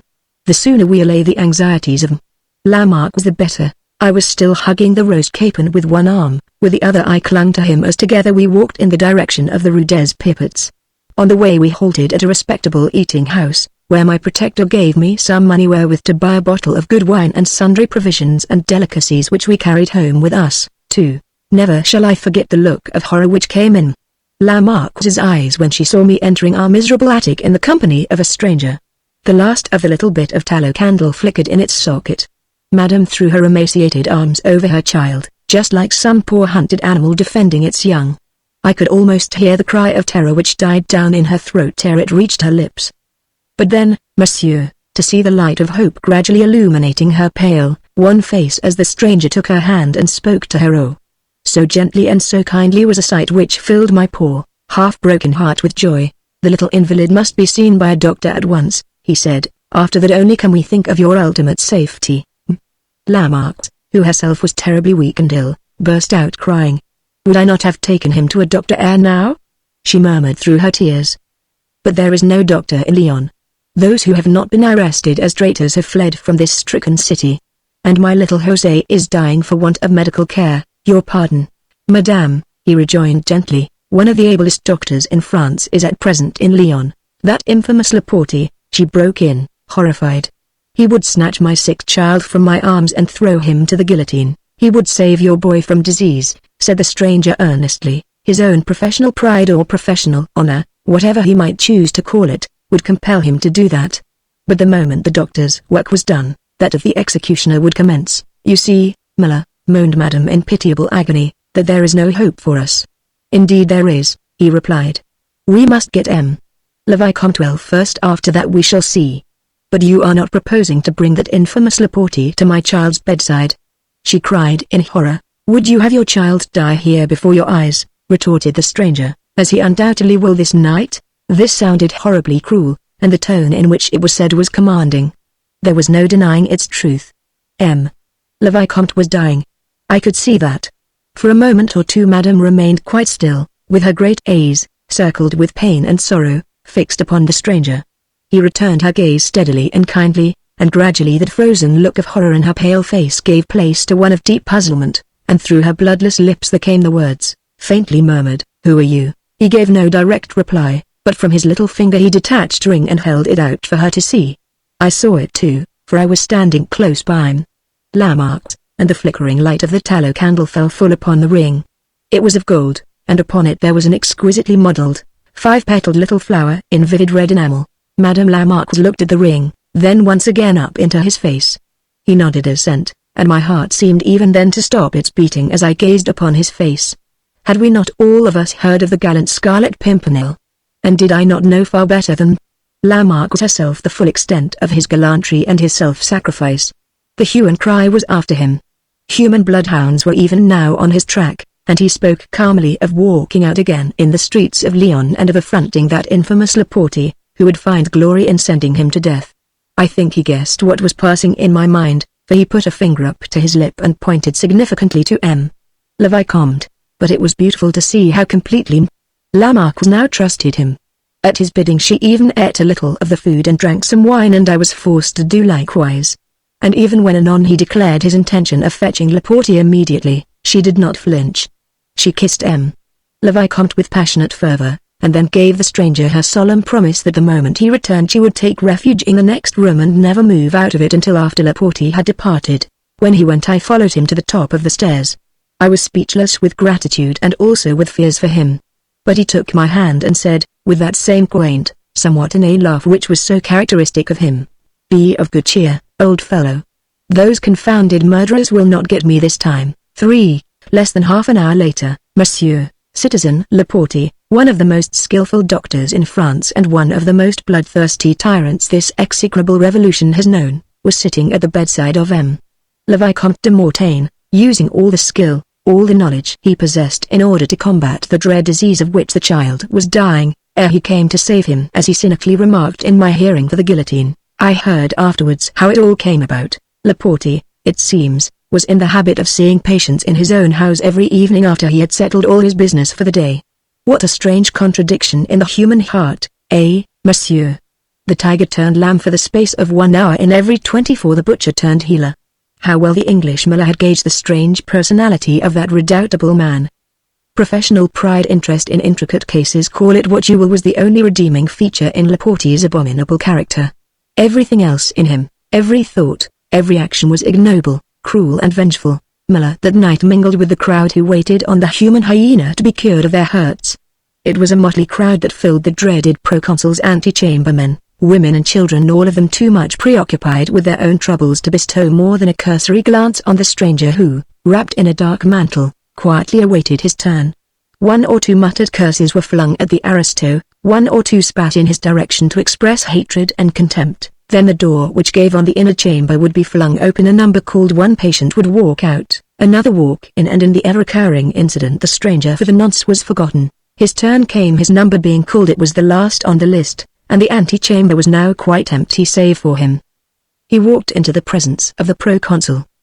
Claude Lemoyne, who was on guard in the room at the time, told me that just for the space of 2 seconds the 2 men looked at one another. Then the stranger threw back his head and said quietly, "There's a child dying of pleurisy, or worse, in an attic in the Rue des Pipots. There's not a doctor left in Lyon to attend on him, and the child will die for want of medical skill. Will you come to him, citizen doctor?" It seems that for a moment or two Laporte hesitated. "You look to me uncommonly like an aristo, and therefore a traitor," he said, "and I've half a mind to call your guard and order my immediate arrest," broke in Miller with a whimsical smile, "but in that case a citizen of France will die for want of a doctor's care. Let me take you to the child's bedside, citizen doctor, you can always have me arrested afterwards." But Laporte still hesitated. "How do I know that you are not one of those English spies?" he began. "Take it that I am," rejoined Miller imperturbably, "and come and see the patient." Never had a situation been carried off with so bold a hand. Claude Lemoyne declared that Laporte's mouth literally opened for the call which would have summoned the sergeant of the guard into the room and ordered the summary arrest of this impudent stranger. During the veriest fraction of a second life and death hung in the balance for the gallant English miller. In the heart of Laporte every evil passion fought the one noble fibre within him. But the instinct of the skillful healer won the battle, and the next moment he had hastily collected what medicaments and appliances he might require, and the 2 men were soon speeding along the streets in the direction of the Rue des Pipots. During the whole of that night, Miller and Laporte sat together by the bedside of Le Vicomte. Laporte only went out once in order to fetch what further medicaments he required. La Marquise took the opportunity of running out of her hiding place in order to catch a glimpse of her child. I saw her take Miller's hand and press it against her heart in silent gratitude. On her knees she begged him to go away and leave her and the boy to their fate. Was it likely that he would go? But she was so insistent that at last he said, "Madame, let me assure you that even if I were prepared to play the coward's part which you would assign to me, it is not in my power to do so at this moment. Citizen Laporte came to this house under the escort of 6 picked men of his guard. He has left these men stationed on the landing outside this door. Madame la Marquise gave a cry of terror, and once more that pathetic look of horror came into her face. Miller took her hand and then pointed to the sick child. "Madame," he said, "Le Vicomte is already slightly better. Thanks to medical skill and a child's vigorous hold on life, he will live. The rest is in the hands of God." Already the heavy footsteps of Laporte were heard upon the creaking stairs. La Marquise was forced to return to her hiding place. Soon after dawn he went. Le Vicomte was then visibly easier. Laporte had all along paid no heed to me, but I noticed that once or twice during his long vigil by the sick bed his dark eyes beneath their overhanging brows shot a quick suspicious look at the door behind which cowered La Marquise. I had absolutely no doubt in my mind then that he knew quite well who his patient was. He gave certain directions to Miller. There were certain fresh medicaments to be got during the day.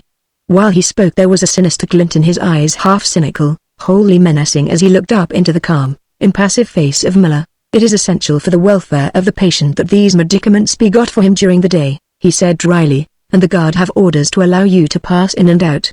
But you need have no fear," he added significantly, "I will leave an escort outside the house to accompany you on your way." He gave a mocking, cruel laugh, the meaning of which was unmistakable.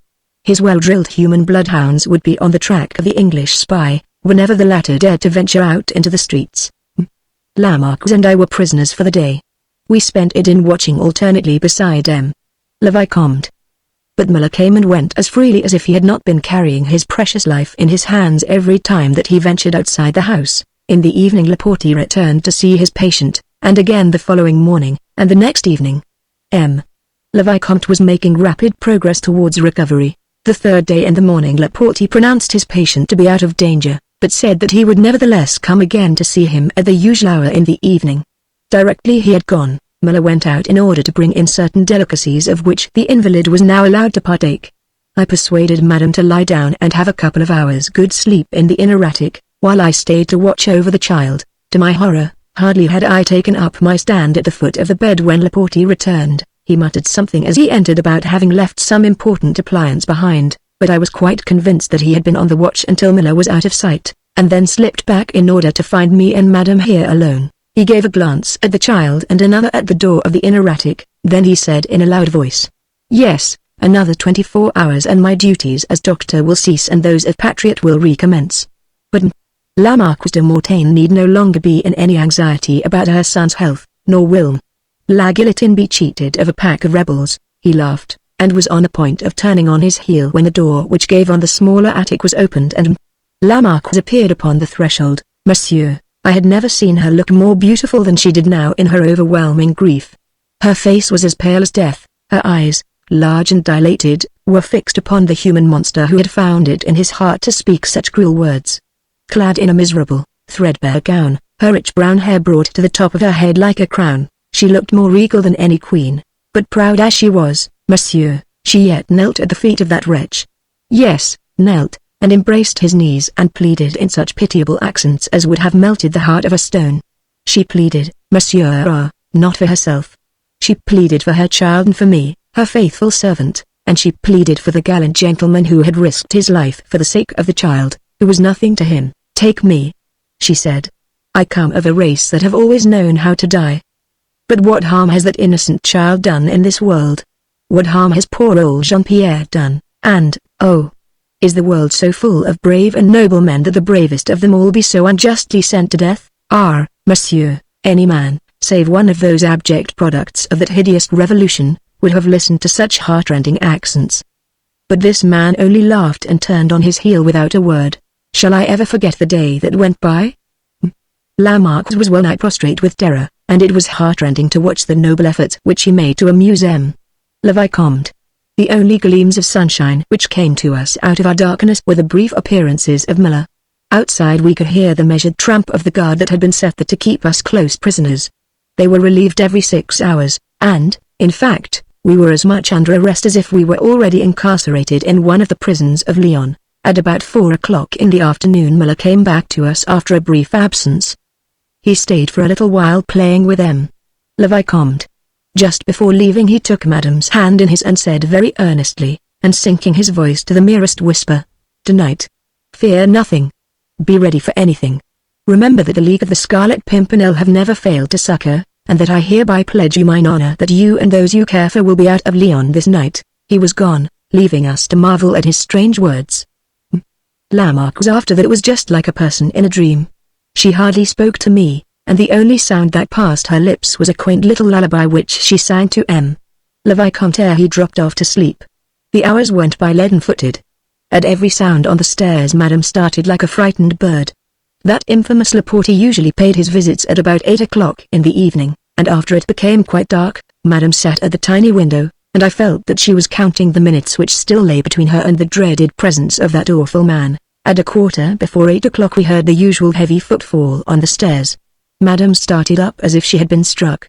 She ran to the bed almost like one demented, and wrapping the one poor blanket round Le Vicomte, she seized him in her arms. Outside we could hear Laporte's raucous voice speaking to the guard. His usual query, "Is all well?" was answered by the brief, "All well, citizen."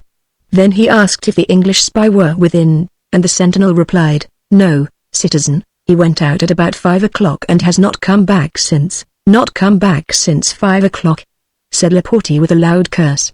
"Pardy. I trust that fool Cordy has not allowed him to escape." "I saw Cordy about an hour ago, citizen," said the man. "Did he say anything about the Englishman then?" It seemed to us, who were listening to this conversation with bated breath, that the man hesitated a moment ere he replied. Then he spoke with obvious nervousness. "As a matter of fact, citizen," he said, "Cordy thought then that the Englishman was inside the house, whilst I was equally sure that I had seen him go downstairs an hour before." "1,000 devils!" cried Laporte with a savage oath. "If I find that you, citizen sergeant, or Cordy have blundered there will be trouble for you." To the accompaniment of a great deal more swearing he suddenly kicked open the door of our attic with his boot, and then came to a standstill on the threshold with his hands in the pockets of his breeches and his legs planted wide apart, face to face with Lamarck, who confronted him now, herself like a veritable tigress who is defending her young. He gave a loud, mocking laugh. "Ah, the aristos!" he cried, waiting for that cursed Englishman. "What? To drag you and your brat out of the claws of the human tiger? Not so, my fine citizen Marx. The brat is no longer sick, he is well enough, anyhow, to breathe the air of the prisons of Lyon for a few days, spending a final rest in the arms of la guillotine. Citizen sergeant," he called over his shoulder, "escort these aristos to my carriage downstairs. When the Englishman returns, tell him he will find his friends under the tender care of Dr. Laporte. En avant, little mother," he added, as he gripped Lamarck tightly by the arm, "and you, old scarecrow," he concluded, speaking to me over his shoulder, "follow the citizen sergeant, or—" Lamarck made no resistance. As I told you, she had been, since dusk, like a person in a dream, so what could I do but follow her noble example? Indeed, I was too dazed to do otherwise. We all went stumbling down the dark, rickety staircase, Laporte leading the way with Lamarck, who had Le Vicomte tightly clasped in her arms. I followed with the sergeant, whose hand was on my shoulder. I believe that 2 soldiers walked behind, but of that I cannot be sure. At the bottom of the stairs through the open door of the house I caught sight of the vague outline of a large barouche, the lanthorns of which threw a feeble light upon the cruppers of 2 horses and of a couple of men sitting on the box. Lamarck stepped quietly into the carriage. Laporte followed her, and I was bundled in his wake by the rough hands of the soldiery. Just before the order was given to start, Laporte put his head out of the window and shouted to the sergeant. "When you see Cordy, tell him to report himself to me at once. I will be back here in half an hour. Keep strict guard as before until then, citizen sergeant." The next moment the coachman cracked his whip, Laporte called loudly, "En avant!" and the heavy barouche went rattling along the ill-paved streets. Inside the carriage all was silence. I could hear Lamarck was softly whispering to Le Vicomte, and I marveled how wondrously calm, nay, cheerful, she could be. Then suddenly I heard a sound which of a truth did make my heart stop its beating. It was a quaint and prolonged laugh which I once thought I would never hear again on this earth. It came from the corner of the barouche next to Lamarck was so tenderly and gaily crooning to her child. And a kindly voice said merrily, "In half an hour we shall be outside Lyon. Tomorrow we'll be across the Swiss frontier. We've cheated that old tiger after all. What say you?" Lamarck. It was Miller's voice, and he was as merry as a schoolboy. "I told you, old Jean-Pierre," he added, as he placed that firm hand which I loved so well upon my knee, "I told you that those confounded murderers would not get me this time. And to think that I did not know him, as he stood less than a quarter of an hour ago upon the threshold of our attic in the hideous guise of that abominable Laporte. He had spent 2 days in collecting old clothes that resembled those of that infamous wretch, and in taking possession of one of the derelict rooms in the house in the Rue des Pipots. Then, while we were expecting every moment that Laporte would order our arrest, Muller assumed the personality of the monster, hoodwinked the sergeant on the dark staircase, and by that wonderfully audacious coup saved him. Lamarcked, M. Le Vicomte and my humble self from the guillotine. Money, of which he had plenty, secured us immunity on the way, and we were in safety over the Swiss frontier, leaving Laporte to eat out his tigerish heart with baffled rage. Part 7. Out of the Jaws of Death. Being a fragment from the diary of Valentine Lemercier, in the possession of her great-granddaughter, we were such a happy family before this terrible revolution broke out. We lived rather simply, but very comfortably, in our dear old home just on the borders of the forest of Compiègne. Jean and André were the twins. Just 15 years old they were when King Louis was deposed from the throne of France which God had given him, and sent to prison like a common criminal, with our beautiful Queen Marie Antoinette and the royal children, and Madame Elizabeth, who was so beloved by the poor. Ah! That seems very, very long ago now. No doubt you know better than I do all that happened in our beautiful land of France and in lovely Paris about that time. Goods and property confiscated, innocent men, women, and children condemned to death for acts of treason which they had never committed. It was in August last year that they came to Monrepos and arrested Papa, and Maman, and us 4 young ones and dragged us to Paris, where we were imprisoned in a narrow and horribly dank vault in the Abbey, where all day and night through the humid stone walls we heard cries and sobs and moans from poor people, who no doubt were suffering the same sorrows and the same indignities as we were. I had just passed my 19th birthday, and Marguerite was only 13. Maman was a perfect angel during that terrible time. She kept up our courage and our faith in God in a way that no one else could have done.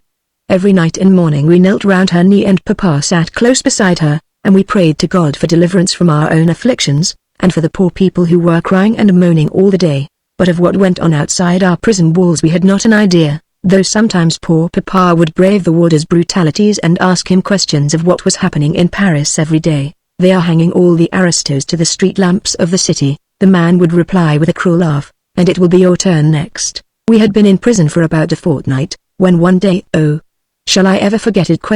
We heard in the distance a noise like the rumbling of thunder. Nearer and nearer it came, and soon the sound became less confused. Cries and shrieks could be heard above that rumbling din, but so weird and menacing did those cries seem that instinctively, though none of us knew what they meant, we all felt a nameless terror grip our hearts. Oh!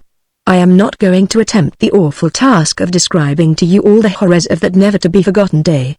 People, who today cannot speak without a shudder of the September massacres, have not the remotest conception of what really happened on that awful second day of that month. We are all at peace and happy now, but whenever my thoughts fly back to that morning, whenever the ears of memory recall those hideous yells of fury and of hate, coupled with the equally horrible cries for pity, which pierced through the walls behind which the 6 of us were crouching, trembling, and praying, whenever I think of it all my heart still beats violently with that same nameless dread which held it in its deathly grip then.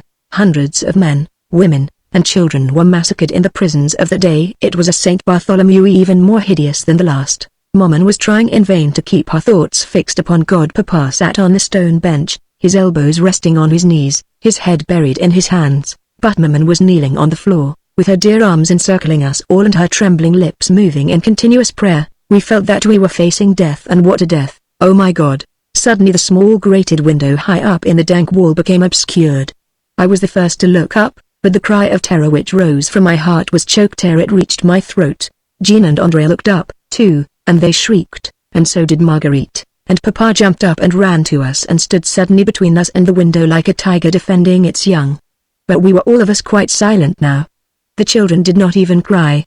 They stared, wide-eyed, paralyzed with fear. Only Maman continued to pray, and we could hear Papa's rapid and stertorous breathing as he watched what was going on at that window above. Heavy blows were falling against the masonry round the grating, and we could hear the nerve-wracking sound of a file working on the iron bars, and further away, below the window, those awful yells of human beings transformed by hate and fury into savage beasts. How long this horrible suspense lasted I cannot now tell you. The next thing I remember clearly is a number of men in horrible ragged clothing pouring into our vault-like prison from the window above. The next moment they rushed at us simultaneously, or so it seemed to me, for I was just then recommending my soul to God. So certain was I that in that same second I would cease to live. It was all like a dream, for instead of the horrible shriek of satisfied hate which we were all expecting to hear, a whispering voice, commanding and low, struck our ears and dragged us, as it were, from out the abyss of despair into the sudden light of hope. "If you will trust us," the voice whispered, "and not be afraid, you will be safely out of Paris within an hour." Papa was the first to realize what was happening. He had never lost his presence of mind even during the darkest moment of this terrible time, and he said quite calmly and steadily, "Now, what must we do? Persuade the little ones not to be afraid, not to cry, to be as still and silent as may be," continued the voice, which I felt must be that of one of God's own angels, so exquisitely kind did it sound to my ear. "They will be quiet and still without persuasion," said Papa. Children?" and Jean, André, and Marguerite murmured, "Yes," whilst Maman and I drew them closer to us and said everything we could think of to make them still more brave. And the whispering, commanding voice went on after a while. "Now will you allow yourselves to be muffled and bound, and, after that, will you swear that whatever happens, whatever you may see or hear, you will neither move nor speak? Not only your own lives, but those of many brave men will depend upon your fulfillment of this oath." Papa made no reply save to raise his hand and eyes up to where God surely was watching over us all. Maman said in her gentle, even voice, "For myself and my children, I swear to do all that you tell us." A great feeling of confidence had entered into her heart, just as it had done into mine.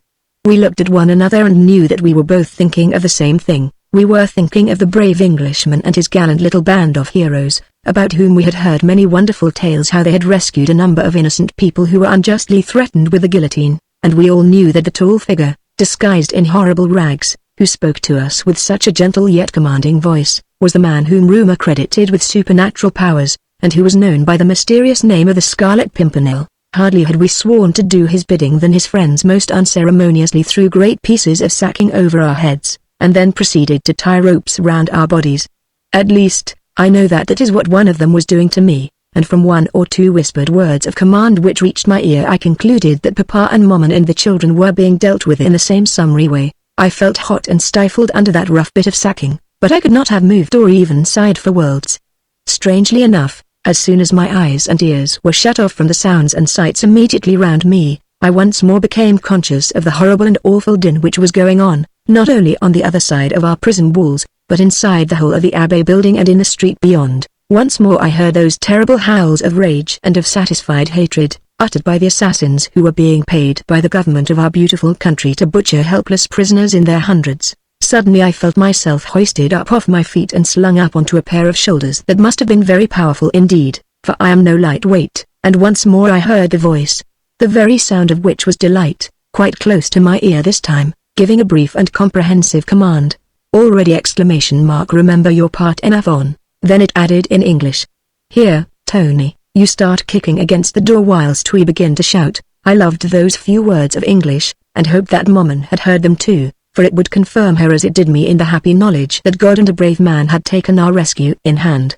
But from that moment we might have all been in the very antechamber of hell. I could hear the violent kicks against the heavy door of our prison, and our brave rescuers seemed suddenly to be transformed into a cageful of wild beasts. Their shouts and yells were as horrible as any that came to us from the outside, and I must say that the gentle, firm voice which I had learnt to love was as execrable as any I could hear. Apparently the door would not yield, as the blows against it became more and more violent, and presently from somewhere above my head the window presumably there came a rough call, and a raucous laugh. "Why? What in the name of, is happening here?"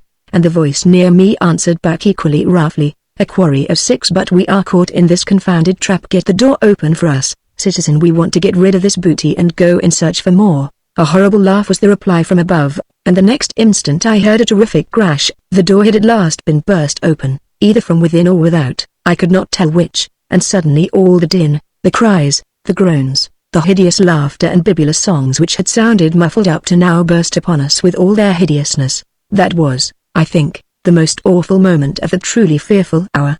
I could not have moved then, even had I wished or been able to do so, but I knew that between us all and a horrible, yelling, murdering mob there was now nothing except the hand of God and the heroism of a band of English gentlemen. Together they gave a cry as loud, as terrifying as any that were uttered by the butchering crowd in the building, and with a wild rush they seemed to plunge with us right into the thick of the awful melee. At least, that is what it all felt like to me, and afterwards I heard from our gallant rescuer himself that is exactly what he and his friends did.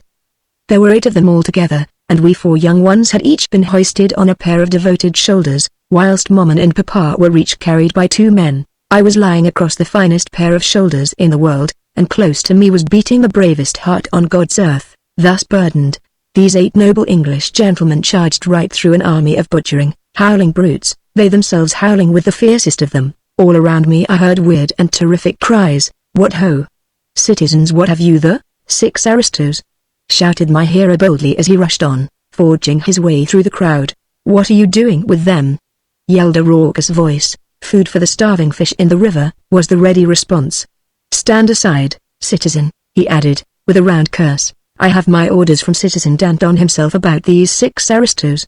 You hinder me at your peril." He was challenged over and over again in the same way, and so were his friends who were carrying Papa and Maman and the children, but they were always ready with a reply, ready with an invective or a curse. With eyes that could not see, one could imagine them as hideous, as vengeful, as cruel as the rest of the crowd. I think that soon I must have fainted from sheer excitement and terror, for I remember nothing more till I felt myself deposited on a hard floor, propped against the wall, and a stifling piece of sacking taken off my head and face. I looked around me, dazed and bewildered.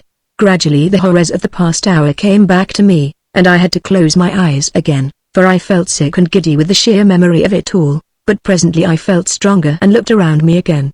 Jean and André were squatting in a corner close by, gazing wide-eyed at a group of men in filthy, ragged clothing, who sat round a deal table in the center of a small, well-furnished room. Maman was lying on a horsehair sofa at the other end of the room, with Marguerite beside her, and Papa sat in a low chair by her side, holding her hand. The voice I loved was speaking in its quaint, somewhat drawly cadence.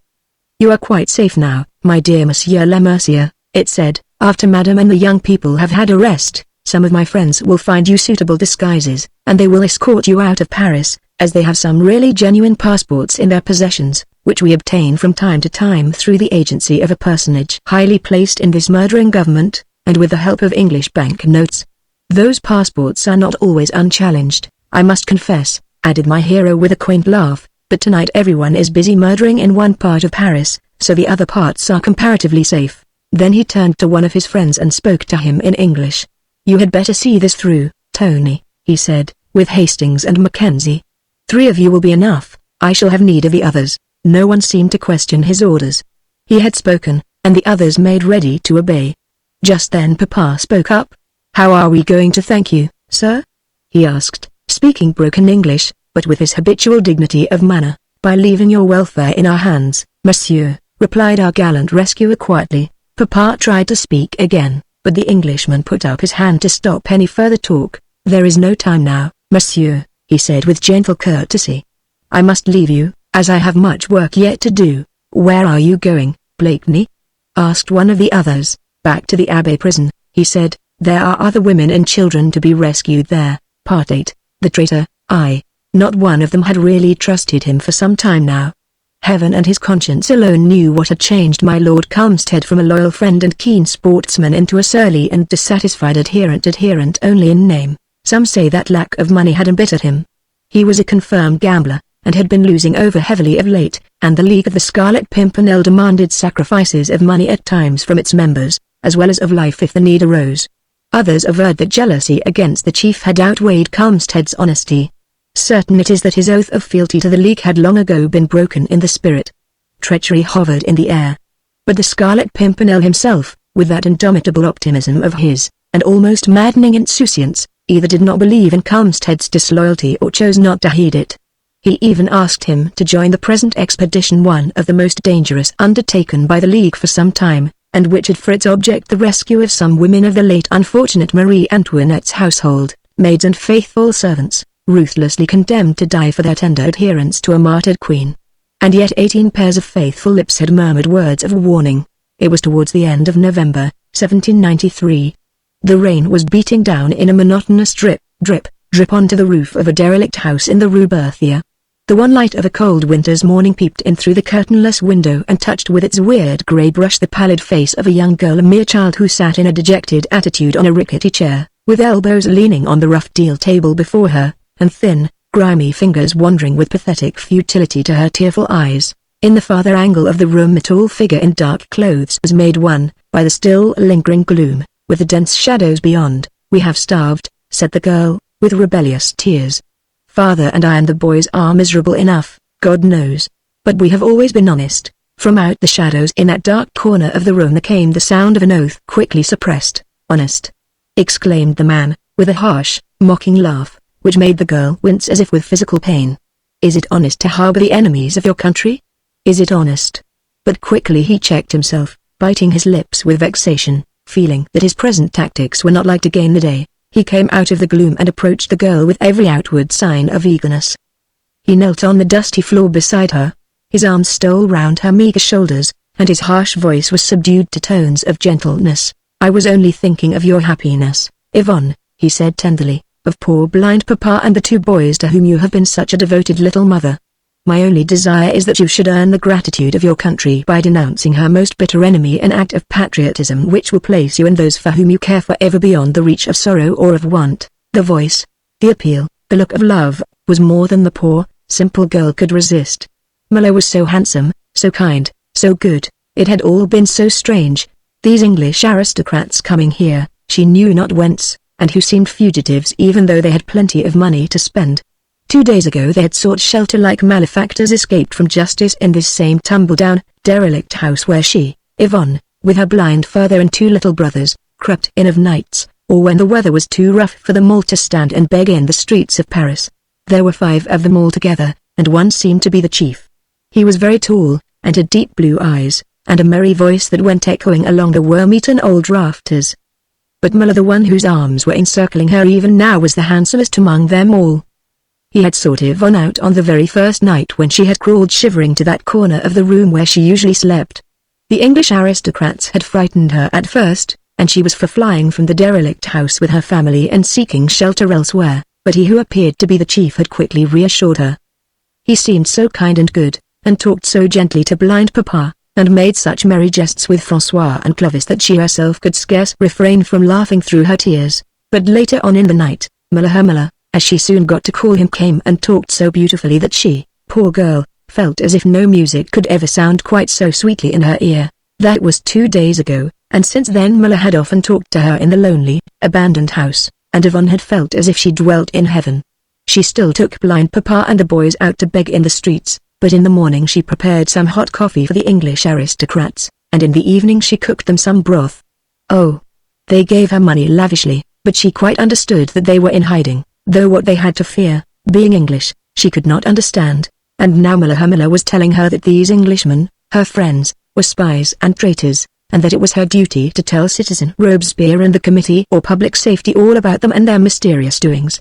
And poor Yvonne was greatly puzzled and deeply distressed, because, of course, whatever Muller said, that it was the truth, and yet her conscience cried out within her poor little bosom, and the thought of betraying those kind Englishmen was horrible to her. "Yvonne," whispered Muller in that endearing voice of his, which was like the loveliest music in her ear, "my little Yvonne, you do trust me, do you not?" "With all my heart, Muller," she murmured fervently. "Then, would you believe it of me that I would betray a real friend?" "I believe, Muller, that whatever you do is right and good." A sigh of infinite relief escaped his lips. "Come, that's better," he said, patting her cheek kindly with his hand. "Now, listen to me, little one. He who is the chief among us here is the most unscrupulous and daring rascal whom the world has ever known. He it is who is called the Scarlet Pimpernel." "The Scarlet Pimpernel," murmured Yvonne, her eyes dilated with superstitious awe, for she too had heard of the mysterious Englishman and of his followers, who rescued aristocrats and traitors from the death to which the tribunal of the people had justly condemned them, and on whom the mighty hand of the Committee of Public Safety had never yet been able to fall. "This Scarlet Pimpernel," said Muller earnestly after a while, "is also mine own most relentless enemy. With lies and promises he induced me to join him in his work of spying and of treachery, forcing me to do this work against which my whole soul rebels. You can save me from this hated bondage, little one. You can make me free to live again, make me free to love and place my love at your feet." His voice had become exquisitely tender, and his lips, as he whispered the heavenly words, were quite close to her ear. He, a great gentleman, loved the miserable little waif whose kindred consisted of a blind father and 2 half-starved little brothers, and whose only home was this miserable hovel, whence Muller's graciousness and bounty would soon take her. Do you think that Yvonne's sense of right and wrong, of honesty and treachery, should have been keener than that primeval instinct of a simple-hearted woman to throw herself trustingly into the arms of the man who has succeeded in winning her love? Yvonne, subdued, enchanted, murmured still through her tears. What would Miller have me do? Lord Culmsted rose from his knees satisfied. Listen to me, Yvonne, he said. You are acquainted with the Englishman's plans, are you not? Of course, she replied simply. He has had to trust me. Then you knows that at sundown this afternoon I and the 3 others are to leave the Courvoisier on foot, where we are to obtain what horses we can whilst awaiting the chief. I did not know whether you and the other 3 gentlemen were going, Miller, she replied, but I did know that some of you were to make a start at 4 o'clock, whilst I was to wait here for your leader and prepare some supper against his coming. At what time did he tell you that he would come? He did not say, but he did tell me that when he returns he will have friends with him, a lady and 2 little children. They will be hungry and cold. I believe that they are in great danger now, and that the brave English gentleman means to take them away from this awful Paris to a place of safety. The brave English gentleman, my dear, retorted Miller, with a sneer, is bent on some horrible work of spying. The lady and the 2 children are, no doubt, innocent tools in his hands, just as I am, and when he no longer needs them he will deliver them over to the Committee of Public Safety, who will, of a surety, condemn them to death. That will also be my fate, Yvonne, unless you help me now. Oh, no, no, she exclaimed fervently. Tell me what to do, Miller, and I will do it. At sundown, he said, sinking his voice so low that even she could scarcely hear, when I and the 3 others have started on our way, go straight to the house I spoke to you about in the Rue Dauphine. You know where it is. Oh, yes, Miller, you will know the house by its tumble-down portico and the tattered red flag that surmounts it. Once there, push the door open and walk in boldly. Then ask to speak with Citizen Robespierre. Robespierre! Exclaimed the child in terror. You must not be afraid, Yvonne, he said earnestly. You must think of me and of what you are doing for me. My word on it, Robespierre will listen to you most kindly. What shall I tell him? She murmured. That a mysterious party of Englishmen are in hiding in this house, that their chief is known among them as the Scarlet Pimpernel. The rest leave to Robespierre's discretion. You see how simple it is? It was indeed very simple. Nor did the child recoil any longer from the ugly task which Miller, with suave speech and tender voice, was so ardently seeking to impose on her. A few more words of love, which cost him nothing, a few kisses which cost him still less, since the wench loved him, and since she was young and pretty, and Yvonne was as wax in the hands of the traitor, too. Silence reigned in the low-raftered room on the ground floor of the house in the Rue Dauphine. Citizen Robespierre, chairman of the Cordeliers Club, the most bloodthirsty, most evolutionary club of France, had just re-entered the room. He walked up to the center table, and through the close atmosphere, thick with tobacco smoke, he looked round on his assembled friends. We have got him, he said at last curtly. Got him? Whom? Came in hoarse cries from every corner of the room. That Englishman, replied the demagogue, the Scarlet Pimpernel. A prolonged shout rose in response, a shout not unlike that of a caged herd of hungry wild beasts to whom a succulent morsel of flesh has unexpectedly been thrown. Where is he? Where did you get him? Alive or dead? And many more questions such as these were hurled at the speaker from every side. Robespierre, calm, impassive, immaculately neat in his tightly fitting coat, his smart breeches, and his lace cravat, waited a while until the din had somewhat subsided. Then he said calmly, the Scarlet Pimpernel is in hiding in one of the derelict houses in the Rue Berthier. Snarls of derision as vigorous as the former shouts of triumph drowned the rest of his speech. Bah! How often has that cursed Scarlet Pimpernel been said to be alone in a lonely house? Citizen Chauvelin has had him at his mercy several times in lonely houses, and the speaker, a short, thick-set man with sparse black hair plastered over a greasy forehead, his shirt open at the neck, revealing a powerful chest in rough, hairy skin, spat in ostentatious contempt upon the floor. Therefore will we not boast of his capture yet, Citizen Roger, resumed Robespierre imperturbably. I tell you where the Englishman is. Do you look to it that he does not escape? The heat in the room has become intolerable. From the grimy ceiling an oil lamp, flickering low, threw lurid, ruddy lights on tricolor cockades, on hands that seemed red with the blood of innocent victims of lust and hate, and on faces glowing with desire and with anticipated savage triumph. Who is the informer? Asked Roger at last. A girl, replied Robespierre curtly. Yvonne Lieb, by name, she and her family live by begging. There are a blind father and 2 boys, they herd together at night in the derelict house in the Rue Berthier. 5 Englishmen have been in hiding these past few days. One of them is their leader. The girl believes him to be the Scarlet Pimpernel. Why has she not spoken of this before? Muttered one of the crowd, with some skepticism. Frightened, I suppose. Or the Englishman paid her to hold her tongue. Where is the girl now? I am sending her straight home, a little ahead of us. Her presence should reassure the Englishman whilst we make ready to surround the house. In the meanwhile, I have sent special messengers to every gate of Paris with strict orders to the guard not to allow anyone out of the city until further orders from the Committee or Public Safety. And now, he added, throwing back his head with a gesture of proud challenge, citizens, which of you will go man-hunting tonight?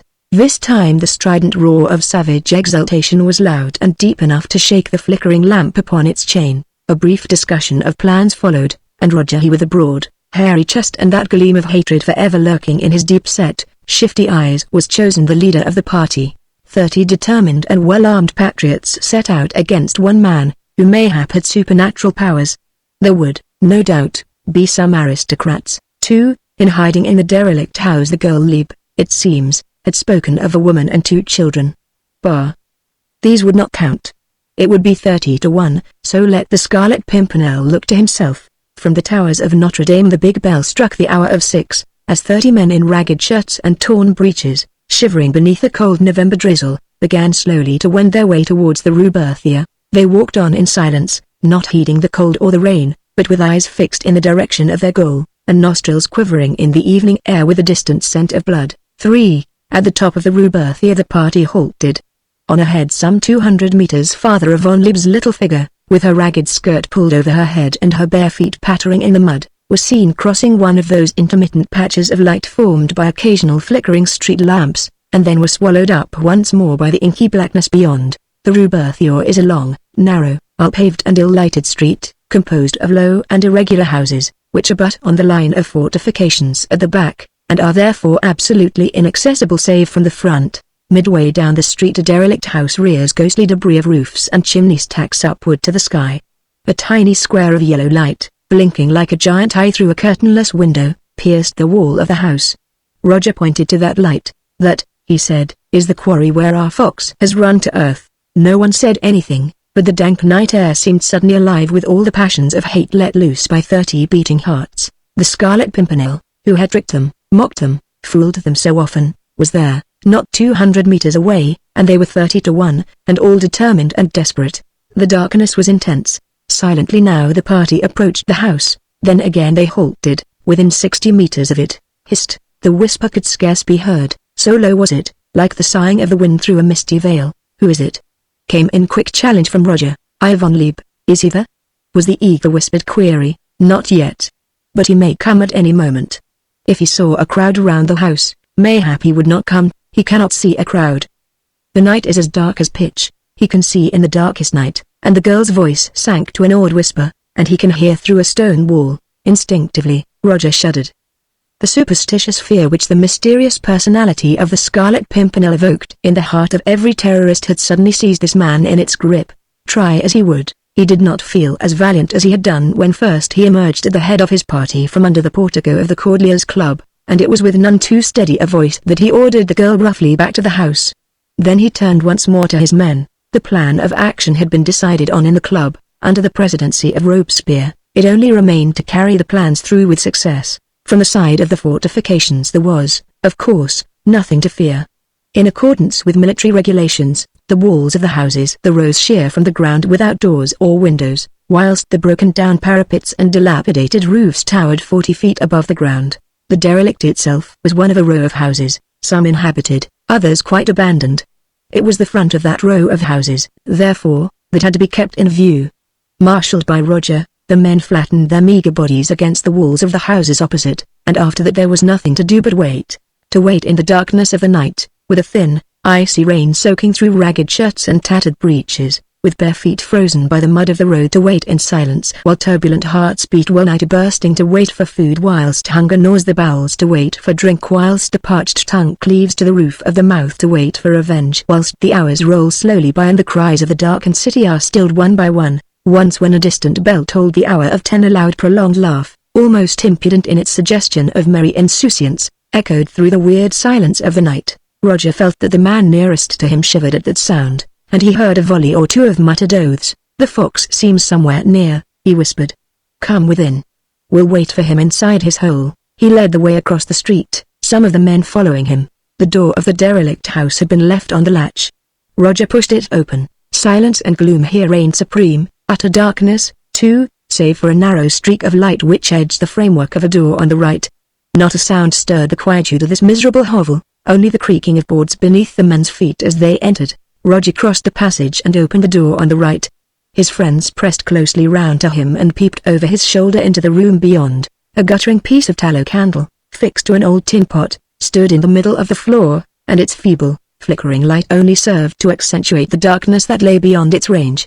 One or two rickety chairs and a rough deal table showed vaguely in the gloom, and in the far corner of the room there lay a bundle of what looked like heaped-up rags, but from which there now emerged the sound of heavy breathing and also a little cry of fear. "Yvonne," came in feeble, querulous accents from that same bundle of wretchedness. "Are these the English millers come back at last?" "No, no, father," was the quick whispered reply. Roger swore a loud oath, and two puny voices began to whimper piteously. "It strikes me the wench has been fooling us," muttered one of the men savagely. The girl had struggled to her feet. She crouched in the darkness, and two little boys, half naked and shivering, were clinging to her skirts. The rest of the human bundle seemed to consist of an oldish man, with long, gaunt legs and arms blue with the cold. He turned vague, wide-open eyes in the direction whence had come the harsh voices. "Are they friends, Yvonne?" he asked anxiously. The girl did her best to reassure him. "Yes, yes, father," she whispered close to his ear, her voice scarce above her breath. "They are good citizens who hoped to find the English miller here. They are disappointed that he has not yet come." "Ah, but he will come, of a surety," said the old man in that querulous voice of his. "He left his beautiful clothes here this morning, and surely he will come to fetch them." And his long, thin hand pointed towards a distant corner of the room. Roger and his friends, looking to where he was pointing, saw a parcel of clothes, neatly folded, lying on one of the chairs. Like so many wild cats snarling at sight of prey, they threw themselves upon those clothes, tearing them out from one another's hands, turning them over and over as if to force the cloth and satin to yield up the secret that lay within their folds. In the skirmish a scrap of paper fluttered to the ground. Roger seized it with avidity, and, crouching on the floor, smoothed the paper out against his knee. It contained a few hastily scrawled words, and by the feeble light of the fast-dying candle Roger spelt them out laboriously. "If the finder of these clothes will take them to the crossroads opposite the footbridge which leads straight to Courbevoie, and will do so before the clock of Courbevoie church has struck the hour of midnight, he will be rewarded with a sum of 500 francs. There is something more, Citizen Roger," said a raucous voice close to his ear. "Look. Look, citizen," in the bottom corner of the paper. "The signature, a scrawl done in red," said Roger, trying to decipher it. "It looks like a small flower, that accursed Scarlet Pimpernel," and even as he spoke the guttering tallow candle, swaying in its socket, suddenly went out with a loud splutter and a sizzle that echoed through the desolate room like the mocking laugh of ghouls. Once more the tramp through the dark and deserted streets, with the drizzle turned now to sleet beating on thinly clad shoulders. 15 men only on this tramp. The others remained behind to watch the house. 15 men, led by Roger, and with a blind old man, a young girl carrying a bundle of clothes, and 2 half-naked children dragged as camp followers in the rear. Their destination now was the signpost which stands at the crossroads, past the footbridge that leads to Courbevoie. The guard at the Maillet gate would have stopped the party, but Roger, member of the Committee or Public Safety, armed with his papers and his tricolour scarf, overruled Robespierre's former orders, and the party mucked out of the gate.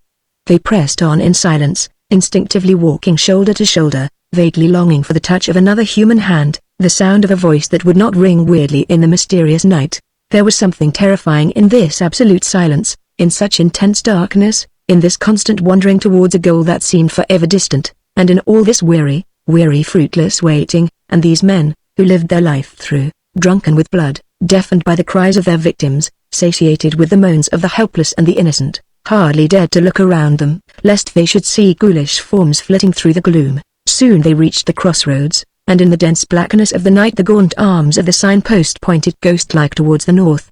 The men hung back, wrapped in the darkness as in a pall, while Roger advanced alone. "Hola! Is anyone there?" he called softly. Then, as no reply came, he added more loudly, "Hola! A friend with some clothes found in the Rue Berthier. Is anyone here? Hola. A friend, but only from the gently murmuring river far away. The melancholy call of the waterfowl seemed to echo mockingly. A friend. Just then the clock of Courbevoie church struck the midnight hour. It is too late, whispered the men. They did not swear, nor did they curse their leader. Somehow it seemed as if they had expected all along that the Englishman would evade their vengeance yet again, that he would lure them out into the cold and into the darkness, and then that he would mock them, fool them, and finally disappear into the night. It seemed futile to wait any longer. They were so sure that they had failed again. Who goes there? The sound of naked feet and of wooden sabots pattering on the distant footbridge had caused Roger to utter the quick challenge. Hola. Hola. Are you there? Was the loud, breathless response. The next moment the darkness became alive with men moving quickly forward, and raucous shouts of "Where are they? Have you got them? Don't let them go!" filled the air. Got whom? Who are they? What is it? Were the wild counter cries. The man. The girl. The children. Where are they? What? Which? The Lieb family? They are here with us. Where, indeed? To a call to them from Roger there came no answer, nor did a hasty search result in finding them. The old man, the two boys, and the girl carrying the bundle of clothes had vanished into the night. In the name of, what does this mean? Cried hoarse voices in the crowd. The newcomers, breathless, terrified, shaking with superstitious fear, tried to explain. The Lieb family, the old man, the girl, the two boys we discovered after your departure, locked up in the cellar of the house prisoners, but, then the others? They gasped. The girl and the children whom you saw must have been some aristocrats in disguise. The old man who spoke to you was that cursed Englishman, the Scarlet Pimpernel, and as if in mocking confirmation of these words there suddenly rang, echoing from afar, a long and merry laugh. The Scarlet Pimpernel! Cried Roger. In rags and barefooted. At him, citizens. He cannot have got far. Hush. Listen. Whispered one of the men, suddenly gripping him by the arm. And from the distance, though heaven only knew from what direction, came the sound of horses' hooves pawing the soft ground. The next moment they were heard galloping away at breakneck speed. The men turned to run in every direction, blindly, aimlessly, in the dark, like bloodhounds that have lost the trail. One man, as he ran, stumbled against a dark mass prone upon the ground. With a curse on his lips, he recovered his balance. Hold. What is this? He cried. Some of his comrades gathered round him. No one could see anything, but the dark mass appeared to have human shape, and it was bound round and round with cords. And now feeble moans escaped from obviously human lips. What is it? Who is it? Asked the men. An Englishman, came in weak accents from the ground. Your name? I am called Culmstead, Bar. An aristocrat? No. An enemy of the Scarlet Pimpernel, like yourselves. I would have delivered him into your hands. But you let him escape you. As for me, he would have been wiser if he had killed me. They picked him up and undid the cords from round his body, and later on took him with them back into Paris. But there, in the darkness of the night, in the mud of the road, and beneath the icy rain, knees were shaking that had long ago forgotten how to bend, and hasty prayers were muttered by lips that were far more accustomed to blaspheme. Part 9. The Cabaret de la Liberté. 8, 12, 4. A loud curse accompanied this last throw, and shouts of ribald laughter greeted it. No luck, Guidel. Always at the tail end of the cart. Citizen, do not despair yet, good old Guidel. Bad beginnings often make splendid ends. Then once again the dice rattled in the boxes. Those who stood around pressed close around the gamesters. Hot, avid faces, covered with sweat and grime, peered eagerly down upon the table. 8 and 11, 19, 12 and 0. By Satan. Curse him. Just my luck. 4 and 9, 13. Unlucky number. Now then once more. I'll back Mary. 10 assignats of the most worthless kind. Who'll take me that Mary gets the wench in the end? This from one of the lookers-on, a tall, cadaverous-looking creature, with sunken eyes and broad, hunched-up shoulders, which were perpetually shaken by a dry, rasping cough that proclaimed the ravages of some mortal disease, left him trembling as with ague and brought beads of perspiration to the roots of his lank hair. A recrudescence of excitement went the round of the spectators. The gamblers sitting round a narrow deal table, on which past libations had left marks of sticky rings, had scarce room to move their elbows. 19 and 4, 23. You are out of it, Dismonts. Not yet. 12 and 12. There. What did I tell you? Wait. Wait. Now, Mary. Now. Remember I have backed you for 10 assignats. which I propose to steal from the nearest Jew this very night. 13 and 12. 25. By all the demons and the ghouls! Came with a triumphant shout from the last thrower. Mary has it. Vive Mary! Was the unanimous and clamorous response. Mary was evidently the most popular amongst the three gamblers. Now he sprawled upon the bench, leaning his back against the table, and surveyed the assembled company with the air of an Achilles having vanquished his Hector. Good luck to you and to your Aristo. Began his backer lustily would, no doubt, have continued his song of praise had not a violent fit of coughing smothered the words in his throat. The hand which he had raised in order to slap his friend genially on the back now went with a convulsive clutch to his own chest, but his obvious distress did not apparently disturb the equanimity of Mary, or arouse even passing interest in the lookers-on. May she have as much money as Roma Reverse, said one of the men sententiously. Mary gave a careless wave of his grubby hand. More, citizen, more. He said loftily. Only the two losers appeared inclined to skepticism. Bah. One of them said it was Desmond's. The whole matter of the woman's money may be a tissue of lies, and England is a far cry, added Geidel. But Mary was not likely to be depressed by these dismal croakings. 'Tis simple enough, he said philosophically, to disparage the goods if you are not able to buy. Then a lusty voice broke in from the far corner of the room. And now, citizen Mary, 'tis time you remember that the evening is hot and your friends thirsty. The man who spoke was a short, broad-shouldered creature, with crimson face surrounded by a shock of white hair, like a ripe tomato wrapped in cotton wool. And let me tell you, he added complacently, that I have a cask of rum down below, which came straight from that accursed country, England, and is said to be the nectar whereon feeds that confounded Scarlet Pimpernel. It gives him the strength, so 'tis said, to intrigue successfully against the representatives of the people. Then by all means, citizen, concluded Mary's backer, still hoarse and spent after his fit of coughing, let us have some of your nectar. My friend, citizen Mary, will need strength and wits too, I'll warrant, for, after he has married the Aristo, he will have to journey to England to pluck the rich dowry which is said to lie hidden there. Cast no doubt upon that dowry, citizen Rate, curse you. Broke in Mary, with a spiteful glance directed against his former rivals, or Geidel and Desmond will cease to look glum, and half my joy in the Aristo will have gone, after which, the conversation drifted to general subjects, became hilarious and ribald, while the celebrated rum from England filled the close atmosphere of the narrow room with its heady fumes. 2. Open to the street in front, the locality known under the pretentious title of Cabaret de la Liberté was a favored one among the flotsam and jetsam of the population of this corner of old Paris, men and sometimes women, with nothing particular to do, no special means of livelihood save the battening on the countless miseries and sorrows which this revolution, which was to have been so glorious, was bringing in its train, idlers and loafers, who would crawl desultorily down the few worn and grimy steps which led into the cabaret from the level of the street. There was always good brandy or eau de vie to be had there, and no questions asked, no scares from the Revolutionary Guards or the secret agents of the Committee or Public Safety, who knew better than to interfere with the citizen host and his dubious clientele. There was also good Rhine wine or rum to be had, smuggled across from England or Germany, and no interference from the spies of some of those countless committees, more autocratic than any sediment despot. It was, in fact, an ideal place wherein to conduct those shady transactions which are unavoidable corollaries of an unfettered democracy.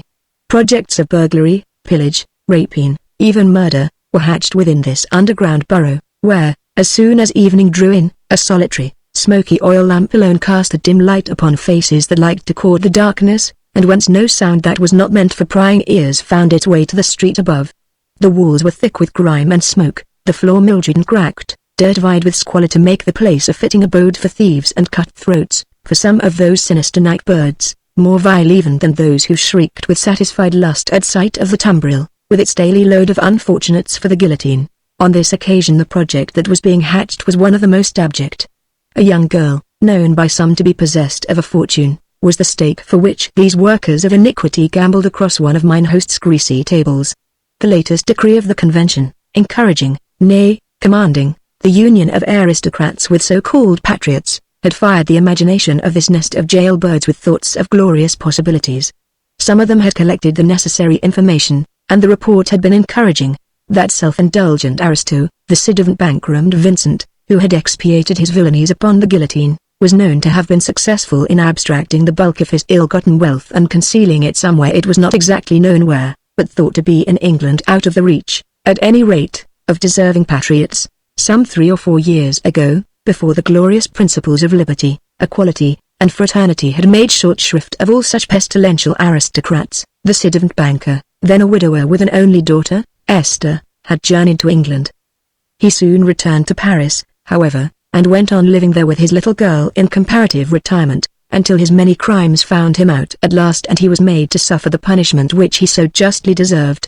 Those crimes consisted for the most part in humiliating the aforesaid deserving patriots with his benevolence, shaming them with many kindnesses, and the simplicity of his home life, and, above all, in flouting the decrees of the revolutionary government, which made every connection with citizen churches and priests a penal offense against the security of the state. And Vincent was sent to the guillotine, and the representatives of the people confiscated his house and all his property on which they could lay their hands, but they never found the millions which he was supposed to have concealed. Certainly his daughter Esther, a young girl, not yet 19, had not found them either, for after her father's death she went to live in one of the poorer quarters of Paris, alone with an old and faithful servant named Lucien. And while the Committee or Public Safety was deliberating whether it would be worthwhile to send Esther to the guillotine, to follow in her father's footsteps, a certain number of astute jailbirds plotted to obtain possession of her wealth. The wealth existed, over in England, of that they were ready to take their oath, and the project which they had formed was as ingenious as it was diabolic, to feign a denunciation, to enact a pretended arrest, to place before the unfortunate girl the alternative of death or marriage with one of the gang, were the chief incidents of this iniquitous project, and it was in the Cabaret de la Liberté that lots were thrown as to which among the herd of miscreants should be the favored one to play the chief role in the sinister drama. The lot fell to Mary, but the whole gang was to have a share in the putative fortune even rate. The wretched creature with the hacking cough, who looked as if he had one foot in the grave, and shivered as if he were stricken with ague, put in a word now and again to remind his good friend Mary that he, too, was looking forward to his share of the spoils. Mary, however, was inclined to repudiate him altogether. "Why should I share with you?" he said roughly, when, a few hours later, he and Rate parted in the street outside the Cabaret de la Liberté. "Who are you, I would like to know, to try and poke your ugly nose into my affairs? How do I know where you come from, and whether you are not some crapulent spy of one of those pestilential committees?" From which eloquent flow of language we may infer that the friendship between these two worthies was not of very old duration. Rate would, no doubt, have protested loudly, but the fresh out air had evidently caught his wheezy lungs, and for a minute or two he could do nothing but cough and splutter and groan, and cling to his unresponsive comrade for support.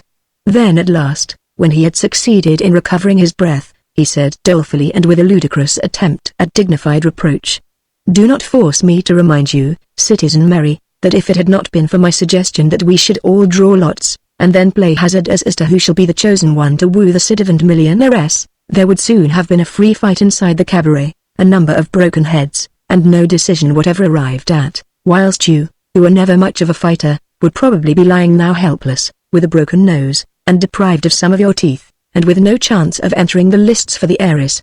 Instead of which, here you are, the victor by a stroke of good fortune, which you should at least have the good grace to ascribe to me." Whether the poor wretch's argument had any weight with Citizen Mary, or whether that worthy patriot merely thought that procrastination would, for the nonce, prove the best policy, it were impossible to say. Certain it is that in response to his companion's tirade he contented himself with a dubious grunt, and without another word turned on his heel and went slouching down the street. 3. For the persistent and optimistic romanticist, there were still 1 or 2 riddles to be discovered flourishing under the shadow of the grim and relentless revolution. One such was that which had Esther Vincent and Jack Kennard for hero and heroine. Esther, the orphaned daughter of one of the richest bankers of pre-revolution days, now a daily governess and household drudge at 10 francs a week in the house of a retired butcher in the Rue Richelieu, and Jack Kennard, formerly the representative of a big English firm of woolen manufacturers, who had thrown up his employment and prospects in England in order to watch over the girl whom he loved. He, himself an alien enemy, an Englishman, in deadly danger of his life every hour that he remained in France, and she, unwilling at the time to leave the horrors of revolutionary Paris while her father was lingering at the consistory awaiting condemnation, as such forbidden to leave the city. So Kennard stayed on, unable to tear himself away from her, and obtained an unlucrative post as accountant in a small wine shop over by Montmartre.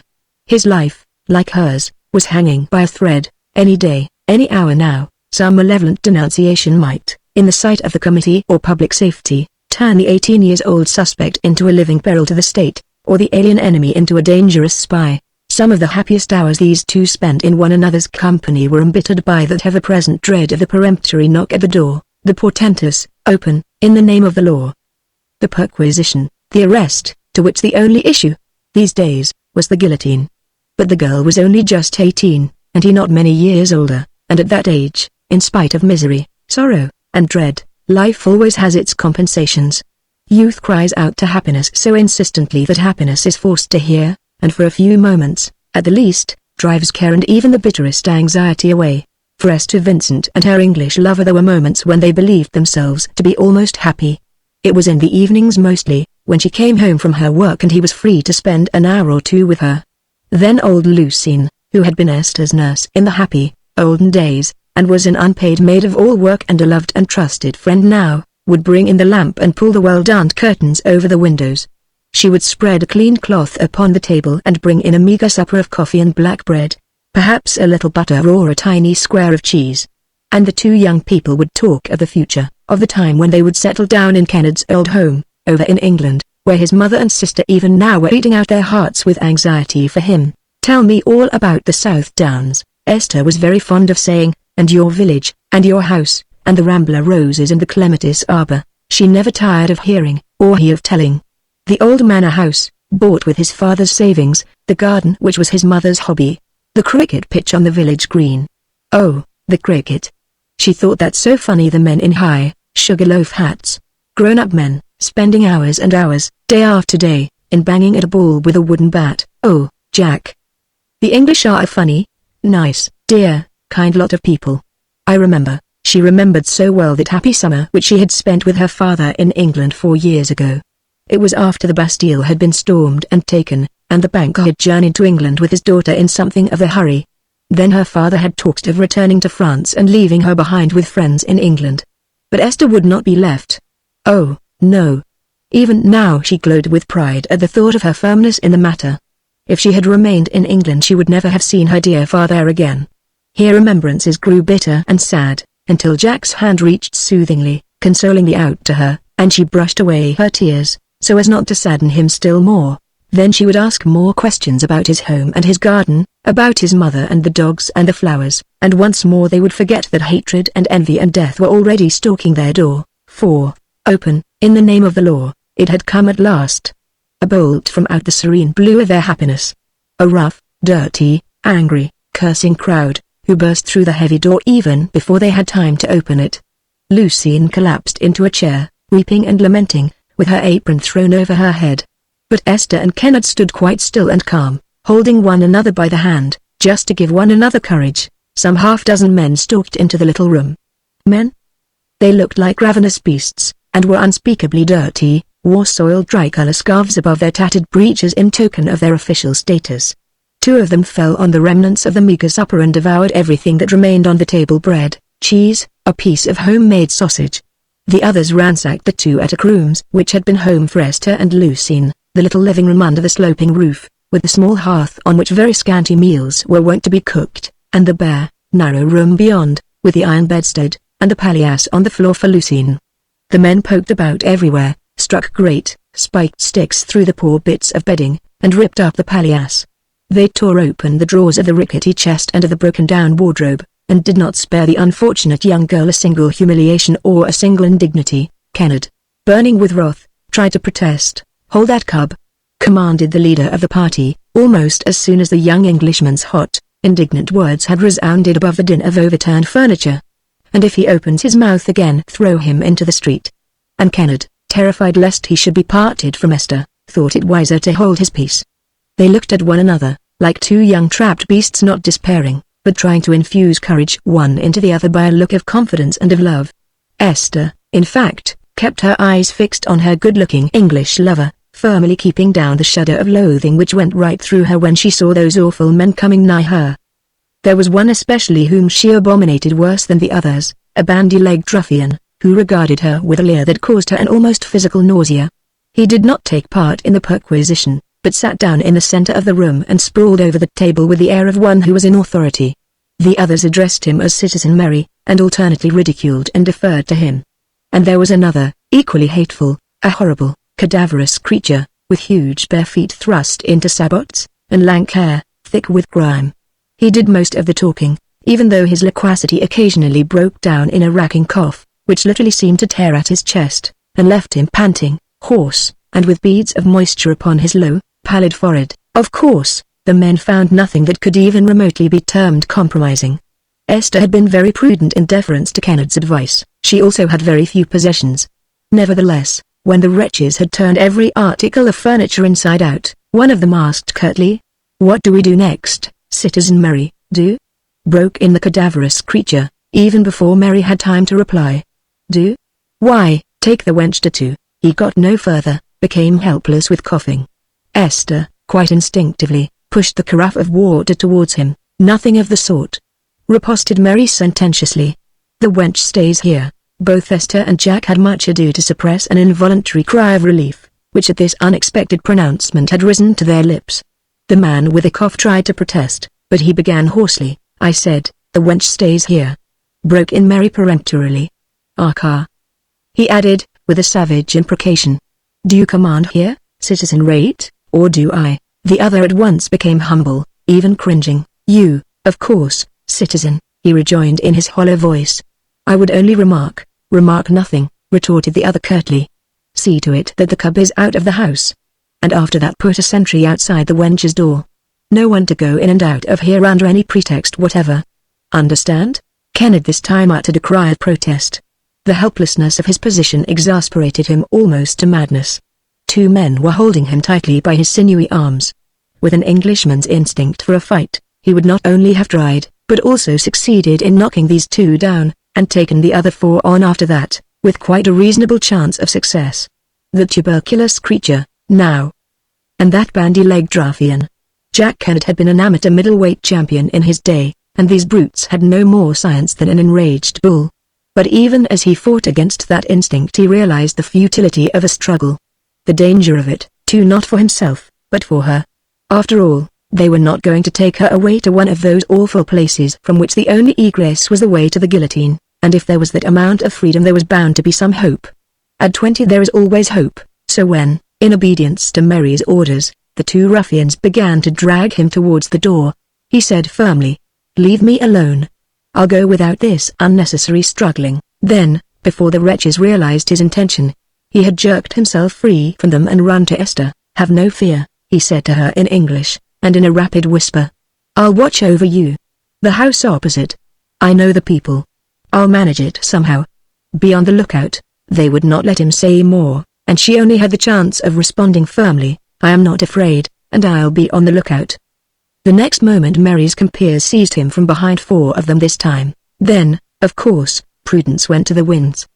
He hit out to the right and left, knocked two of those recreants down, and already was prepared to seize Esther in his arms, make a wild dash for the door, and run with her, whither only God knew, when Rate, that awful consumptive reprobate, crept slyly up behind him and dealt him a swift and heavy blow on the skull with his weighted stick.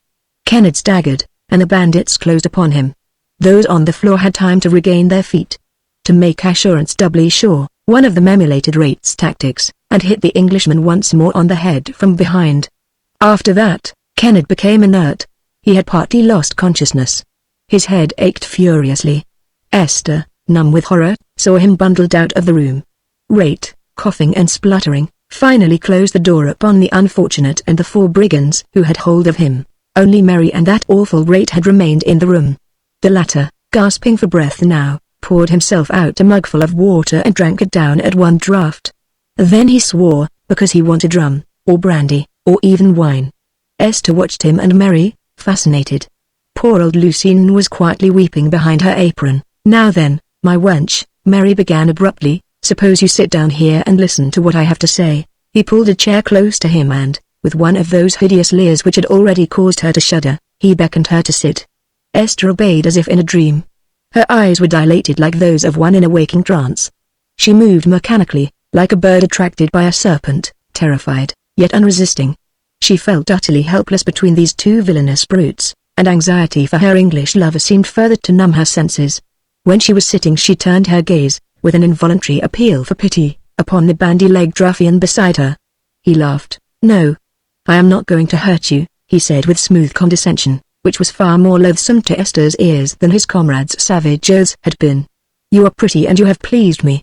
'Tis no small matter, forsooth," he added, with loud-voiced bombast, "to have earned the goodwill of citizen Mary. You, my wench, are in luck's way. You realize what has occurred just now. You are amenable to the law which has decreed you to be suspect. I hold an order for your arrest. I can have you seized at once by my men, dragged to the consistory, and from thence nothing can save you, neither your good looks nor the protection of citizen Mary. It means the guillotine. You understand that, don't you?" She sat quite still, only her hands were clutched convulsively together. But she contrived to say quite firmly, "I do, and I am not afraid." Mary waved a huge and very dirty hand with a careless gesture. "I know," he said with a harsh laugh. "They all say that, don't they, citizen Rate?" "Until the time comes," assented that worthy dryly. "Until the time comes," reiterated the other. "Now, my wench," he added, once more turning to Esther, "I don't want that time to come. I don't want your pretty head to go rolling down into the basket, and to receive the slap on the face which the citizen executioner has of late taken to bestowing on those aristocratic cheeks which la guillotine has finally blanched forever. Like this, you see," and the inhuman wretch took up one of the round cushions from the nearest chair, held it up at arm's length, as if it were a head which he held by the hair, and then slapped it twice with the palm of his left hand. The gesture was so horrible and withal so grotesque, that Esther closed her eyes with a shudder, and her pale cheeks took on a leaden hue. Mary laughed aloud and threw the cushion down again. "Unpleasant, what? My pretty wench. Well, you know what to expect. Unless," he added significantly, "you are reasonable and will listen to what I am about to tell you." Esther was no fool, nor was she unsophisticated. These were not times when it was possible for any girl, however carefully nurtured and tenderly brought up, to remain ignorant of the realities and the brutalities of life. Even before Mary had put his abominable proposition before her, she knew what he was driving at. Marriage to him. That ignoble wretch, more vile than any dumb creature. In exchange for her life, it was her turn now to laugh. The very thought of it was farcical in its very odiousness. Mary, who had embarked on his proposal with grandiloquent phraseology, suddenly paused, almost awed by that strange, hysterical laughter. "By Satan and all his ghouls!" he cried, and jumped to his feet, his cheeks paling beneath the grime. Then rage seized him at his own cowardice. His egregious vanity, wounded by that laughter, egged him on. He tried to seize Esther by the waist.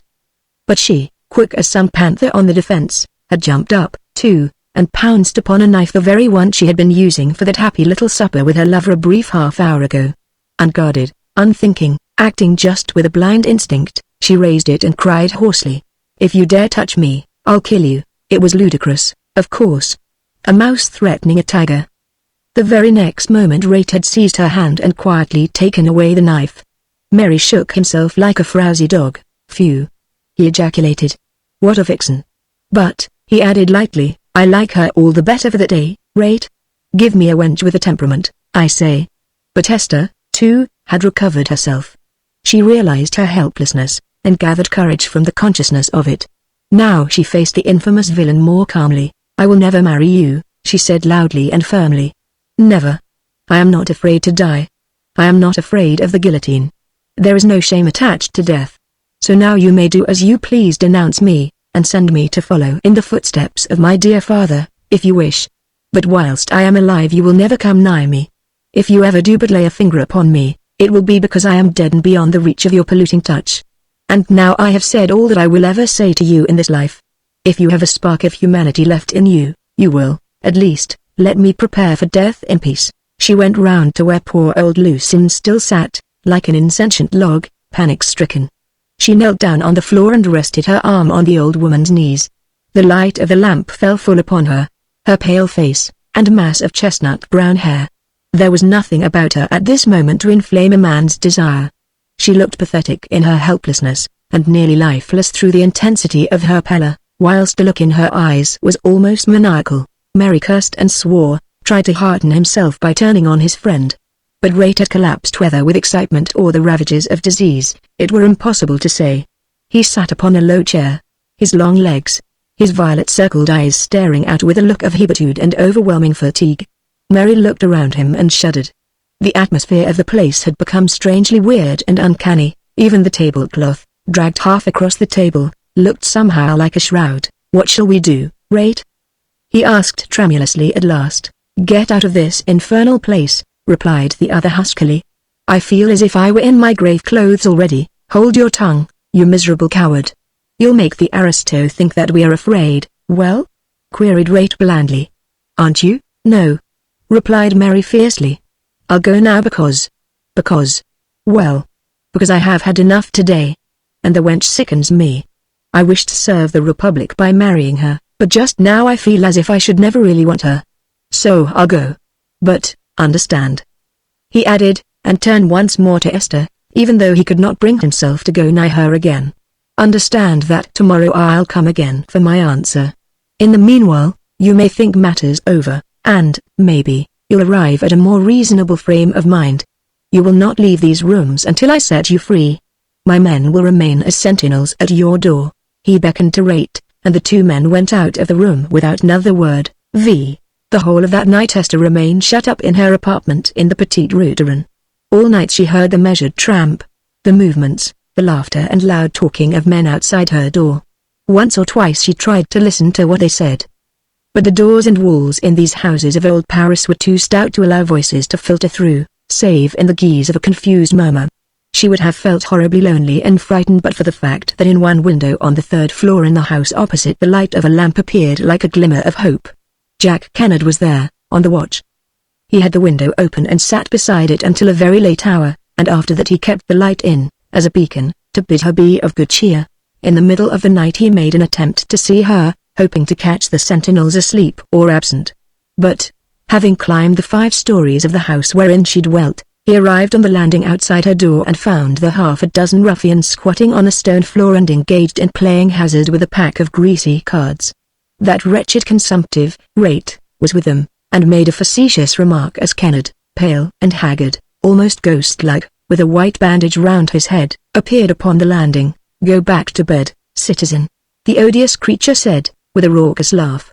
We are taking care of your sweetheart for you. Never in all his life had Jack Kennard felt so abjectly wretched as he did then, so miserably helpless. There was nothing that he could do, save to return to the lodging, which a kind friend had lent him for the occasion, and from whence he could, at any rate, see the windows behind which his beloved was watching and suffering. When he went a few moments ago, he had left the portico ajar. Now he pushed it open and stepped into the dark passage beyond. A tiny streak of light filtrated through a small curtained window in the concierge's lodge. It served to guide Kennard to the foot of the narrow stone staircase which led to the floors above. Just at the foot of the stairs, on the mat, a white paper glimmered in the dim shaft of light. He paused, puzzled, quite certain that the paper was not there 5 minutes ago when he went out. Oh! It may have fluttered in from the courtyard beyond, or from anywhere, driven by the draught. But, even so, with that mechanical action peculiar to most people under like circumstances, he stooped and picked up the paper, turned it over between his fingers, and saw that a few words were scribbled on it in pencil. The light was too dim to read by, so Kennard, still quite mechanically, kept the paper in his hand and went up to his room. There, by the light of a lamp, he read the few words scribbled in pencil. Wait in the street outside, nothing more. The message was obviously not intended for him, and yet, a strange excitement possessed him. If it should be. If. He had heard everyone had of the mysterious agencies that were at work, under cover of darkness, to aid the unfortunate, the innocent, the helpless. He had heard of that legendary English gentleman who had before now defied the closest vigilance of the committees, and snatched their intended victims out of their murderous clutches, at times under their very eyes. If this should be. He scarce dared put his hope into words. He could not bring himself really to believe. But he went. He ran downstairs and out into the street, took his stand under a projecting doorway nearly opposite the house which held the woman he loved, and leaning against the wall, he waited. After many hours it was then past 3 o'clock in the morning, and the sky of an inky blackness. He felt so numb that despite his will a kind of trance-like drowsiness overcame him. He could no longer stand on his feet. His knees were shaking, his head felt so heavy that he could not keep it up. It rolled round from shoulder to shoulder, as if his will no longer controlled it. And it ached furiously. Everything around him was very still. Even Paris by night, that grim and lurid giant, was for the moment at rest. A warm summer rain was falling, its gentle, pattering murmur into the gutter helped to lull Kennard's senses into somnolence. He was on the point of dropping off to sleep when something suddenly roused him. A noise of men shouting and laughing, familiar sounds enough in these squalid Paris streets. But Kenneth was wide awake now. Numbness had given place to intense quivering of all his muscles, and super keenness of his every sense. He peered into the darkness and strained his ears to hear. The sound certainly appeared to come from the house opposite, and there, too, it seemed as if something or things were moving. Men. More than one or two, surely. Kenneth thought that he could distinguish at least 3 distinct voices, and there was that weird, racking cough which proclaimed the presence of Rate. Now the men were quite close to where Kenneth still stood cowering. A minute or two later they had passed down the street. Their hoarse voices soon died away in the distance. Kenneth crept cautiously out of his hiding place. Message or mere coincidence, he now blessed that mysterious scrap of paper. Had he remained in his room, he might really have dropped off to sleep and not heard these men going away. There were 3 of them at least, Kenneth thought 4. But, anyway, the number of watchdogs outside the door of his beloved had considerably diminished. He felt that he had the strength to grapple with them, even if there were still 3 of them left. He, an athlete, English, and master of the art of self-defense, and they, a mere pack of drink-sodden brutes. Yes. He was quite sure he could do it. Quite sure that he could force his way into Esther's rooms and carry her off in his arms with her. God alone knew. And God alone would provide. Just for a moment he wondered if, while he was in that state of somnolence, other bandits had come to take the place of those that were going. But this thought he quickly dismissed. In any case, he felt a giant's strength in himself, and could not rest now till he had tried once more to see her. He crept very cautiously along, was satisfied that the street was deserted. Already he had reached the house opposite, had pushed open the portière, which was on the latch when, without the slightest warning, he was suddenly attacked from behind. His arms seized and held behind his back with a vice-like grip, whilst a vigorous kick against the calves of his legs caused him to lose his footing and suddenly brought him down, sprawling and helpless, in the gutter, while in his ear there rang the hideous sound of the consumptive ruffian's racking cough. "What shall we do with the cub now?" A raucous voice came out of the darkness. "Let him lie there," was the quick response. "It'll teach him to interfere with the work of honest patriots." Kenneth, lying somewhat bruised and stunned, heard this decree with thankfulness. The bandits obviously thought him more hurt than he was, and if only they would leave him lying here, he would soon pick himself up and renew his attempt to go to Esther. He did not move, feigning unconsciousness, even though he felt rather than saw that hideous Rate stooping over him, heard his stertorous breathing, the wheezing in his throat. "Run and fetch a bit of cord, Citizen Desmond," the wretch said presently. "A trussed cub is safer than a loose one." This dashed Kenneth's hopes to a great extent. He felt that he must act quickly, before those brigands returned and rendered him completely helpless. He made a movement to rise, a movement so swift and sudden as only a trained athlete can make. But, quick as he was, that odious, wheezing creature was quicker still, and now, when Kenneth had turned on his back, Rate promptly sat on his chest, a dead weight, with long legs stretched out before him, coughing and spluttering, yet wholly at his ease. Oh! The humiliating position for an amateur middleweight champion to find himself in, with that drink-sodden Kenneth was sure that he was drink-sodden consumptive sprawling on the top of him. "Don't trouble, Citizen Desmond," the wretch cried out after his retreating companions. "I have what I want by me." Very leisurely he pulled a coil of rope out of the capacious pocket of his tattered coat. Kenneth could not see what he was doing, but felt it with supersensitive instinct all the time. He lay quite still beneath the weight of that miscreant, feigning unconsciousness, yet hardly able to breathe. That tuberculous caitiff was such a towering weight. But he tried to keep his faculties on the alert, ready for that surprise spring which would turn the tables, at the slightest false move on the part of Rate. But, as luck would have it, Rate did not make a single false move. It was amazing with what dexterity he kept Kenneth down, even while he contrived to pinion him with cords. An old sailor, probably. He seemed so dexterous with knots. My God! The humiliation of it all. And Esther a helpless prisoner, inside that house not 5 paces away. Kenneth's heavy, wearied eyes could perceive a light in her window, 5 stories above where he lay, in the gutter, a helpless log. Even now he gave a last desperate shriek. Esther! But in a second the abominable brigand's hand came down heavily upon his mouth, whilst a raucous voice spluttered rather than said, right through an awful fit of coughing.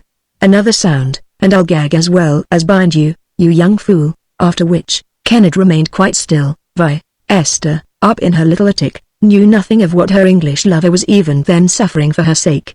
She herself had passed, during the night, through every stage of horror and of fear. Soon after midnight that execrable brigand Rait had poked his ugly, cadaverous face in at the door and peremptorily called for Lucine. The woman, more dead than alive now with terror, had answered with mechanical obedience. "I and my friends are thirsty," the man had commanded.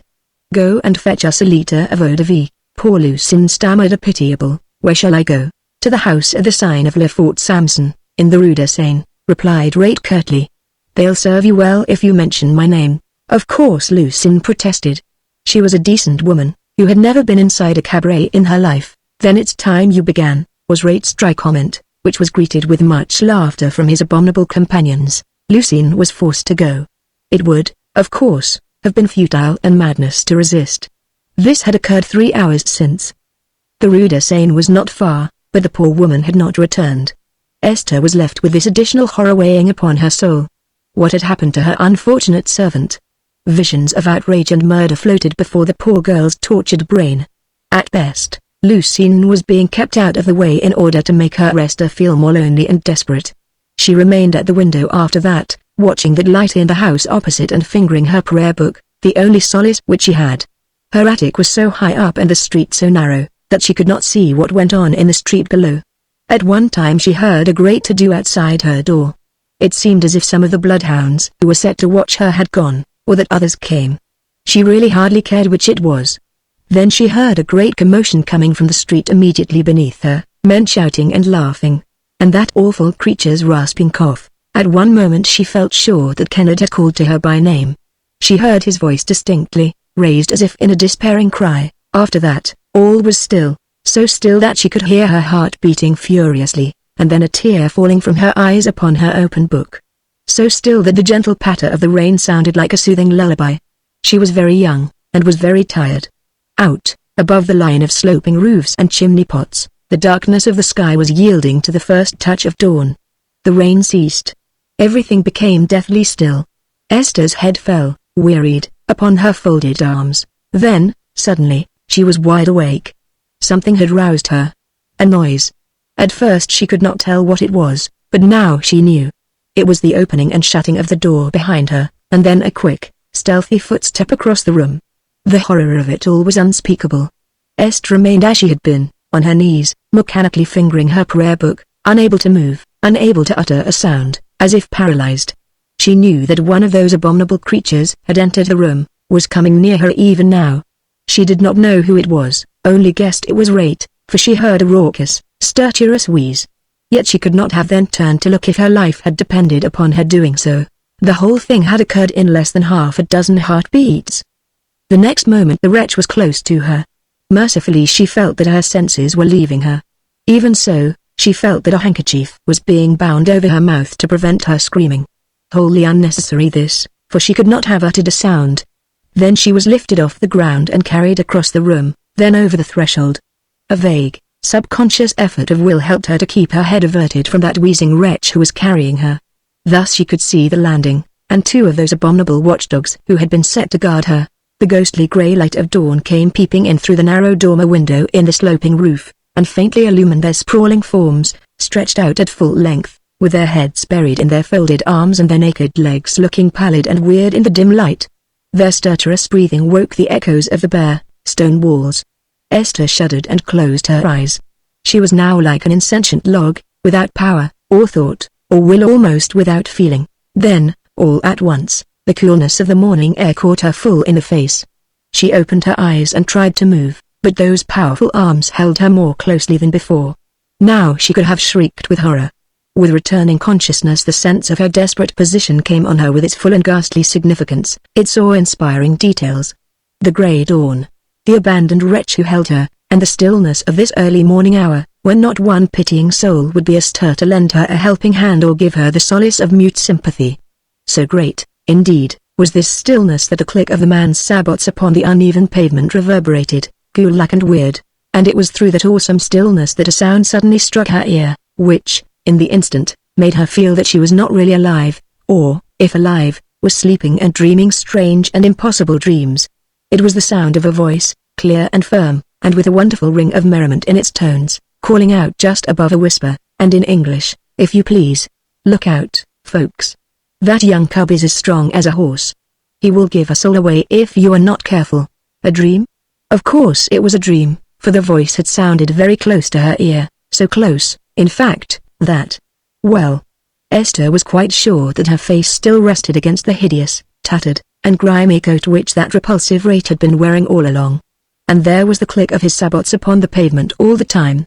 So, then, the voice and the merry, suppressed laughter which accompanied it, must all have been a part of her dream. How long this lasted she could not have told you. An hour and more, she thought, while the grey dawn yielded to the roseate hue of morning. Somehow, she no longer suffered either terror or foreboding. A subtle atmosphere of strength and of security seemed to encompass her. At one time she felt as if she were driven along in a car that jolted horribly, and when she moved her face and hands they came in contact with things that were fresh and green and smelt of the country. She was in darkness then, and more than 3 parts unconscious, but the handkerchief had been removed from her mouth. It seemed to her as if she could hear the voice of her Jack, but far away and indistinct, also the tramp of horses' hooves and the creaking of cart wheels, and at times that awful, rasping cough, which reminded her of the presence of a loathsome wretch, who should not have had a part in her soothing dream. Thus many hours must have gone by. Then, all at once, she was inside a room, and she felt that she was being lowered very gently to the ground. She was on her feet, but she could not see where she was. There was furniture, a carpet, a ceiling, the man wraith with the sabots and the dirty coat, and the merry English voice, and a pair of deep-set blue eyes, thoughtful and lazy and infinitely kind.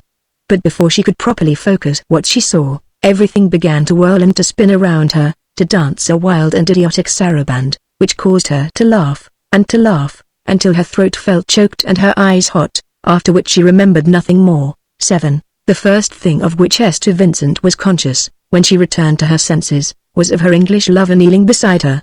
She was lying on some kind of couch, and she could see his face in profile, for he had turned and was speaking to someone at the far end of the room. "And was it you who knocked me down?"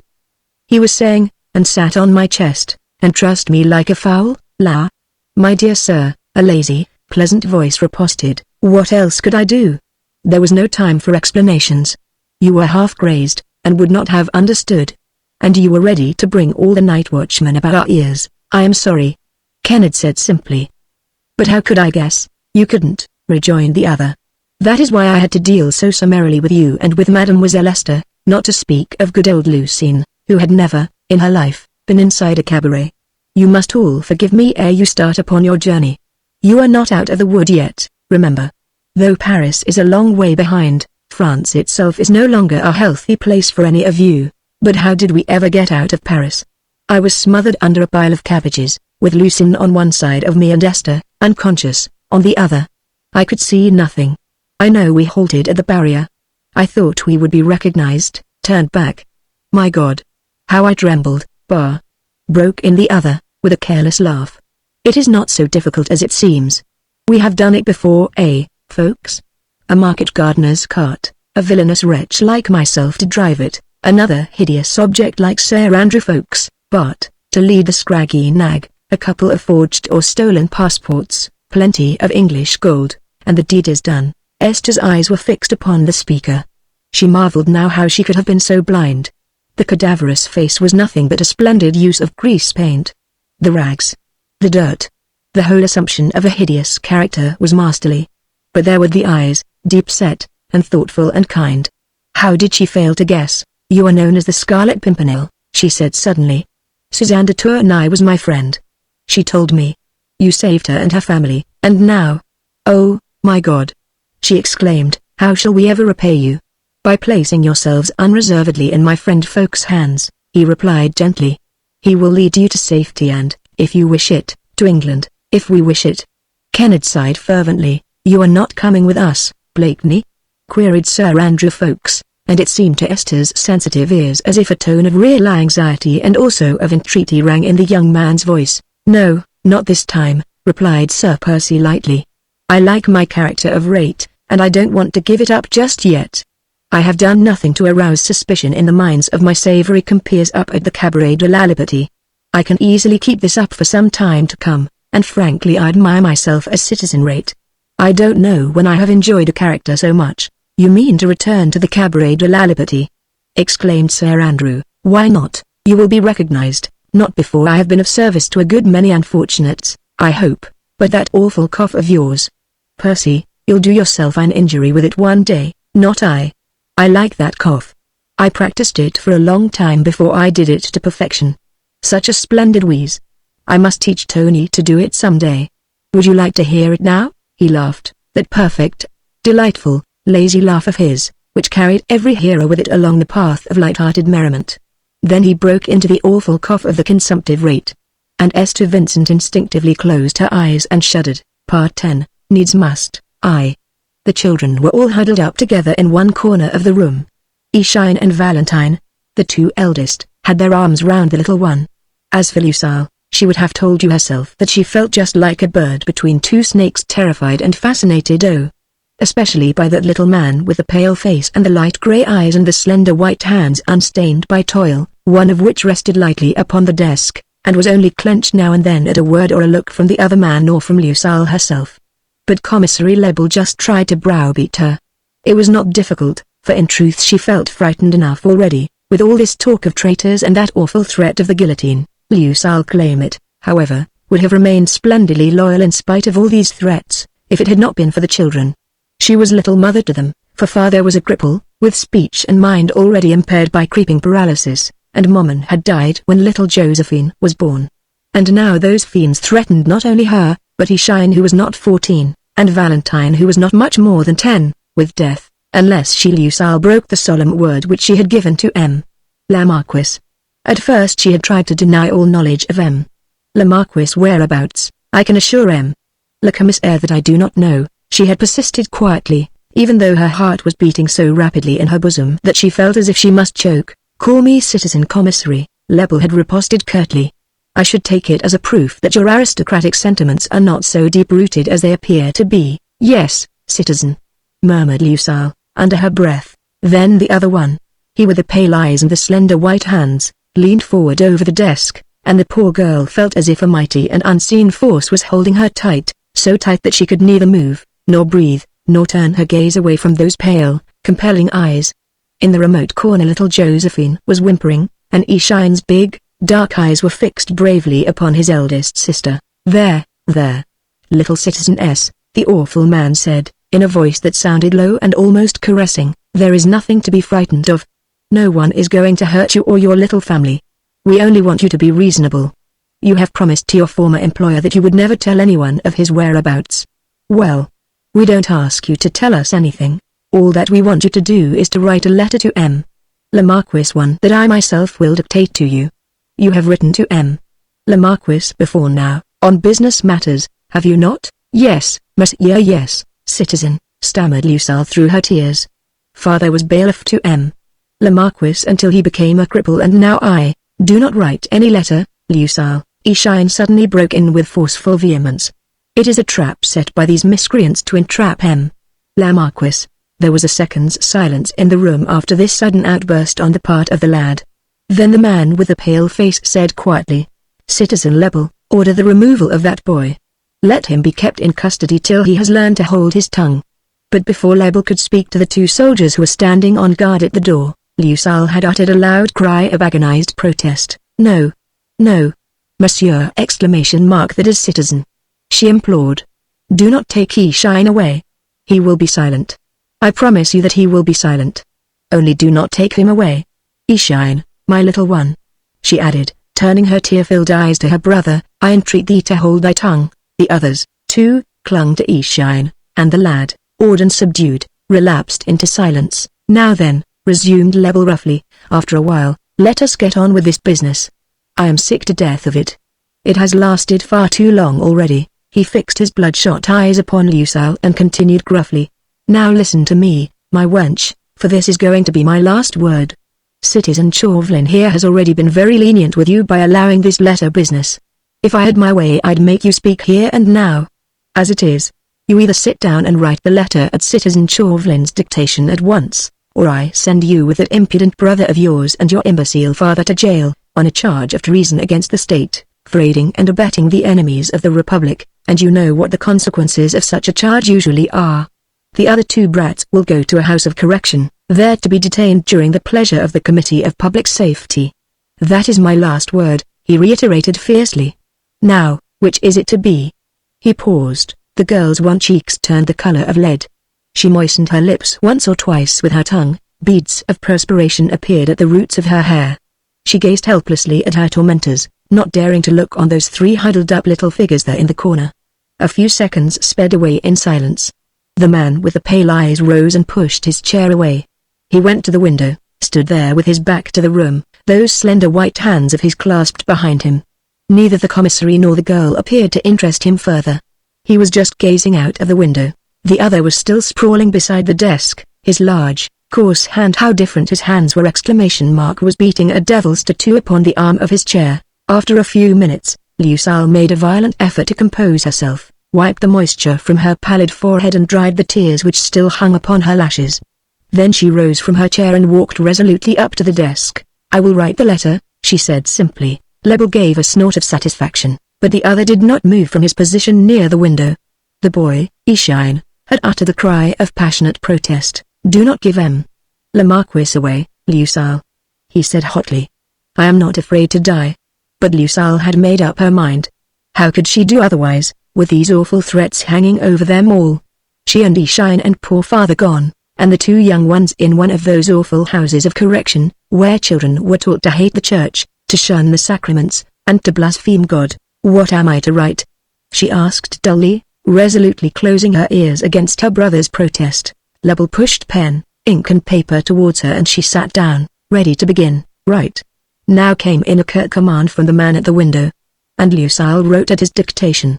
"Monsieur le Marquis, we are in grave trouble. My brother Ishine and I have been arrested on a charge of treason. This means the guillotine for us and for poor father, who can no longer speak, and the two little ones are to be sent to one of those dreadful houses of correction, where children are taught to deny God and to blaspheme. You alone can save us, le Marquis, and I beg you on my knees to do it. The citizen commissary here says that you have in your possession certain papers which are of great value to the state, and that if I can persuade you to give these up, Ishine, father and I and the little ones will be left unmolested. Le Marquis, you once said that you could never adequately repay my poor father for all his devotion in your service. You can do it now, le Marquis, by saving us all. I will be at the chateau a week from today. I entreat you, le Marquis, to come to me then and to bring the papers with you, or if you can devise some other means of sending the papers to me, I will obey your behests. I am, le Marquis' faithful and devoted servant. Lucille claim it. The pen dropped from the unfortunate girl's fingers. She buried her face in her hands and sobbed convulsively. The children were silent, awed and subdued, tired out, too. Only Ishine's dark eyes were fixed upon his sister with a look of mute reproach. Lebel had made no attempt to interrupt the flow of his colleague's dictation. Only once or twice did a hastily smothered what the dash of astonishment escape his lips. Now, when the letter was finished and duly signed, he drew it to him and strewed the sand over it. Chauvelin, more impassive than ever, was once more gazing out of the window. How are the ci devant aristos to get this letter? The commissary asked. It must be put in the hollow tree which stands by the side of the stable gate at Montague, whispered Lucille, and the aristos will find it there. Yes. Le Vicomte goes there once or twice a week to see if there is anything there from one of us. They are in hiding somewhere close by, then, but to this the girl gave no reply. Indeed, she felt as if any word now might choke her. Well, no matter where they are. The inhuman wretch resumed, with brutal cynicism. We've got them now, both of them. Marquis. Vicomte. He added, and spat on the ground to express his contempt of such titles. Citizens Montague, father and son, that's all they are. And as such they'll walk up in state to make their bottom. La guillotine, may we go now? Stammered Lucille through her tears. Lebel nodded in assent, and the girl rose and turned to walk towards the door. She called to the children, and the little ones clustered round her skirts like chicks around the mother hen. Only Ishine remained aloof, wrathful against his sister for what he deemed her treachery. Women have no sense of honor, he muttered to himself, with all the pride of conscious manhood. But Lucille felt more than ever like a bird who is vainly trying to evade the clutches of a fowler. She gathered the two little ones around her. Then, with a cry like a wounded doe, she ran quickly out of the room, too. As soon as the sound of the children's footsteps had died away down the corridor, Lebel turned with a grunt to his still silent companion. "And now, Citizen Chauvelin," he said roughly, "perhaps you will be good enough to explain what is the meaning of all this tomfoolery." "Tomfoolery, citizen?" queried the other blandly. "What tomfoolery, pray?" "Why, about those papers," growled Lebel savagely. "Curse you for an interfering busybody. It was I who got information that those pestilential aristos, the Montagues, far from having fled the country, are in hiding somewhere in my district. I could have made the girl give up their hiding place pretty soon, without any help from you. What right had you to interfere, I should like to know?" "You know quite well what right I had, Citizen Lebel," replied Chauvelin with perfect composure. "The right conferred upon me by the Committee or Public Safety, of whom I am still an unworthy member. They sent me down here to lend you a hand in an investigation which is of grave importance to them." "I know that," retorted Lebel sulkily. "But why have invented the story of the papers?" "It is no invention, citizen," rejoined Chauvelin with slow emphasis. "The papers do exist. They are actually in the possession of the Montagues, father and son. To capture the two aristos would be not only a blunder, but criminal folly, unless we can lay hands on the papers at the same time." "But what in Satan's name are those papers?" ejaculated Lebel with a fierce oath. "Think, Citizen Lebel. Think," was Chauvelin's cool rejoinder. "Methinks you might arrive at a pretty shrewd guess." Then, as the other's bluster and bounds suddenly collapsed upon his colleague's calm, accusing gaze, the latter continued with impressive deliberation. "The papers which the two aristos have in their possession, citizen, are receipts for money, for bribes paid to various members of the Committee of Public Safety by royalist agents for the overthrow of our glorious republic. You know all about them, do you not?" While Chauvelin spoke, a look of furtive terror had crept into Lebel's eyes, his cheeks became the color of lead. But even so, he tried to keep up an air of incredulity and of amazement. "I?" he exclaimed. "What do you mean, Citizen Chauvelin? What should I know about it? Some of those receipts are signed with your name, Citizen Lebel," retorted Chauvelin forcefully. "Bah!" he added, and a tone of savage contempt crept into his even, calm voice now. "Harriet, Fouquier, Ducrot and the whole gang of you are in it up to the neck. Trafficking with our enemies, trading with England, taking bribes from every quarter for working against the safety of the Republic. Ah! If I had my way, I would let the hatred of those aristos take its course. I would let the Montagues and the whole pack of royalist agents publish those infamous proofs of your treachery and of your baseness to the entire world, and send the whole lot of you to the guillotine." He had spoken with so much concentrated fury, and the hatred and contempt expressed in his pale eyes were so fierce that an involuntary ice-cold shiver ran down the length of Lebel's spine. But, even so, he would not give in. He tried to sneer and to keep up something of his former surly defiance. "Bah!" he exclaimed, and with a lowering glance gave hatred for hatred, and contempt for contempt. "What can you do? And I am not mistaken, there is no more discredited man in France today than the unsuccessful tracker of the Scarlet Pimpernel." The taunt went home. It was Chauvelin's turn now to lose countenance, to pale to the lips. The glow of virtuous indignation died out of his eyes, his look became furtive and shamed. "You are right, Citizen Lebel," he said calmly after a while. "Recriminations between us are out of place. I am a discredited man, as you say. Perhaps it would have been better if the committee had sent me long ago to expiate my failures on the guillotine. I should at least not have suffered, as I am suffering now, daily, hourly humiliation at thought of the triumph of an enemy, whom I hate with a passion which consumes my very soul. But do not let us speak of me," he went on quietly. "There are graver affairs at stake just now than mine own." Lebel said nothing more for the moment. Perhaps he was satisfied at the success of his taunt, even though the terror within his craven soul still caused the cold shiver to course up and down his spine. Chauvelin had once more turned to the window, his gaze was fixed upon the distance far away. The window gave on the north. That way, in a straight line, lay Calais, Boulogne, England, where he had been made to suffer such bitter humiliation at the hands of his elusive enemy. And immediately before him was Paris, where the very walls seemed to echo that mocking laugh of the daring Englishman which would haunt him even to his grave. Lebel, unnerved by his colleague's silence, broke in gruffly at last.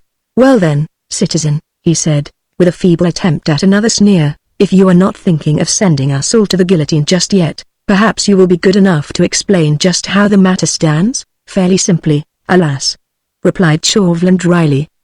"The two Montagues, father and son, under assumed names, were the royalist agents who succeeded in suborning men such as you, citizen, the whole gang of you. We have tracked them down, to this district, have confiscated their lands and ransacked the old chateau for valuables and so on. 2 days later, the first of a series of pestilential anonymous letters reached the Committee of Public Safety, threatening the publication of a whole series of compromising documents if the Marquis and the Vicomte de Montague were in any way molested, and if all the Montague property is not immediately restored. I suppose it is quite certain that those receipts and documents do exist, suggested Lebel. Perfectly certain. One of the receipts, signed by Harriet, was sent as a specimen. My God! Ejaculated Lebel, and wiped the cold sweat from his brow. Yes, you'll all want help from somewhere, retorted Chauvelin coolly. From above or from below, what? If the people get to know what miscreants you are.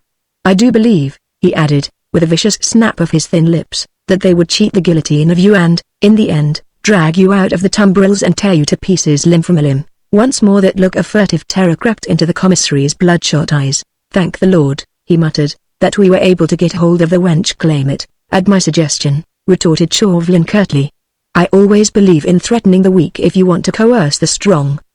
The Montagues cannot resist the wench's appeal. Even if they do at first, we can apply the screw by clapping one of the young ones in jail.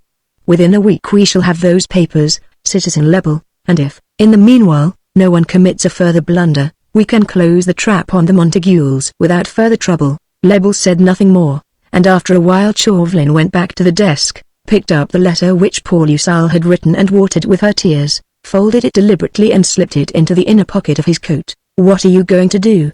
Queried Lebel anxiously. Drop this letter into the hollow tree by the side of the stable gate at Montague, replied Chauvelin simply. What? Exclaimed the other. Yourself? Why, of course.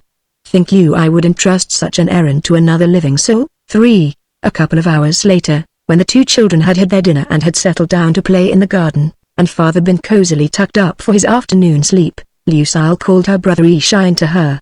The boy had not spoken to her since that terrible time spent in the presence of those two awful men. He had eaten no dinner, only sat glowering, staring straight out before him, from time to time throwing a look of burning reproach upon his sister. Now, when she called to him, he tried to run away, was halfway up the stairs before she could seize hold of him. Eshine, mon petit, she implored, as her arms closed around his shrinking figure. Let me go, Lucille. The boy pleaded obstinately. Mon petit, listen to me. She pleaded. All is not lost, if you will stand by me. All is lost, Lucille. Eshine cried, striving to keep back a flood of passionate tears. Honor is lost. Your treachery has disgraced us all. If la Marquise and la Vicomte are brought to the guillotine, their blood will be upon our heads, upon mine alone, my little Eshine, she said sadly. But God alone can judge me. It was a terrible alternative, la Marquise, or you and Valentine and little Josephine and poor father, who is so helpless. But don't let us talk of it. All is not lost, I am sure. The last time that I spoke with la Marquise, it was in February, do you remember? He was full of hope, and oh, so kind. Well, he told me then that if ever I or any of us here were in such grave trouble that we did not know where to turn, one of us was to put on our very oldest clothes, look as like a barefooted beggar as we could, and then go to Paris to a place called the Cabaret de la Liberté in the Rue Christine. That we were to ask for the citizen rate, and we were to tell him all our troubles, whatever they might be. Well, we are in such trouble now, mon petit, that we don't know where to turn.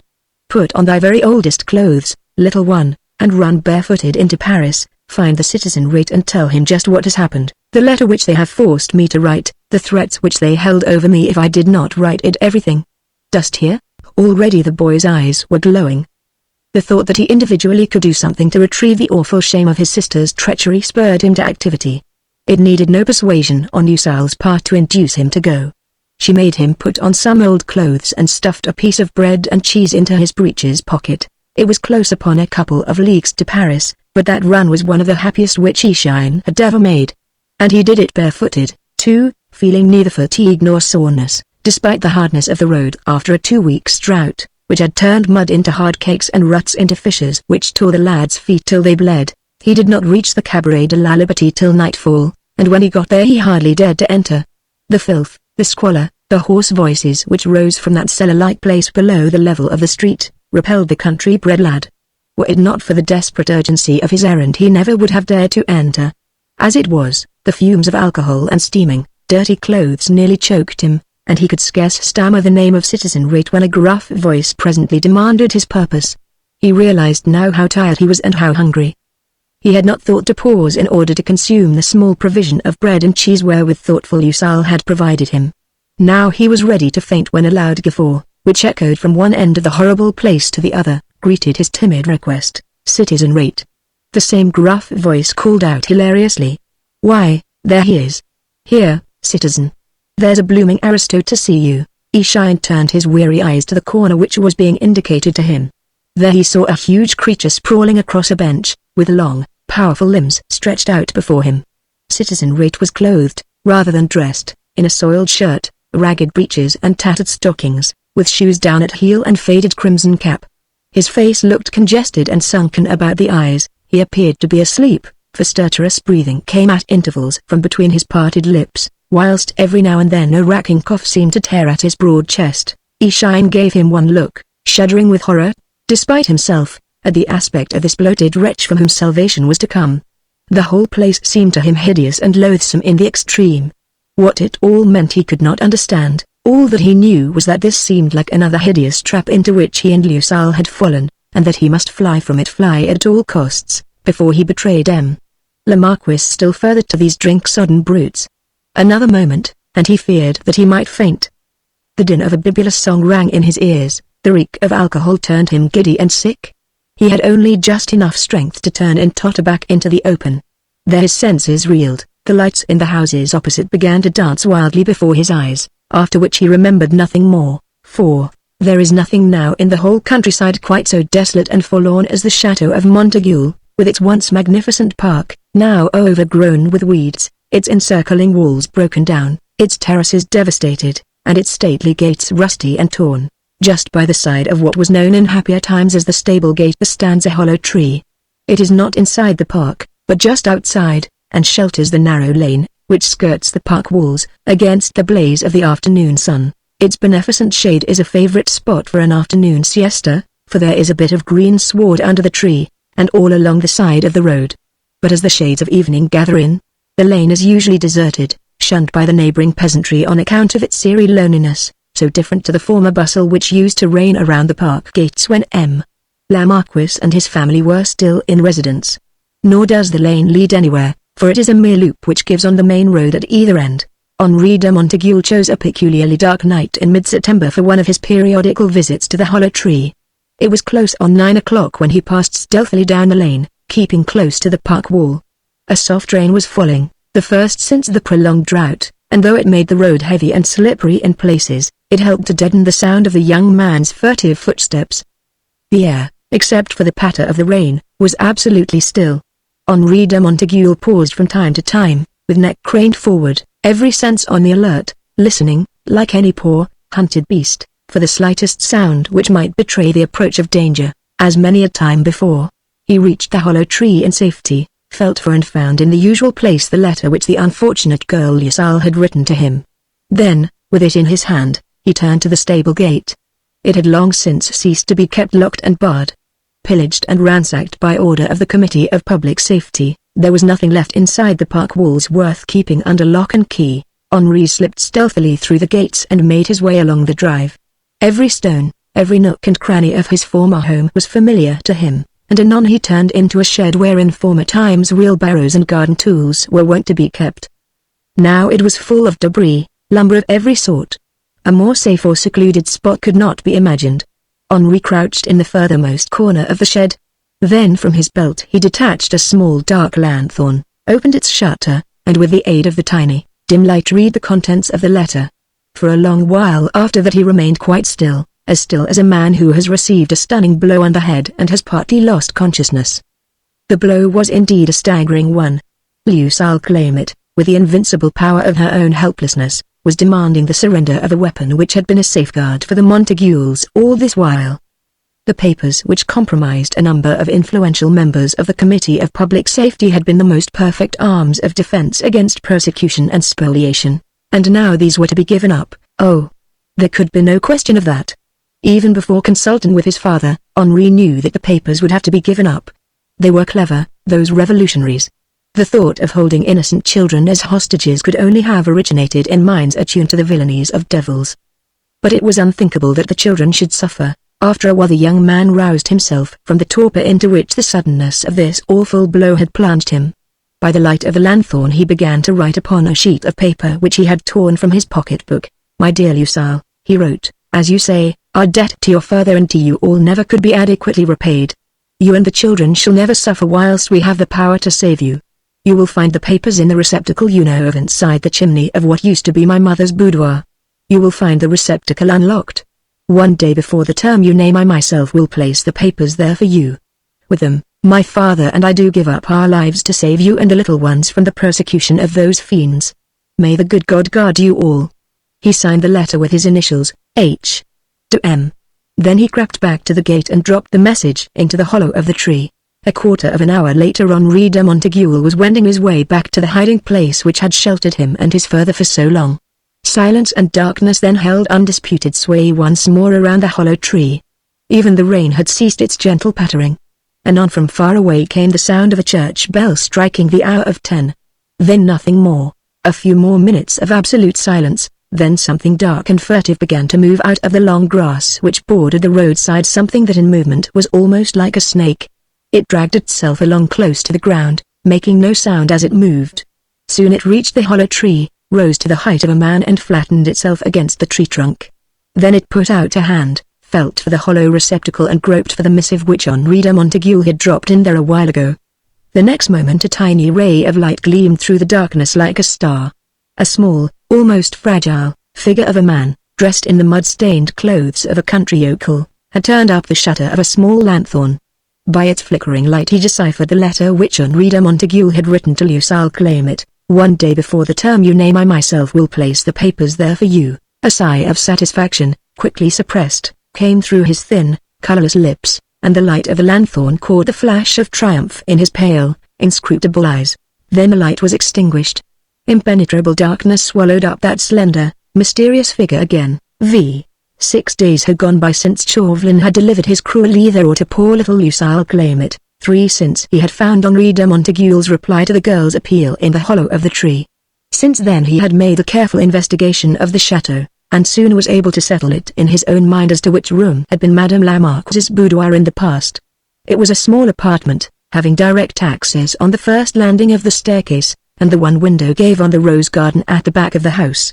Inside the monumental hearth, at an arm's length up the wide chimney, a receptacle had been contrived in the brickwork, with a small iron door which opened and closed with a secret spring. Chauvelin, whom his nefarious calling had rendered proficient in such matters, had soon mastered the workings of that spring. He could now open and close the iron door at will. Up to a late hour on the 6th night of this weary waiting, the receptacle inside the chimney was still empty. That night Chauvelin had determined to spend at the chateau. He could not have rested elsewhere. Even his colleague Lebel could not know what the possession of those papers would mean to the discredited agent of the Committee or Public Safety. With them in his hands, he could demand rehabilitation, and could purchase immunity from those sneers which had been so galling to his arrogant soul, sneers which had become more and more marked, more and more unendurable, and more menacing, as he piled up failure on failure with every encounter with the Scarlet Pimpernel. Immunity and rehabilitation. This would mean that he could once more measure his wits and his power with that audacious enemy who had brought about his downfall. In the name of Satan, bring us those papers.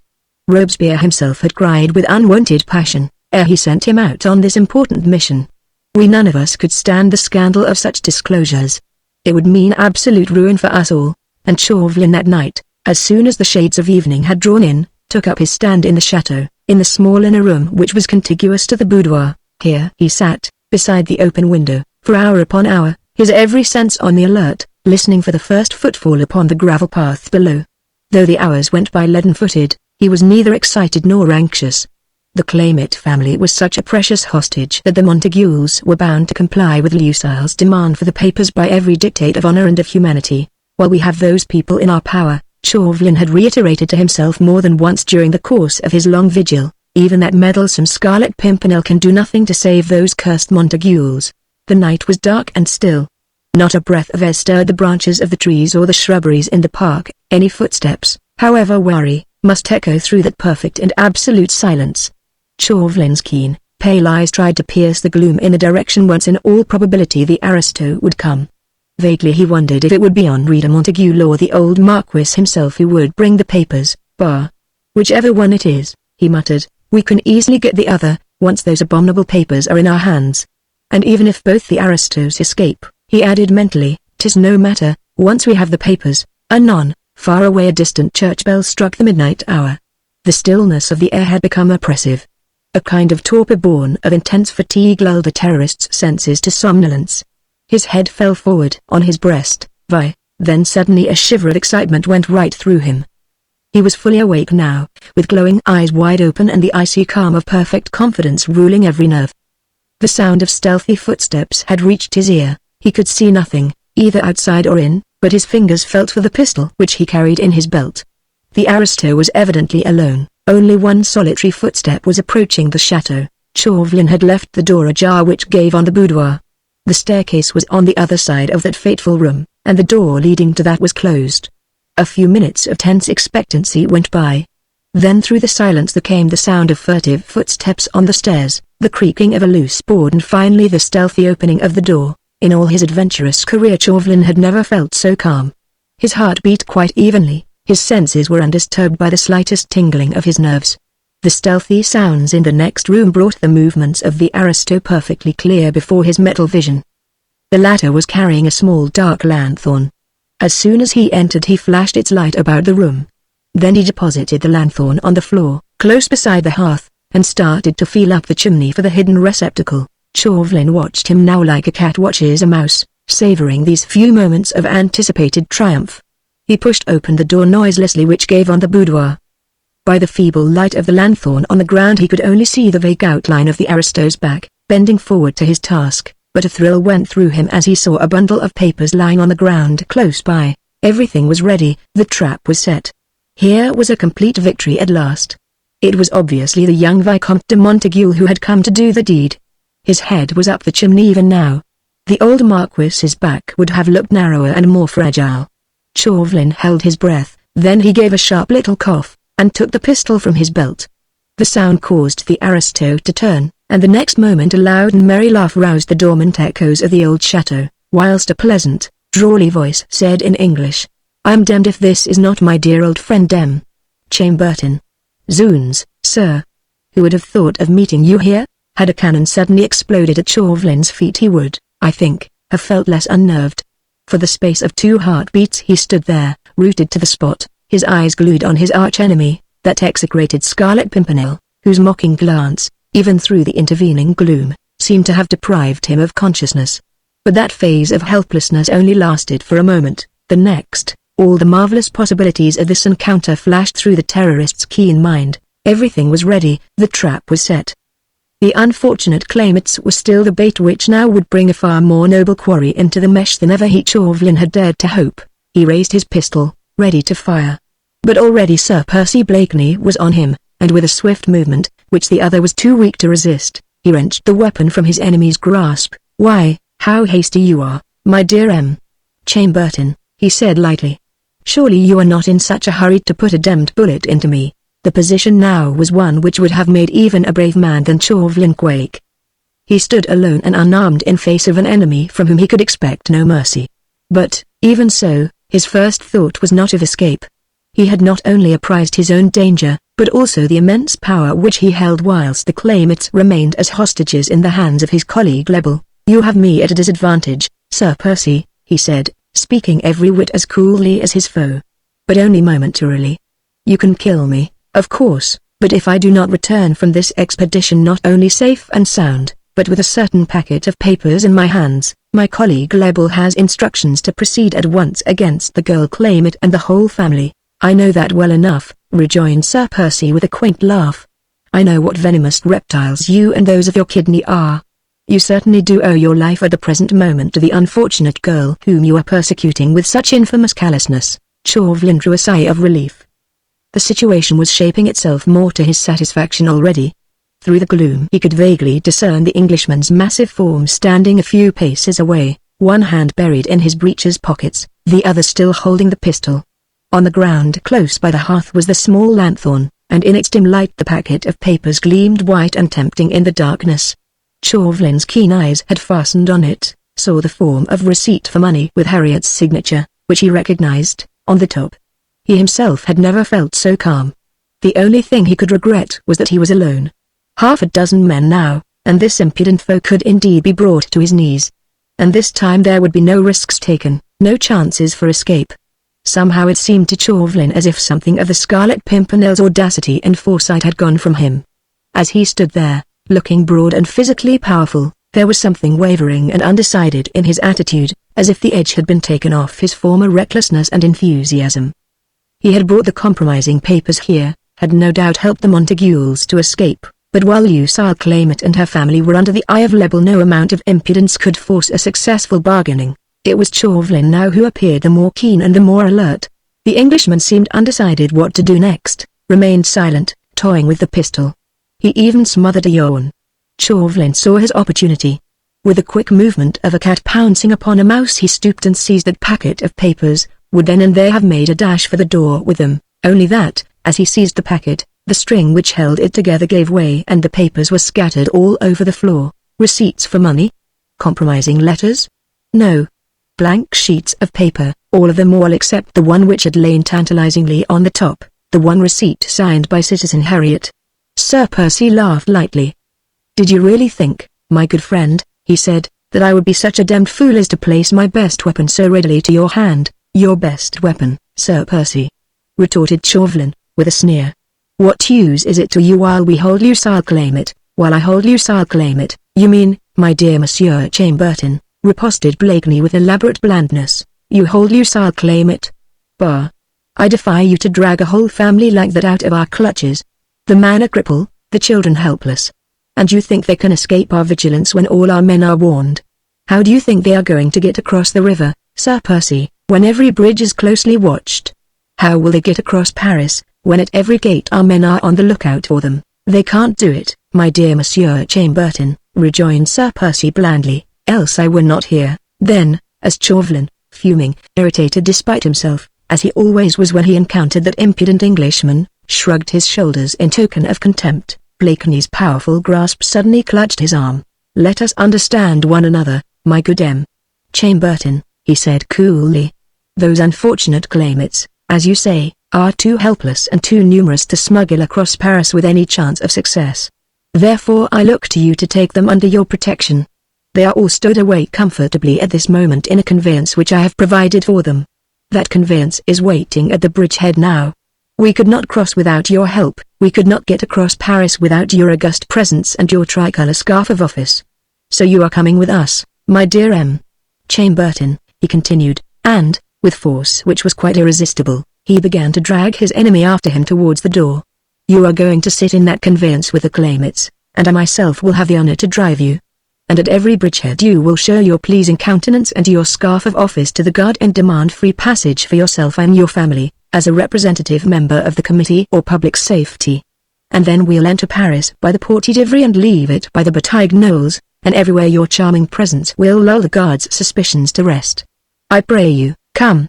There is no time to consider. At noon tomorrow, without a moment's grace, my friend Sir Andrew Ffoulkes, who has the papers in his possession, will dispose of them as he thinks best unless I myself do claim them from him." While he spoke he continued to drag his enemy along with him, with an assurance and an impudence which were past belief. Chauvelin was trying to collect his thoughts. A whirl of conflicting plans were running riot in his mind. The Scarlet Pimpernel in his power. At any point on the road he could deliver him up to the nearest guard. Then still hold the Claymets and demand the papers. "Too late, my dear Monsieur Chambertin."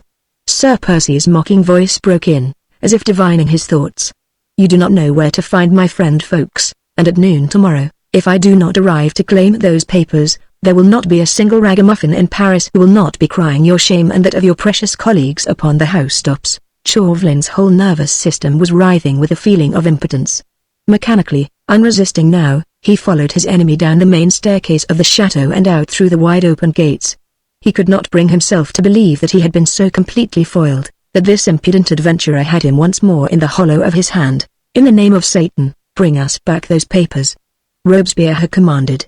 And now Chauvelin was left in a maze of doubt, and the vital alternative was hammering in his brain: the Scarlet Pimpernel or those papers which, in Satan's name, was the more important. Passion whispered the Scarlet Pimpernel. But common sense and the future of his party, the whole future of the revolution mayhap, demanded those compromising papers. And all the while he followed that relentless enemy through the avenues of the park and down the lonely lane. Overhead the trees of the forest of Assisi, nodding in a gentle breeze, seemed to mock his perplexity. He had not arrived at a definite decision when the river came in sight, and when anon a carriage lanthorn threw a shaft of dim light through the mist-laden air. Now he felt as if he were in a dream. He was thrust unresisting into a closed chaise, wherein he felt the presence of several other children, an old man who was muttering ceaselessly. As in a dream he answered questions at the bridge to a guard whom he knew well. "You know me, Armand Chauvelin, of the Committee or Public Safety." As in a dream, he heard the curt words of command: "Pass on, in the name of the Republic." And all the while the thought hammered in his brain: something must be done. This is impossible. This cannot be. It is not I Chauvelin who am sitting here, helpless, unresisting. It is not that impudent Scarlet Pimpernel who is sitting there before me on the box, driving me to utter humiliation. And yet it was all true. All real. The Claymate children were sitting in front of him, clinging to Lucille, terrified of him even now. The old man was beside him, imbecile and not understanding. The boyish shine was up on the box next to that audacious adventurer, whose broad back appeared to Chauvelin like a rock on which all his hopes and dreams must forever be shattered. The chaise rattled triumphantly through the Batagnolles. It was then broad daylight. A brilliant early autumn day after the rains. The sun, the keen air, all mocked Chauvelin's helplessness, his humiliation. Long before noon they passed St. Denis. Here the barouche turned off the main road, halted at a small wayside house, nothing more than a cottage. After which everything seemed more dreamlike than ever. All that Chauvelin remembered of it afterwards was that he was once more alone in a room with his enemy, who had demanded his signature to a number of safe conducts, ere he finally handed over the packet of papers to him. "How do I know that they are all here?" he heard himself vaguely muttering, while his trembling fingers handled that precious packet. "That's just it," his tormentor retorted airily. "You don't know." "I don't know myself," he added, with a light laugh. "And, personally, I don't see how either of us can possibly ascertain. In the meanwhile, I must bid you au revoir, my dear M. Chambertin. I am sorry that I cannot provide you with a conveyance, and you will have to walk a league or more ere you meet one, I fear me. We, in the meanwhile, will be well on our way to Dieppe, where my yacht, the Daydream, lies at anchor, and I do not think that it will be worth your while to try and overtake us. I thank you for the safe conducts. They will make our journey exceedingly pleasant. Shall I give your regards to M. Le Marquis de Montiguelor to M. Le Vicomte? They are on board the Daydream, you know. Oh. And I was forgetting. Lady Blakeney desired to be remembered to you." The next moment he was gone. Chauvelin, standing at the window of the wayside house, saw Sir Percy Blakeney once more mount the box of the chaise. This time he had Sir Andrew Ffoulkes beside him. The Claymate family were huddled together happy and free inside the vehicle. After which there was the usual clatter of horses' hooves, the creaking of wheels, the rattle of chains. Chauvelin saw and heard nothing of that. All that he saw at the last was Sir Percy's slender hand, waving him a last adieu, after which he was left alone with his thoughts. The packet of papers was in his hand. He fingered it, felt its crispness, clutched it with a fierce gesture, which was followed by a long drawn-out sigh of intense bitterness. No one would ever know what it had cost him to obtain these papers. No one would ever know how much he had sacrificed of pride, revenge and hate in order to save a few shreds of his own party's honor. Part 11, A Battle of Wits. What had happened was this. Tournefort, one of the ablest of the many sleuth-hounds employed by the Committee or Public Safety, was out during that awful storm on the night of the 25th. The rain came down as if it had been poured out of buckets, and Tournefort took shelter under the portico of a tall, dilapidated-looking house somewhere at the back of Street Lazare. The night was, of course, pitch dark, and the howling of the wind and beating of the rain effectually drowned every other sound. Tournefort, chilled to the marrow, had at first cowered in the angle of the door, as far away from the draught as he could.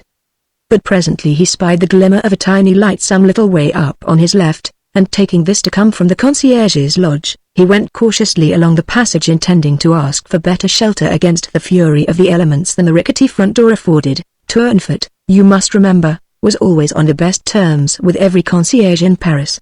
They were, as it were, his subordinates. Without their help he never could have carried on his unenviable profession quite so successfully.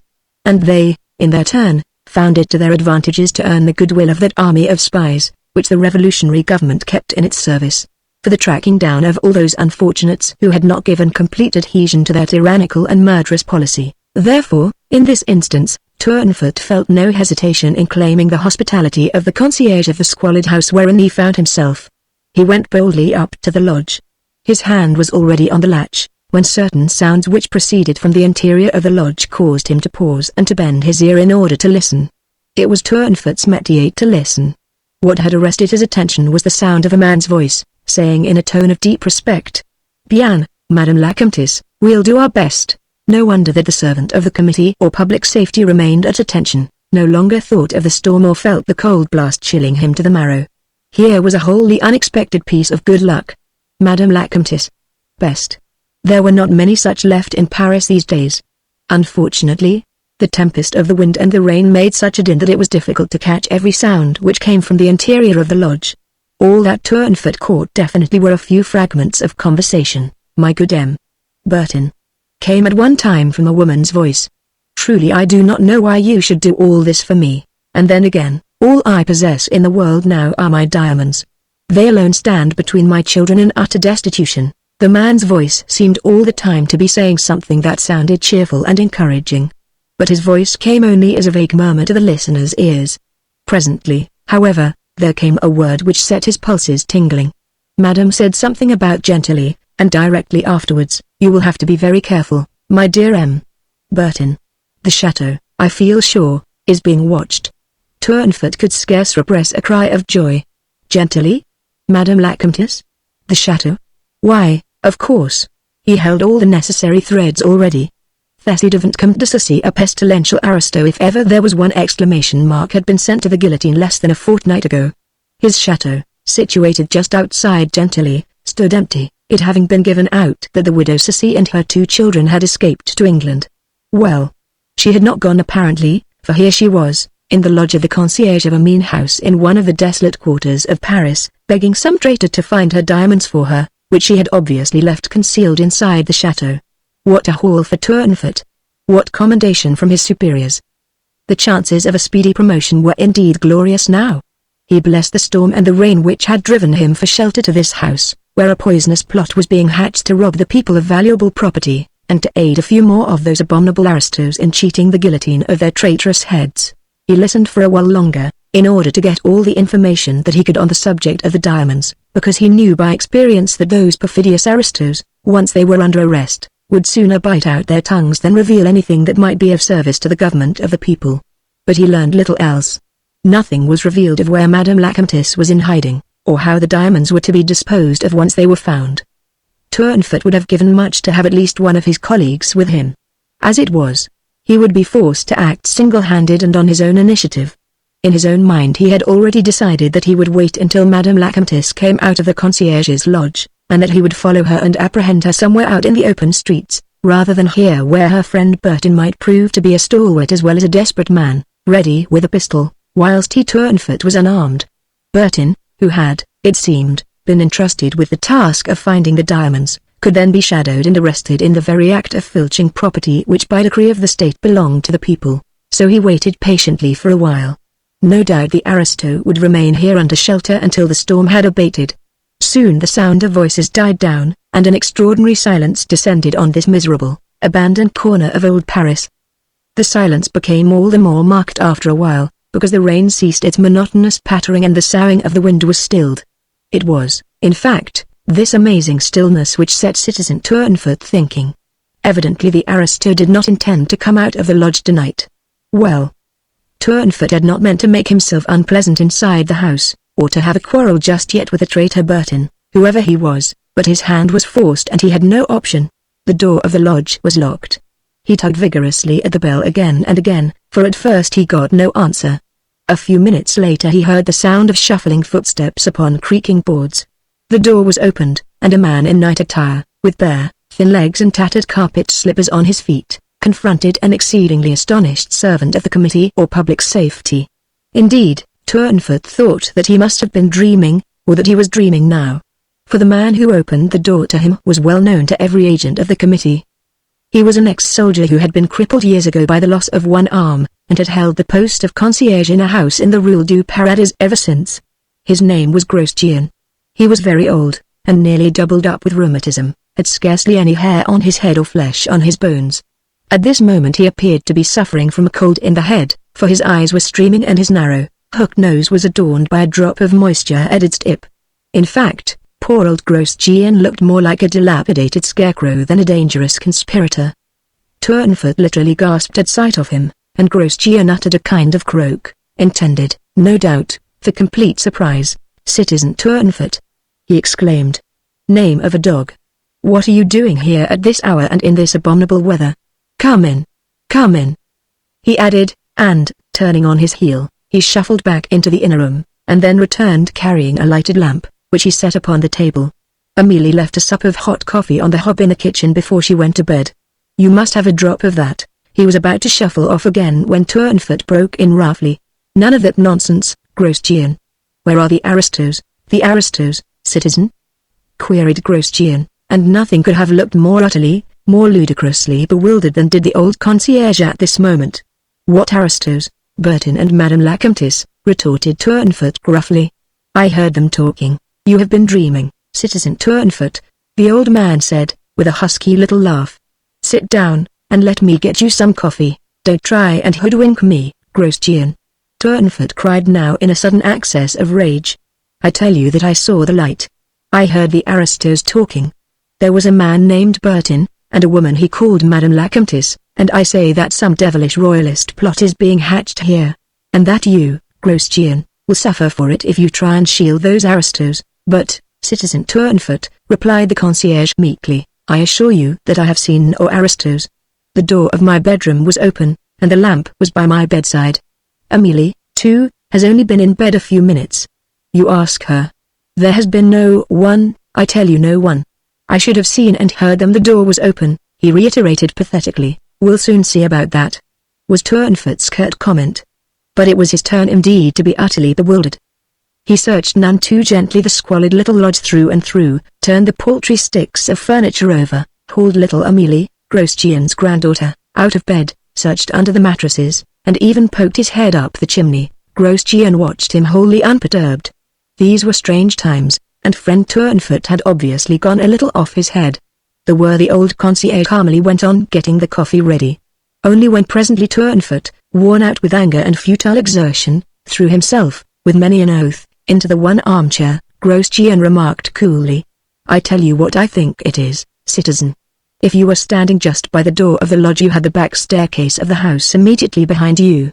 The partition wall is very thin, and there is a disused door just there also. No doubt the voices came from there. You see, if there had been any aristos here," he added naively, "they could not have flown up the chimney, could they?" That argument was certainly unanswerable. But Turnfoot was out of temper. He roughly ordered Grosjean to bring the lamp and show him the back staircase and the disused door. The concierge obeyed without a murmur. He was not in the least disturbed or frightened by all this blustering. He was only afraid that getting out of bed had made his cold worse. But he knew Turnfoot of old. A good fellow, but inclined to be noisy and arrogant since he was in the employ of the government. Grosjean took the precaution of putting on his trousers and wrapping an old shawl round his shoulders. Then he had a final sip of hot coffee, after which he picked up the lamp and guided Turnfoot out of the lodge. The wind had quite gone down by now. The lamp scarcely flickered as Grosjean held it above his head. "Just here, Citizen Turnfoot," he said, and turned sharply to his left. But the next sound which he uttered was a loud croak of astonishment. "That door has been out of use ever since I've been here," he muttered, "and it certainly was closed when I stood up against it," rejoined Turnfoot, with a savage oath. "Or, of course, I should have noticed it. Close to the lodge, at right angles to it, a door stood partially open. Turnfoot went through it, closely followed by Grosjean. He found himself in a passage which ended in a cul-de-sac on his right. On the left was the foot of the stairs. The whole place was pitch dark save for the feeble light of the lamp. The cul-de-sac itself reeked of dirt and fustiness, as if it had not been cleaned or ventilated for years. "When did you last notice that this door was closed?" queried Turnfoot, furious with a sense of discomfiture. which he would have liked to vent on the unfortunate concierge. "I have not noticed it for some days, citizen," replied Grosjean meekly. "I have had a severe cold, and have not been outside my lodge since Monday last. But we'll ask Amélie," he added more hopefully. Amélie, however, could throw no light upon the subject. She certainly kept the back stairs cleaned and swept, but it was not part of her duties to extend her sweeping operations as far as the cul-de-sac. She had quite enough to do as it was, with grandfather now practically helpless. This morning, when she went out to do her shopping, she had not noticed whether the disused door did or did not look the same as usual. Grosjean was very sorry for his friend Turnfoot, who appeared vastly upset, but still more sorry for himself, for he knew what endless trouble this would entail upon him.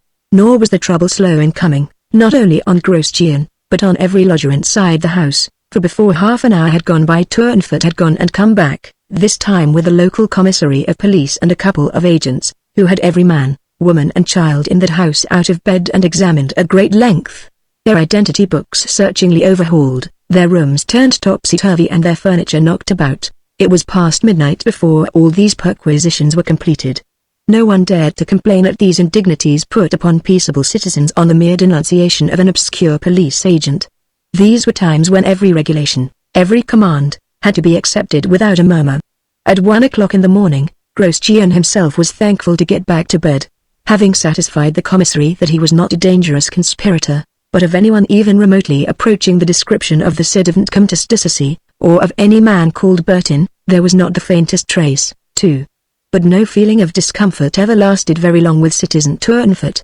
He was a person of vast resource and great buoyancy of temperament. True, he had not apprehended two exceedingly noxious aristos, as he had hoped to do, but he held the threads of an abominable conspiracy in his hands, and the question of catching both Bertin and Madame la Comtesse red-handed was only a question of time.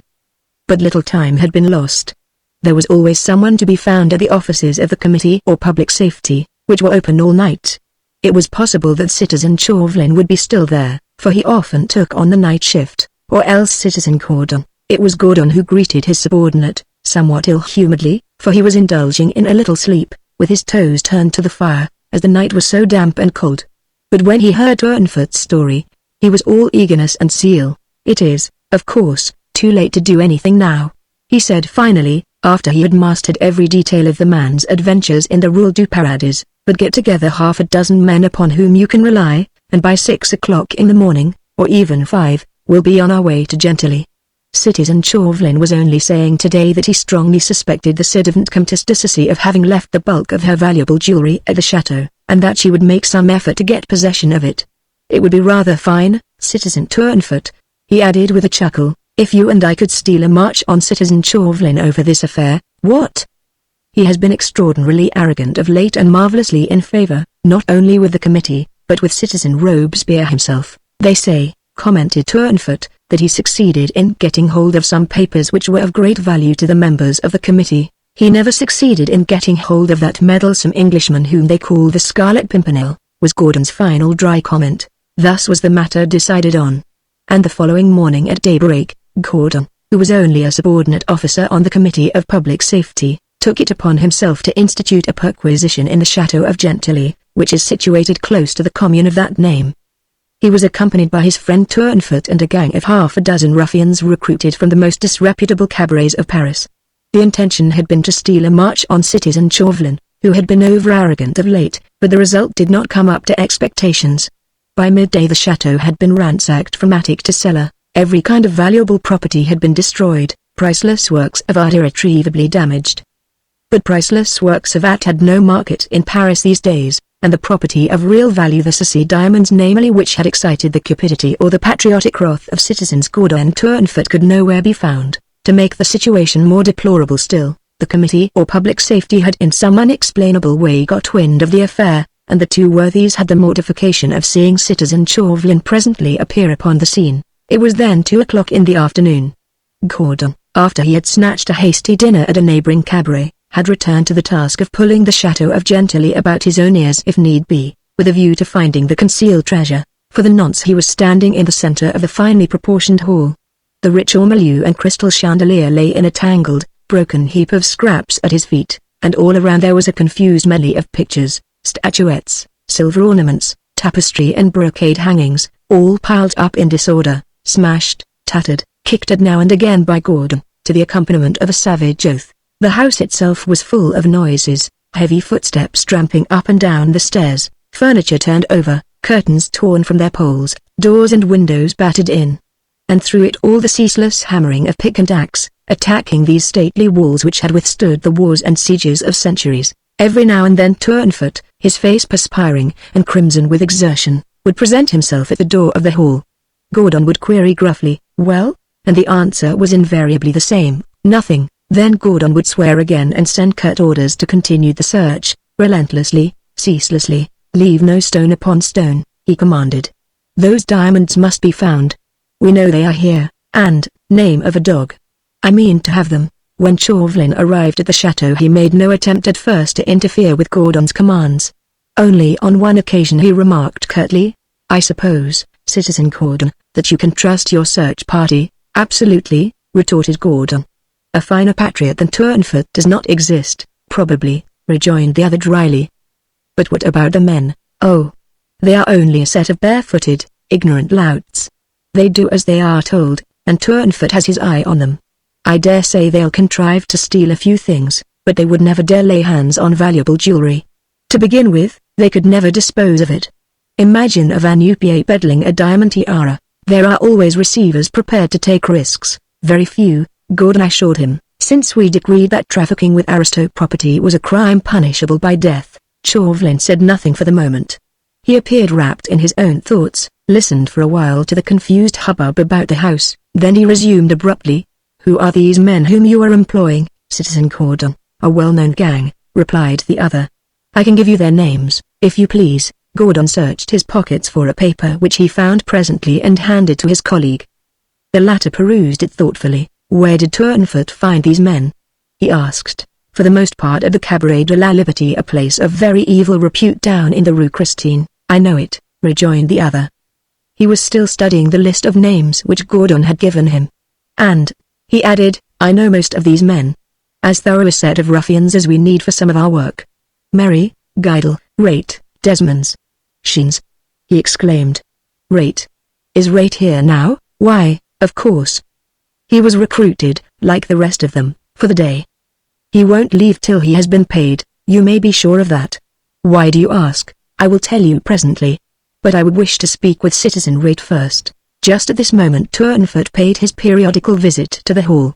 The usual words, "Still nothing," were on his lips, when Gordon curtly ordered him to go and fetch the Citizen Rate. A minute or two later Turnfoot returned with the news that Rate could nowhere be found. Chauvelin received the news without any comment. He only ordered Turnfoot, somewhat roughly, back to his work. Then, as soon as the latter had gone, Gordon turned upon his colleague. "Will you explain?" he began with a show of bluster. "With pleasure," replied Chauvelin blandly. "On my way hither, less than an hour ago, I met your man Rate, a league or so from here." "You met Rate?" exclaimed Gordon impatiently. "Impossible. He was here then, I feel sure." "You must have been mistaken." "I think not. I have only seen the man once, when I, too, went to recruit a band of ruffians at the Cabaret de la Liberté, in connection with some work I wanted doing. I did not employ him then, for he appeared to me both drink-sodden and nothing but a miserable, consumptive creature, with a churchyard cough you can hear half a league away. But I would know him anywhere. Besides which, he stopped and wished me good morning. Now I come to think of it," added Chauvelin thoughtfully, "he was carrying what looked like a heavy bundle under his arm." "A heavy bundle?" cried Gordon, with a forceful oath. "And you did not stop him?" "I had no reason for suspecting him. I did not know until I arrived here what the whole affair was about, or whom you were employing. All that the committee knew for certain was that you and Turnfoot and a number of men had arrived at Gentilly before daybreak, and I was then instructed to follow you hither to see what mischief you were up to. You acted in complete secrecy, remember, Citizen Gordon, and without first ascertaining the wishes of the Committee of Public Safety, whose servant you are. If the Sissi diamonds are not found, you alone will be held responsible for their loss to the government of the people." Chauvelin's voice had now assumed a threatening tone, and Gordon felt all his audacity and self-assurance fall away from him, leaving him a prey to nameless terror. "We must round up Rate," he murmured hastily. "He cannot have gone far." "No, he cannot," rejoined Chauvelin dryly. "Though I was not specially thinking of Rate or of diamonds when I started to come hither. I did send a general order forbidding any person on foot or horseback to enter or leave Paris by any of the southern gates. That order will serve us well now. Are you riding? Yes. I left my horse at the tavern just outside Gentilly. I can get to horse within 10 minutes. To horse, then, as quickly as you can. Pay off your men and dismiss them all but Turnfoot, who had best accompany us. Do not lose a single moment. I'll be ahead of you and may come up with rate before you overtake me. And if I were you, Citizen Gordon, he concluded, with ominous emphasis, I would burn 1 or 2 candles to your compere the devil. You'll have need of his help if Rate gives us the slip. 3. The first part of the road from Gentilly to Paris runs through the valley of the Bayeux, and is densely wooded on either side. It winds in and out for the most part, ribbon-like, through thick coppice of chestnut and birch. Thus it was impossible for Chauvelin to spy his quarry from afar, nor did he expect to do so this side of the Hôpital de la Santé. Once past that point, he would find the road quite open and running almost straight, in the midst of arid and only partially cultivated land. He rode at a sharp trot, with his caped coat wrapped tightly round his shoulders, for it was raining fast. At intervals, when he met an occasional wayfarer, he would ask questions about a tall man who had a consumptive cough, and who was carrying a cumbersome burden under his arm. Almost everyone whom he thus asked remembered seeing a personage who vaguely answered to the description, tall and with a decided stoop, yes, and carrying a cumbersome-looking bundle under his arm.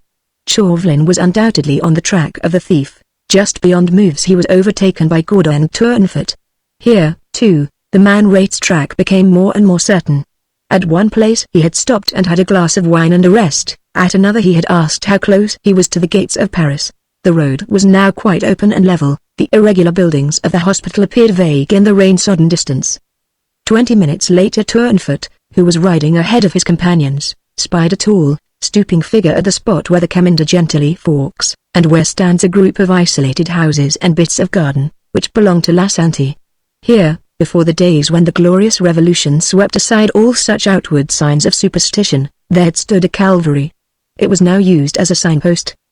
The man stood before it, scanning the half-obliterated indications. At the moment that Turnfoot first caught sight of him he appeared uncertain of his way. Then for a while he watched Turnfoot, who was coming at a sharp trot towards him.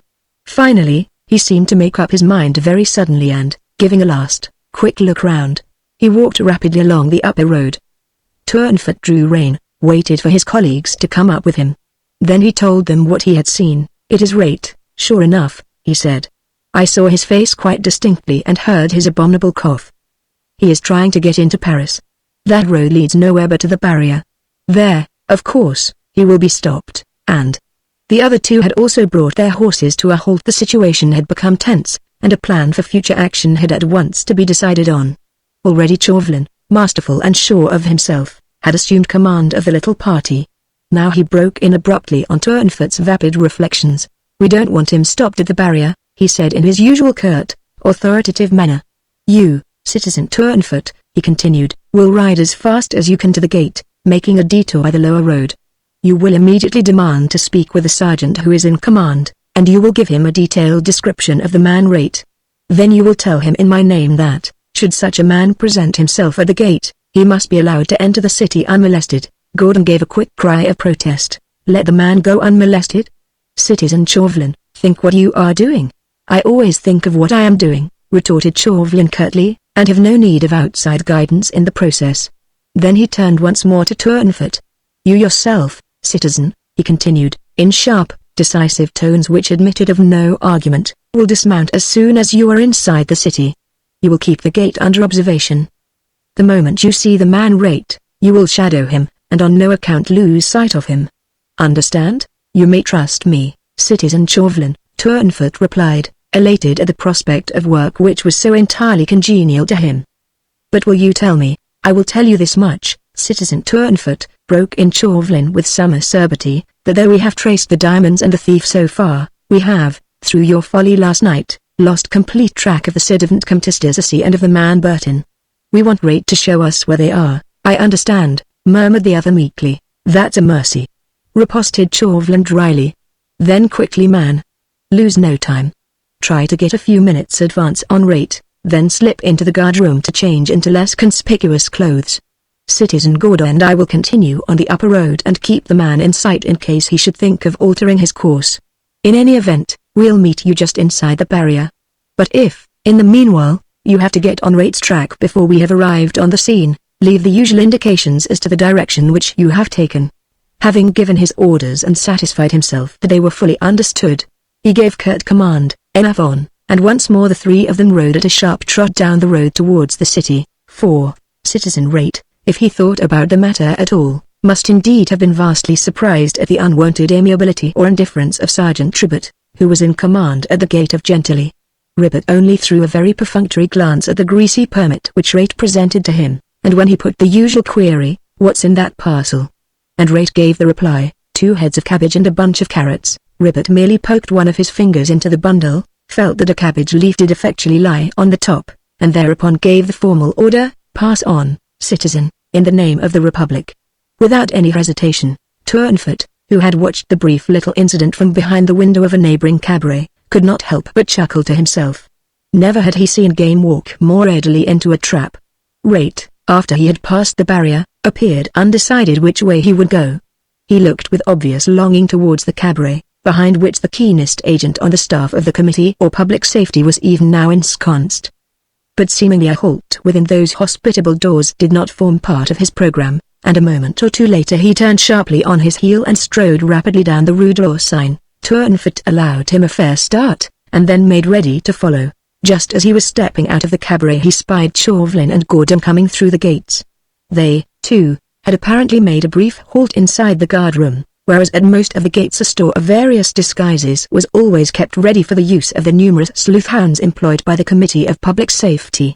Here the two men had exchanged their official garments for suits of somber cloth, which gave them the appearance of a couple of humble bourgeois going quietly about their business. Turnfoot had donned an old blouse, tattered stockings, and shoes down at heel. With his hands buried in his breeches pockets, he, too, turned into the long narrow Rue de l'Ourcine, which, after a sharp curve, abuts on the Rue Mouffetard. Rate was walking rapidly, taking big strides with his long legs. Turnfoot, now sauntering in the gutter in the middle of the road, now darting in and out of open doorways, kept his quarry well in sight. Chauvelin and Gordon lagged some little way behind. It was still raining, but not heavily, a thin drizzle, which penetrated almost to the marrow. Not many passers-by haunted this forlorn quarter of old Paris. To right and left tall houses almost obscured the last, quickly fading light of the grey September day. At the bottom of the Rue Mouffetard, Rate came once more to a halt. A network of narrow streets radiated from this centre. He looked all round him and also behind. It was difficult to know whether he had a sudden suspicion that he was being followed. Certain it is that, after a very brief moment of hesitation, he plunged suddenly into the narrow Rue Contrescarpe and disappeared from view. Turnfoot was after him in a trice. When he reached the corner of the street he saw Rate, at the further end of it, take a sudden sharp turn to the right. But not before he had very obviously spied his pursuer, for at that moment his entire demeanor changed. An air of furtive anxiety was expressed in his whole attitude. Even at that distance Turnfoot could see him clutching his bulky parcel close to his chest. After that the pursuit became closer and hotter. Rate was in and out of the tight network of streets which cluster around the Place de Fourcy, intent, apparently, on throwing his pursuers off the scent, for after a while he was running round and round in a circle. Now up the Rue des Poules, then to the right and to the right again, back in the Place de Fourcy. Then straight across it once more to the Rue Contrescarpe, where he presently disappeared so completely from view that Turnfoot thought that the earth must have swallowed him up. Turnfoot was a man capable of great physical exertion. His calling often made heavy demands upon his powers of endurance, but never before had he grappled with so strenuous a task. Puffing and panting, now running at top speed, anon brought to a halt by the doubling-up tactics of his quarry. His great difficulty was the fact that Citizen Chauvelin did not wish the man Rate to be apprehended, did not wish him to know that he was being pursued. And Turnfoot had need of all his wits to keep well under the shadow of any projecting wall or under cover of open doorways which were conveniently in the way, and all the while not to lose sight of that consumptive giant, who seemed to be playing some intricate game which well-nigh exhausted the strength of Citizen Turnfoot. What he could not make out was what had happened to Chauvelin and to Gordon. They had been less than 300 meters behind him when first this wild chase in and out of their Rue Contrescarpe had begun. Now, when their presence was most needed, they seemed to have lost track both of him Turnfoot and of the very elusive quarry. To make matters more complicated, the shades of evening were drawing in very fast, and these narrow streets of the faubourg were very sparsely lighted. Just at this moment Turnfoot had once more caught sight of Rate, striding leisurely this time up the street. The worthy agent quickly took refuge under a doorway and was mopping his streaming forehead, glad of this brief respite in a mad chase, when that awful churchyard cough suddenly sounded so close to him that he gave a great jump and well-nigh betrayed his presence then and there. He had only just time to withdraw further still into the angle of the doorway, when Rate passed by. Turnfoot peeped out of his hiding place, and for the space of a dozen heartbeats or so, remained quite still, watching that broad back and those long limbs slowly moving through the gathering gloom. The next instant he perceived Chauvelin standing at the end of the street. Rate saw him too, came face to face with him, in fact, and must have known who he was for, without an instant's hesitation, and just like a hunted creature at bay, he turned sharply on his heel and then ran back down the street as hard as he could tear.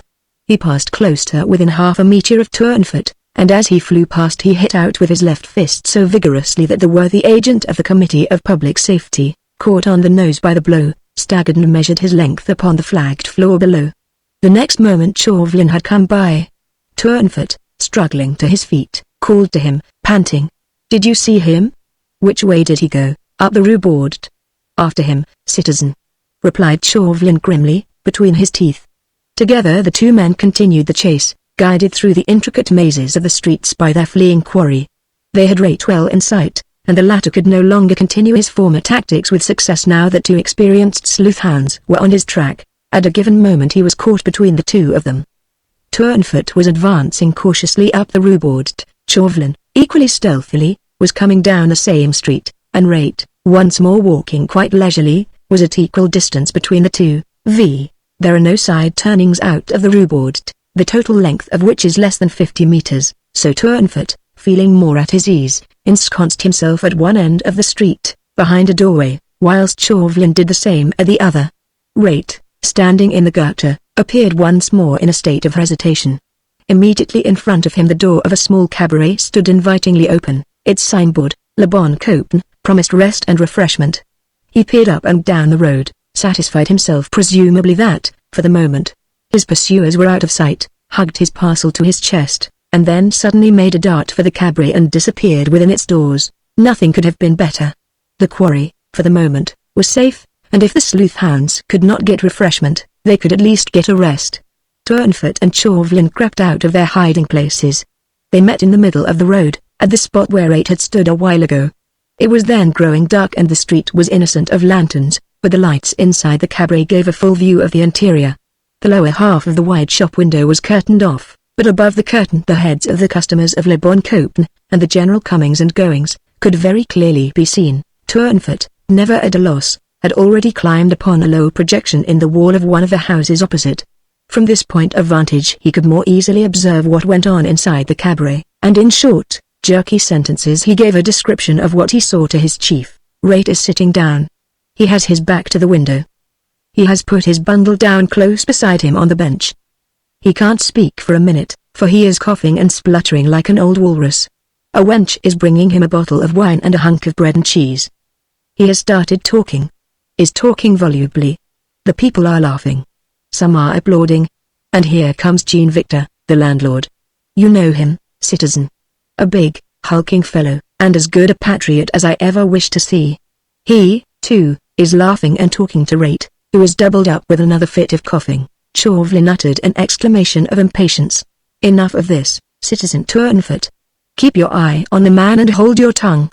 I am spent with fatigue. No wonder, murmured Turnfoot. Then he added insinuatingly, why not let me go in there and apprehend Rate now? We should have the diamonds and lose the ci devant Comtesse de Ceci in the man Bertin, retorted Chauvelin with sudden fierceness.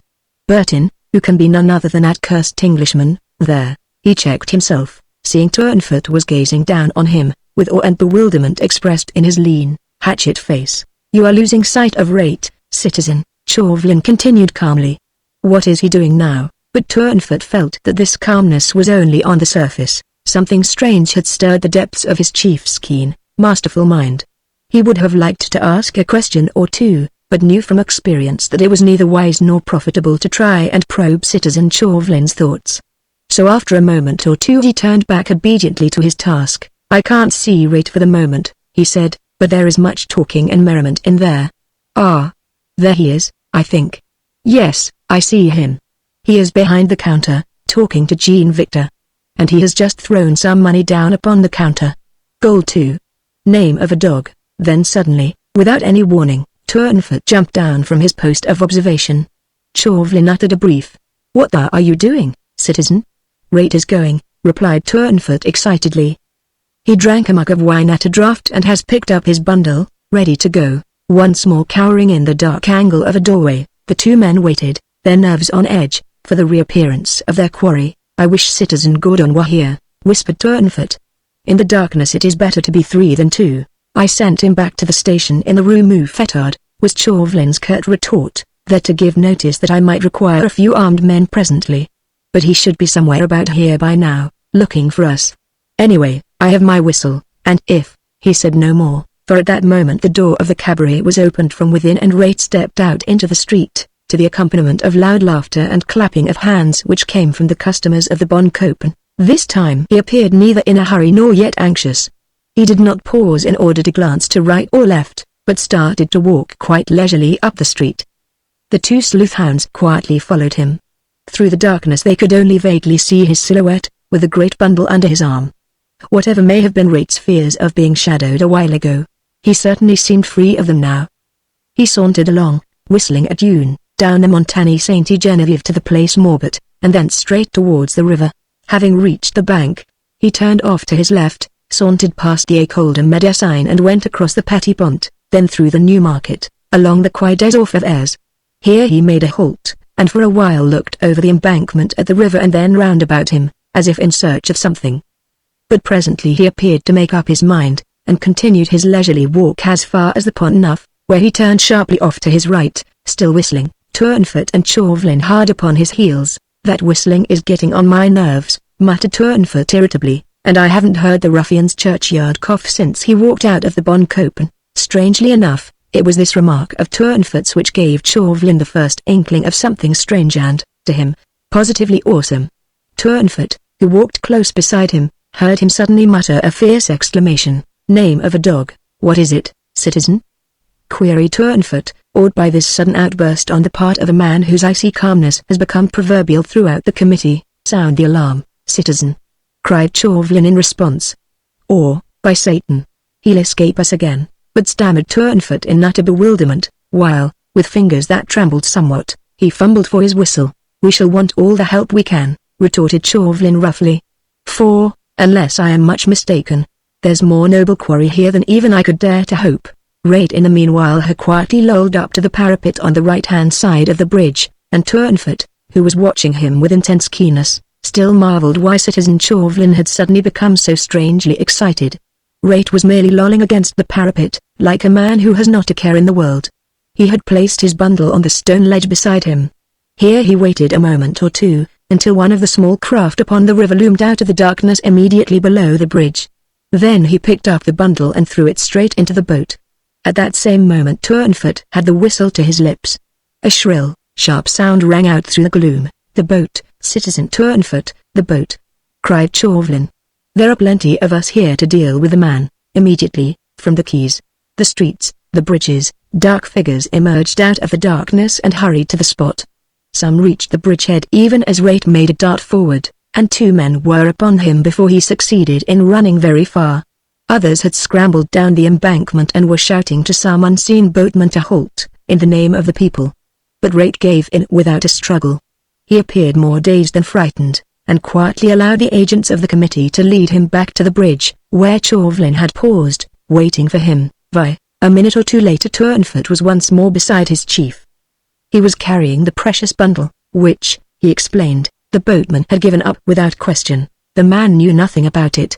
The agent said, "No one," he says, "could have been more surprised than he was when this bundle was suddenly flung at him over the parapet of the bridge." Just then the small group, composed of 2 or 3 agents of the committee, holding their prisoner by the arms, came into view.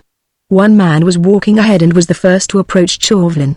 He had a small screw of paper in his hand, which he gave to his chief. "Found inside the lining of the prisoner's hat, citizen," he reported curtly, and opened the shutter of a small, dark lantern which he wore at his belt. Chauvelin took the paper from his subordinate. "A weird, Unexplainable foreknowledge of what was to come caused his hand to shake and beads of perspiration to moisten his forehead. He looked up and saw the prisoner standing before him. Crushing the paper in his hand, he snatched the lantern from the agent's belt and flashed it in the face of the quarry who, at the last, had been so easily captured. Immediately a hoarse cry of disappointment and of rage escaped his throat. "Who is this man?" he cried. One of the agents gave reply. "It is old Victor, the landlord of the Bon Copen. He is just a fool, who has been playing a practical joke." Turnfoot, too, at sight of the prisoner had uttered a cry of dismay and of astonishment. "Victor!" he exclaimed. "Name of a dog, citizen, what are you doing here?" But Chauvelin had gripped the man by the arm so fiercely that the latter swore with the pain. "What is the meaning of this?" he queried roughly. "Only a bet, citizen," retorted Victor reproachfully. "No reason to fall on an honest patriot for a bet, just as if he were a mad dog, a joke." "A bet?" murmured Chauvelin hoarsely, for his throat now felt hot and parched. "What do you mean? Who are you, man? Speak, or I'll—" "My name is Jean Victor," replied the other. "I am the landlord of the Bon Copen. An hour ago a man came into my cabaret. He was a queer, consumptive creature, with a churchyard cough that made you shiver. Some of my customers knew him by sight, told me that the man's name was Rate, and that he was an habitué of the Liberty, in the Rue Christine. Well, he soon fell into conversation, first with me, then with some of my customers, talked all sorts of silly nonsense, made absurd bets with everybody. Some of these he won, and others he lost, but I must say that when he lost he always paid up most liberally. Then we all got excited, and soon bets flew all over the place. I don't rightly know how it happened at the last, but all at once he bet me that I could not dare to walk out then and there in the dark, as far as the Pont Neuf, wearing his blouse and hat and carrying a bundle the same as his under my arm. I not dare? I, Jean Victor, who was a fine fighter in my day. I bet him a gold piece that I would, and he said that he would make it 5 if I came back without my bundle, having thrown it over the parapet into any passing boat. Well, citizen," continued Jean Victor with a laugh, "I ask you, what would you have done? 5 gold pieces means a fortune these hard times, and I tell you the man was quite honest and always paid liberally when he lost. He slipped behind the counter and took off his blouse and hat, which I put on. Then we made up a bundle with some cabbage heads and a few carrots, and out I came. I didn't think there could be anything wrong in the whole affair, just the tomfoolery of a man who has got the betting mania and in whose pocket money is just burning a hole. And I have won my bet," concluded Jean Victor, still unabashed, "and I want to go back and get my money. If you don't believe me, come with me to my cabaret. You will find the citizen Rate there, for sure, and I know that I shall find my 5 gold pieces." Chauvelin had listened to the man as he would to some weird dream story, wherein ghouls and devils had played a part. Turnfoot, who was watching him, was awed by the look of fierce rage and grim hopelessness which shone from his chief's pale eyes. The other agents laughed. They were highly amused at the tale, but they would not let the prisoner go. "If Jean Victor's story is true, citizen," their sergeant said, speaking to Chauvelin, "there will be witnesses to it over at Le Bon Copen. Shall we take the prisoner straightway there and await further orders?" Chauvelin gave a curt acquiescence, nodding his head like some insentient wooden automaton. The screw of paper was still in his hand, it seemed to sear his palm. Turnfoot even now broke into a grim laugh. He had just undone the bundle which Jean Victor had thrown over the parapet of the bridge. It contained 2 heads of cabbage and a bunch of carrots. Then he ordered the agents to march on with their prisoner, and they, laughing and joking with Jean Victor, gave a quick turn, and soon their heavy footsteps were echoing down the flagstones of the bridge. Chauvelin waited, motionless and silent, the dark lantern still held in his shaking hand, until he was quite sure that he was alone. Then only did he unfold the screw of paper. It contained a few lines scribbled in pencil, just that foolish rhyme which to his fevered nerves was like a strong irritant, a poison which gave him an unendurable sensation of humiliation and impotence. "We seek him here, we seek him there, Chauvelin seeks him everywhere. Is he in heaven? Is he in hell, that damned, elusive Pimpernel?" He crushed the paper in his hand and, with a loud groan of misery, fled over the bridge like one possessed. 7. Madame la Comtesse de Sassy never went to England. She was one of those French women who would sooner endure misery in their own beloved country than comfort anywhere else. She outlived the horrors of the Revolution and speaks in her memoirs of the man Bertin. She never knew who he was nor whence he came. All that she knew was that he came to her like some mysterious agent of God, bringing help, counsel, a semblance of happiness, at the moment when she was at the end of all her resources and saw grim starvation staring her and her children in the face. He appointed all sorts of strange places in out-of-the-way Paris where she was wont to meet him, and one night she confided to him the history of her diamonds, and hardly dared to trust his promise that he would get them for her. Less than 24 hours later he brought them to her, at the poor lodgings in the Rue Blanche which she occupied with her children under an assumed name. That same night she begged him to dispose of them. This also he did, bringing her the money the next day. She never saw him again after that. But Citizen Tournefort never quite got over his disappointment of that night. Had he dared, he would have blamed Citizen Chauvelin for the discomfiture. It would have been better to have apprehended the man right while there was a chance of doing so with success. As it was, the impudent ruffian slipped clean away, and was never heard of again either at the Bon Cope nor at the Liberty. The customers at the cabaret certainly corroborated the story of Jean Victor. The man Rate, they said, has been honest to the last. When time went on and Jean Victor did not return, he said that he could no longer wait, had work to do for the government over the other side of the water and was afraid he would get punished if he dallied. But, before leaving, he laid the 5 gold pieces on the table. Everyone wondered that so humble a workman had so much money in his pocket, and was withal so lavish with it. But these were not the times when one inquired too closely into the presence of money in the pocket of a good patriot, and Citizen Rate was a good patriot, for sure, and a good fellow to boot. They all drank his health in Jean Victor's sour wine, then each went his way.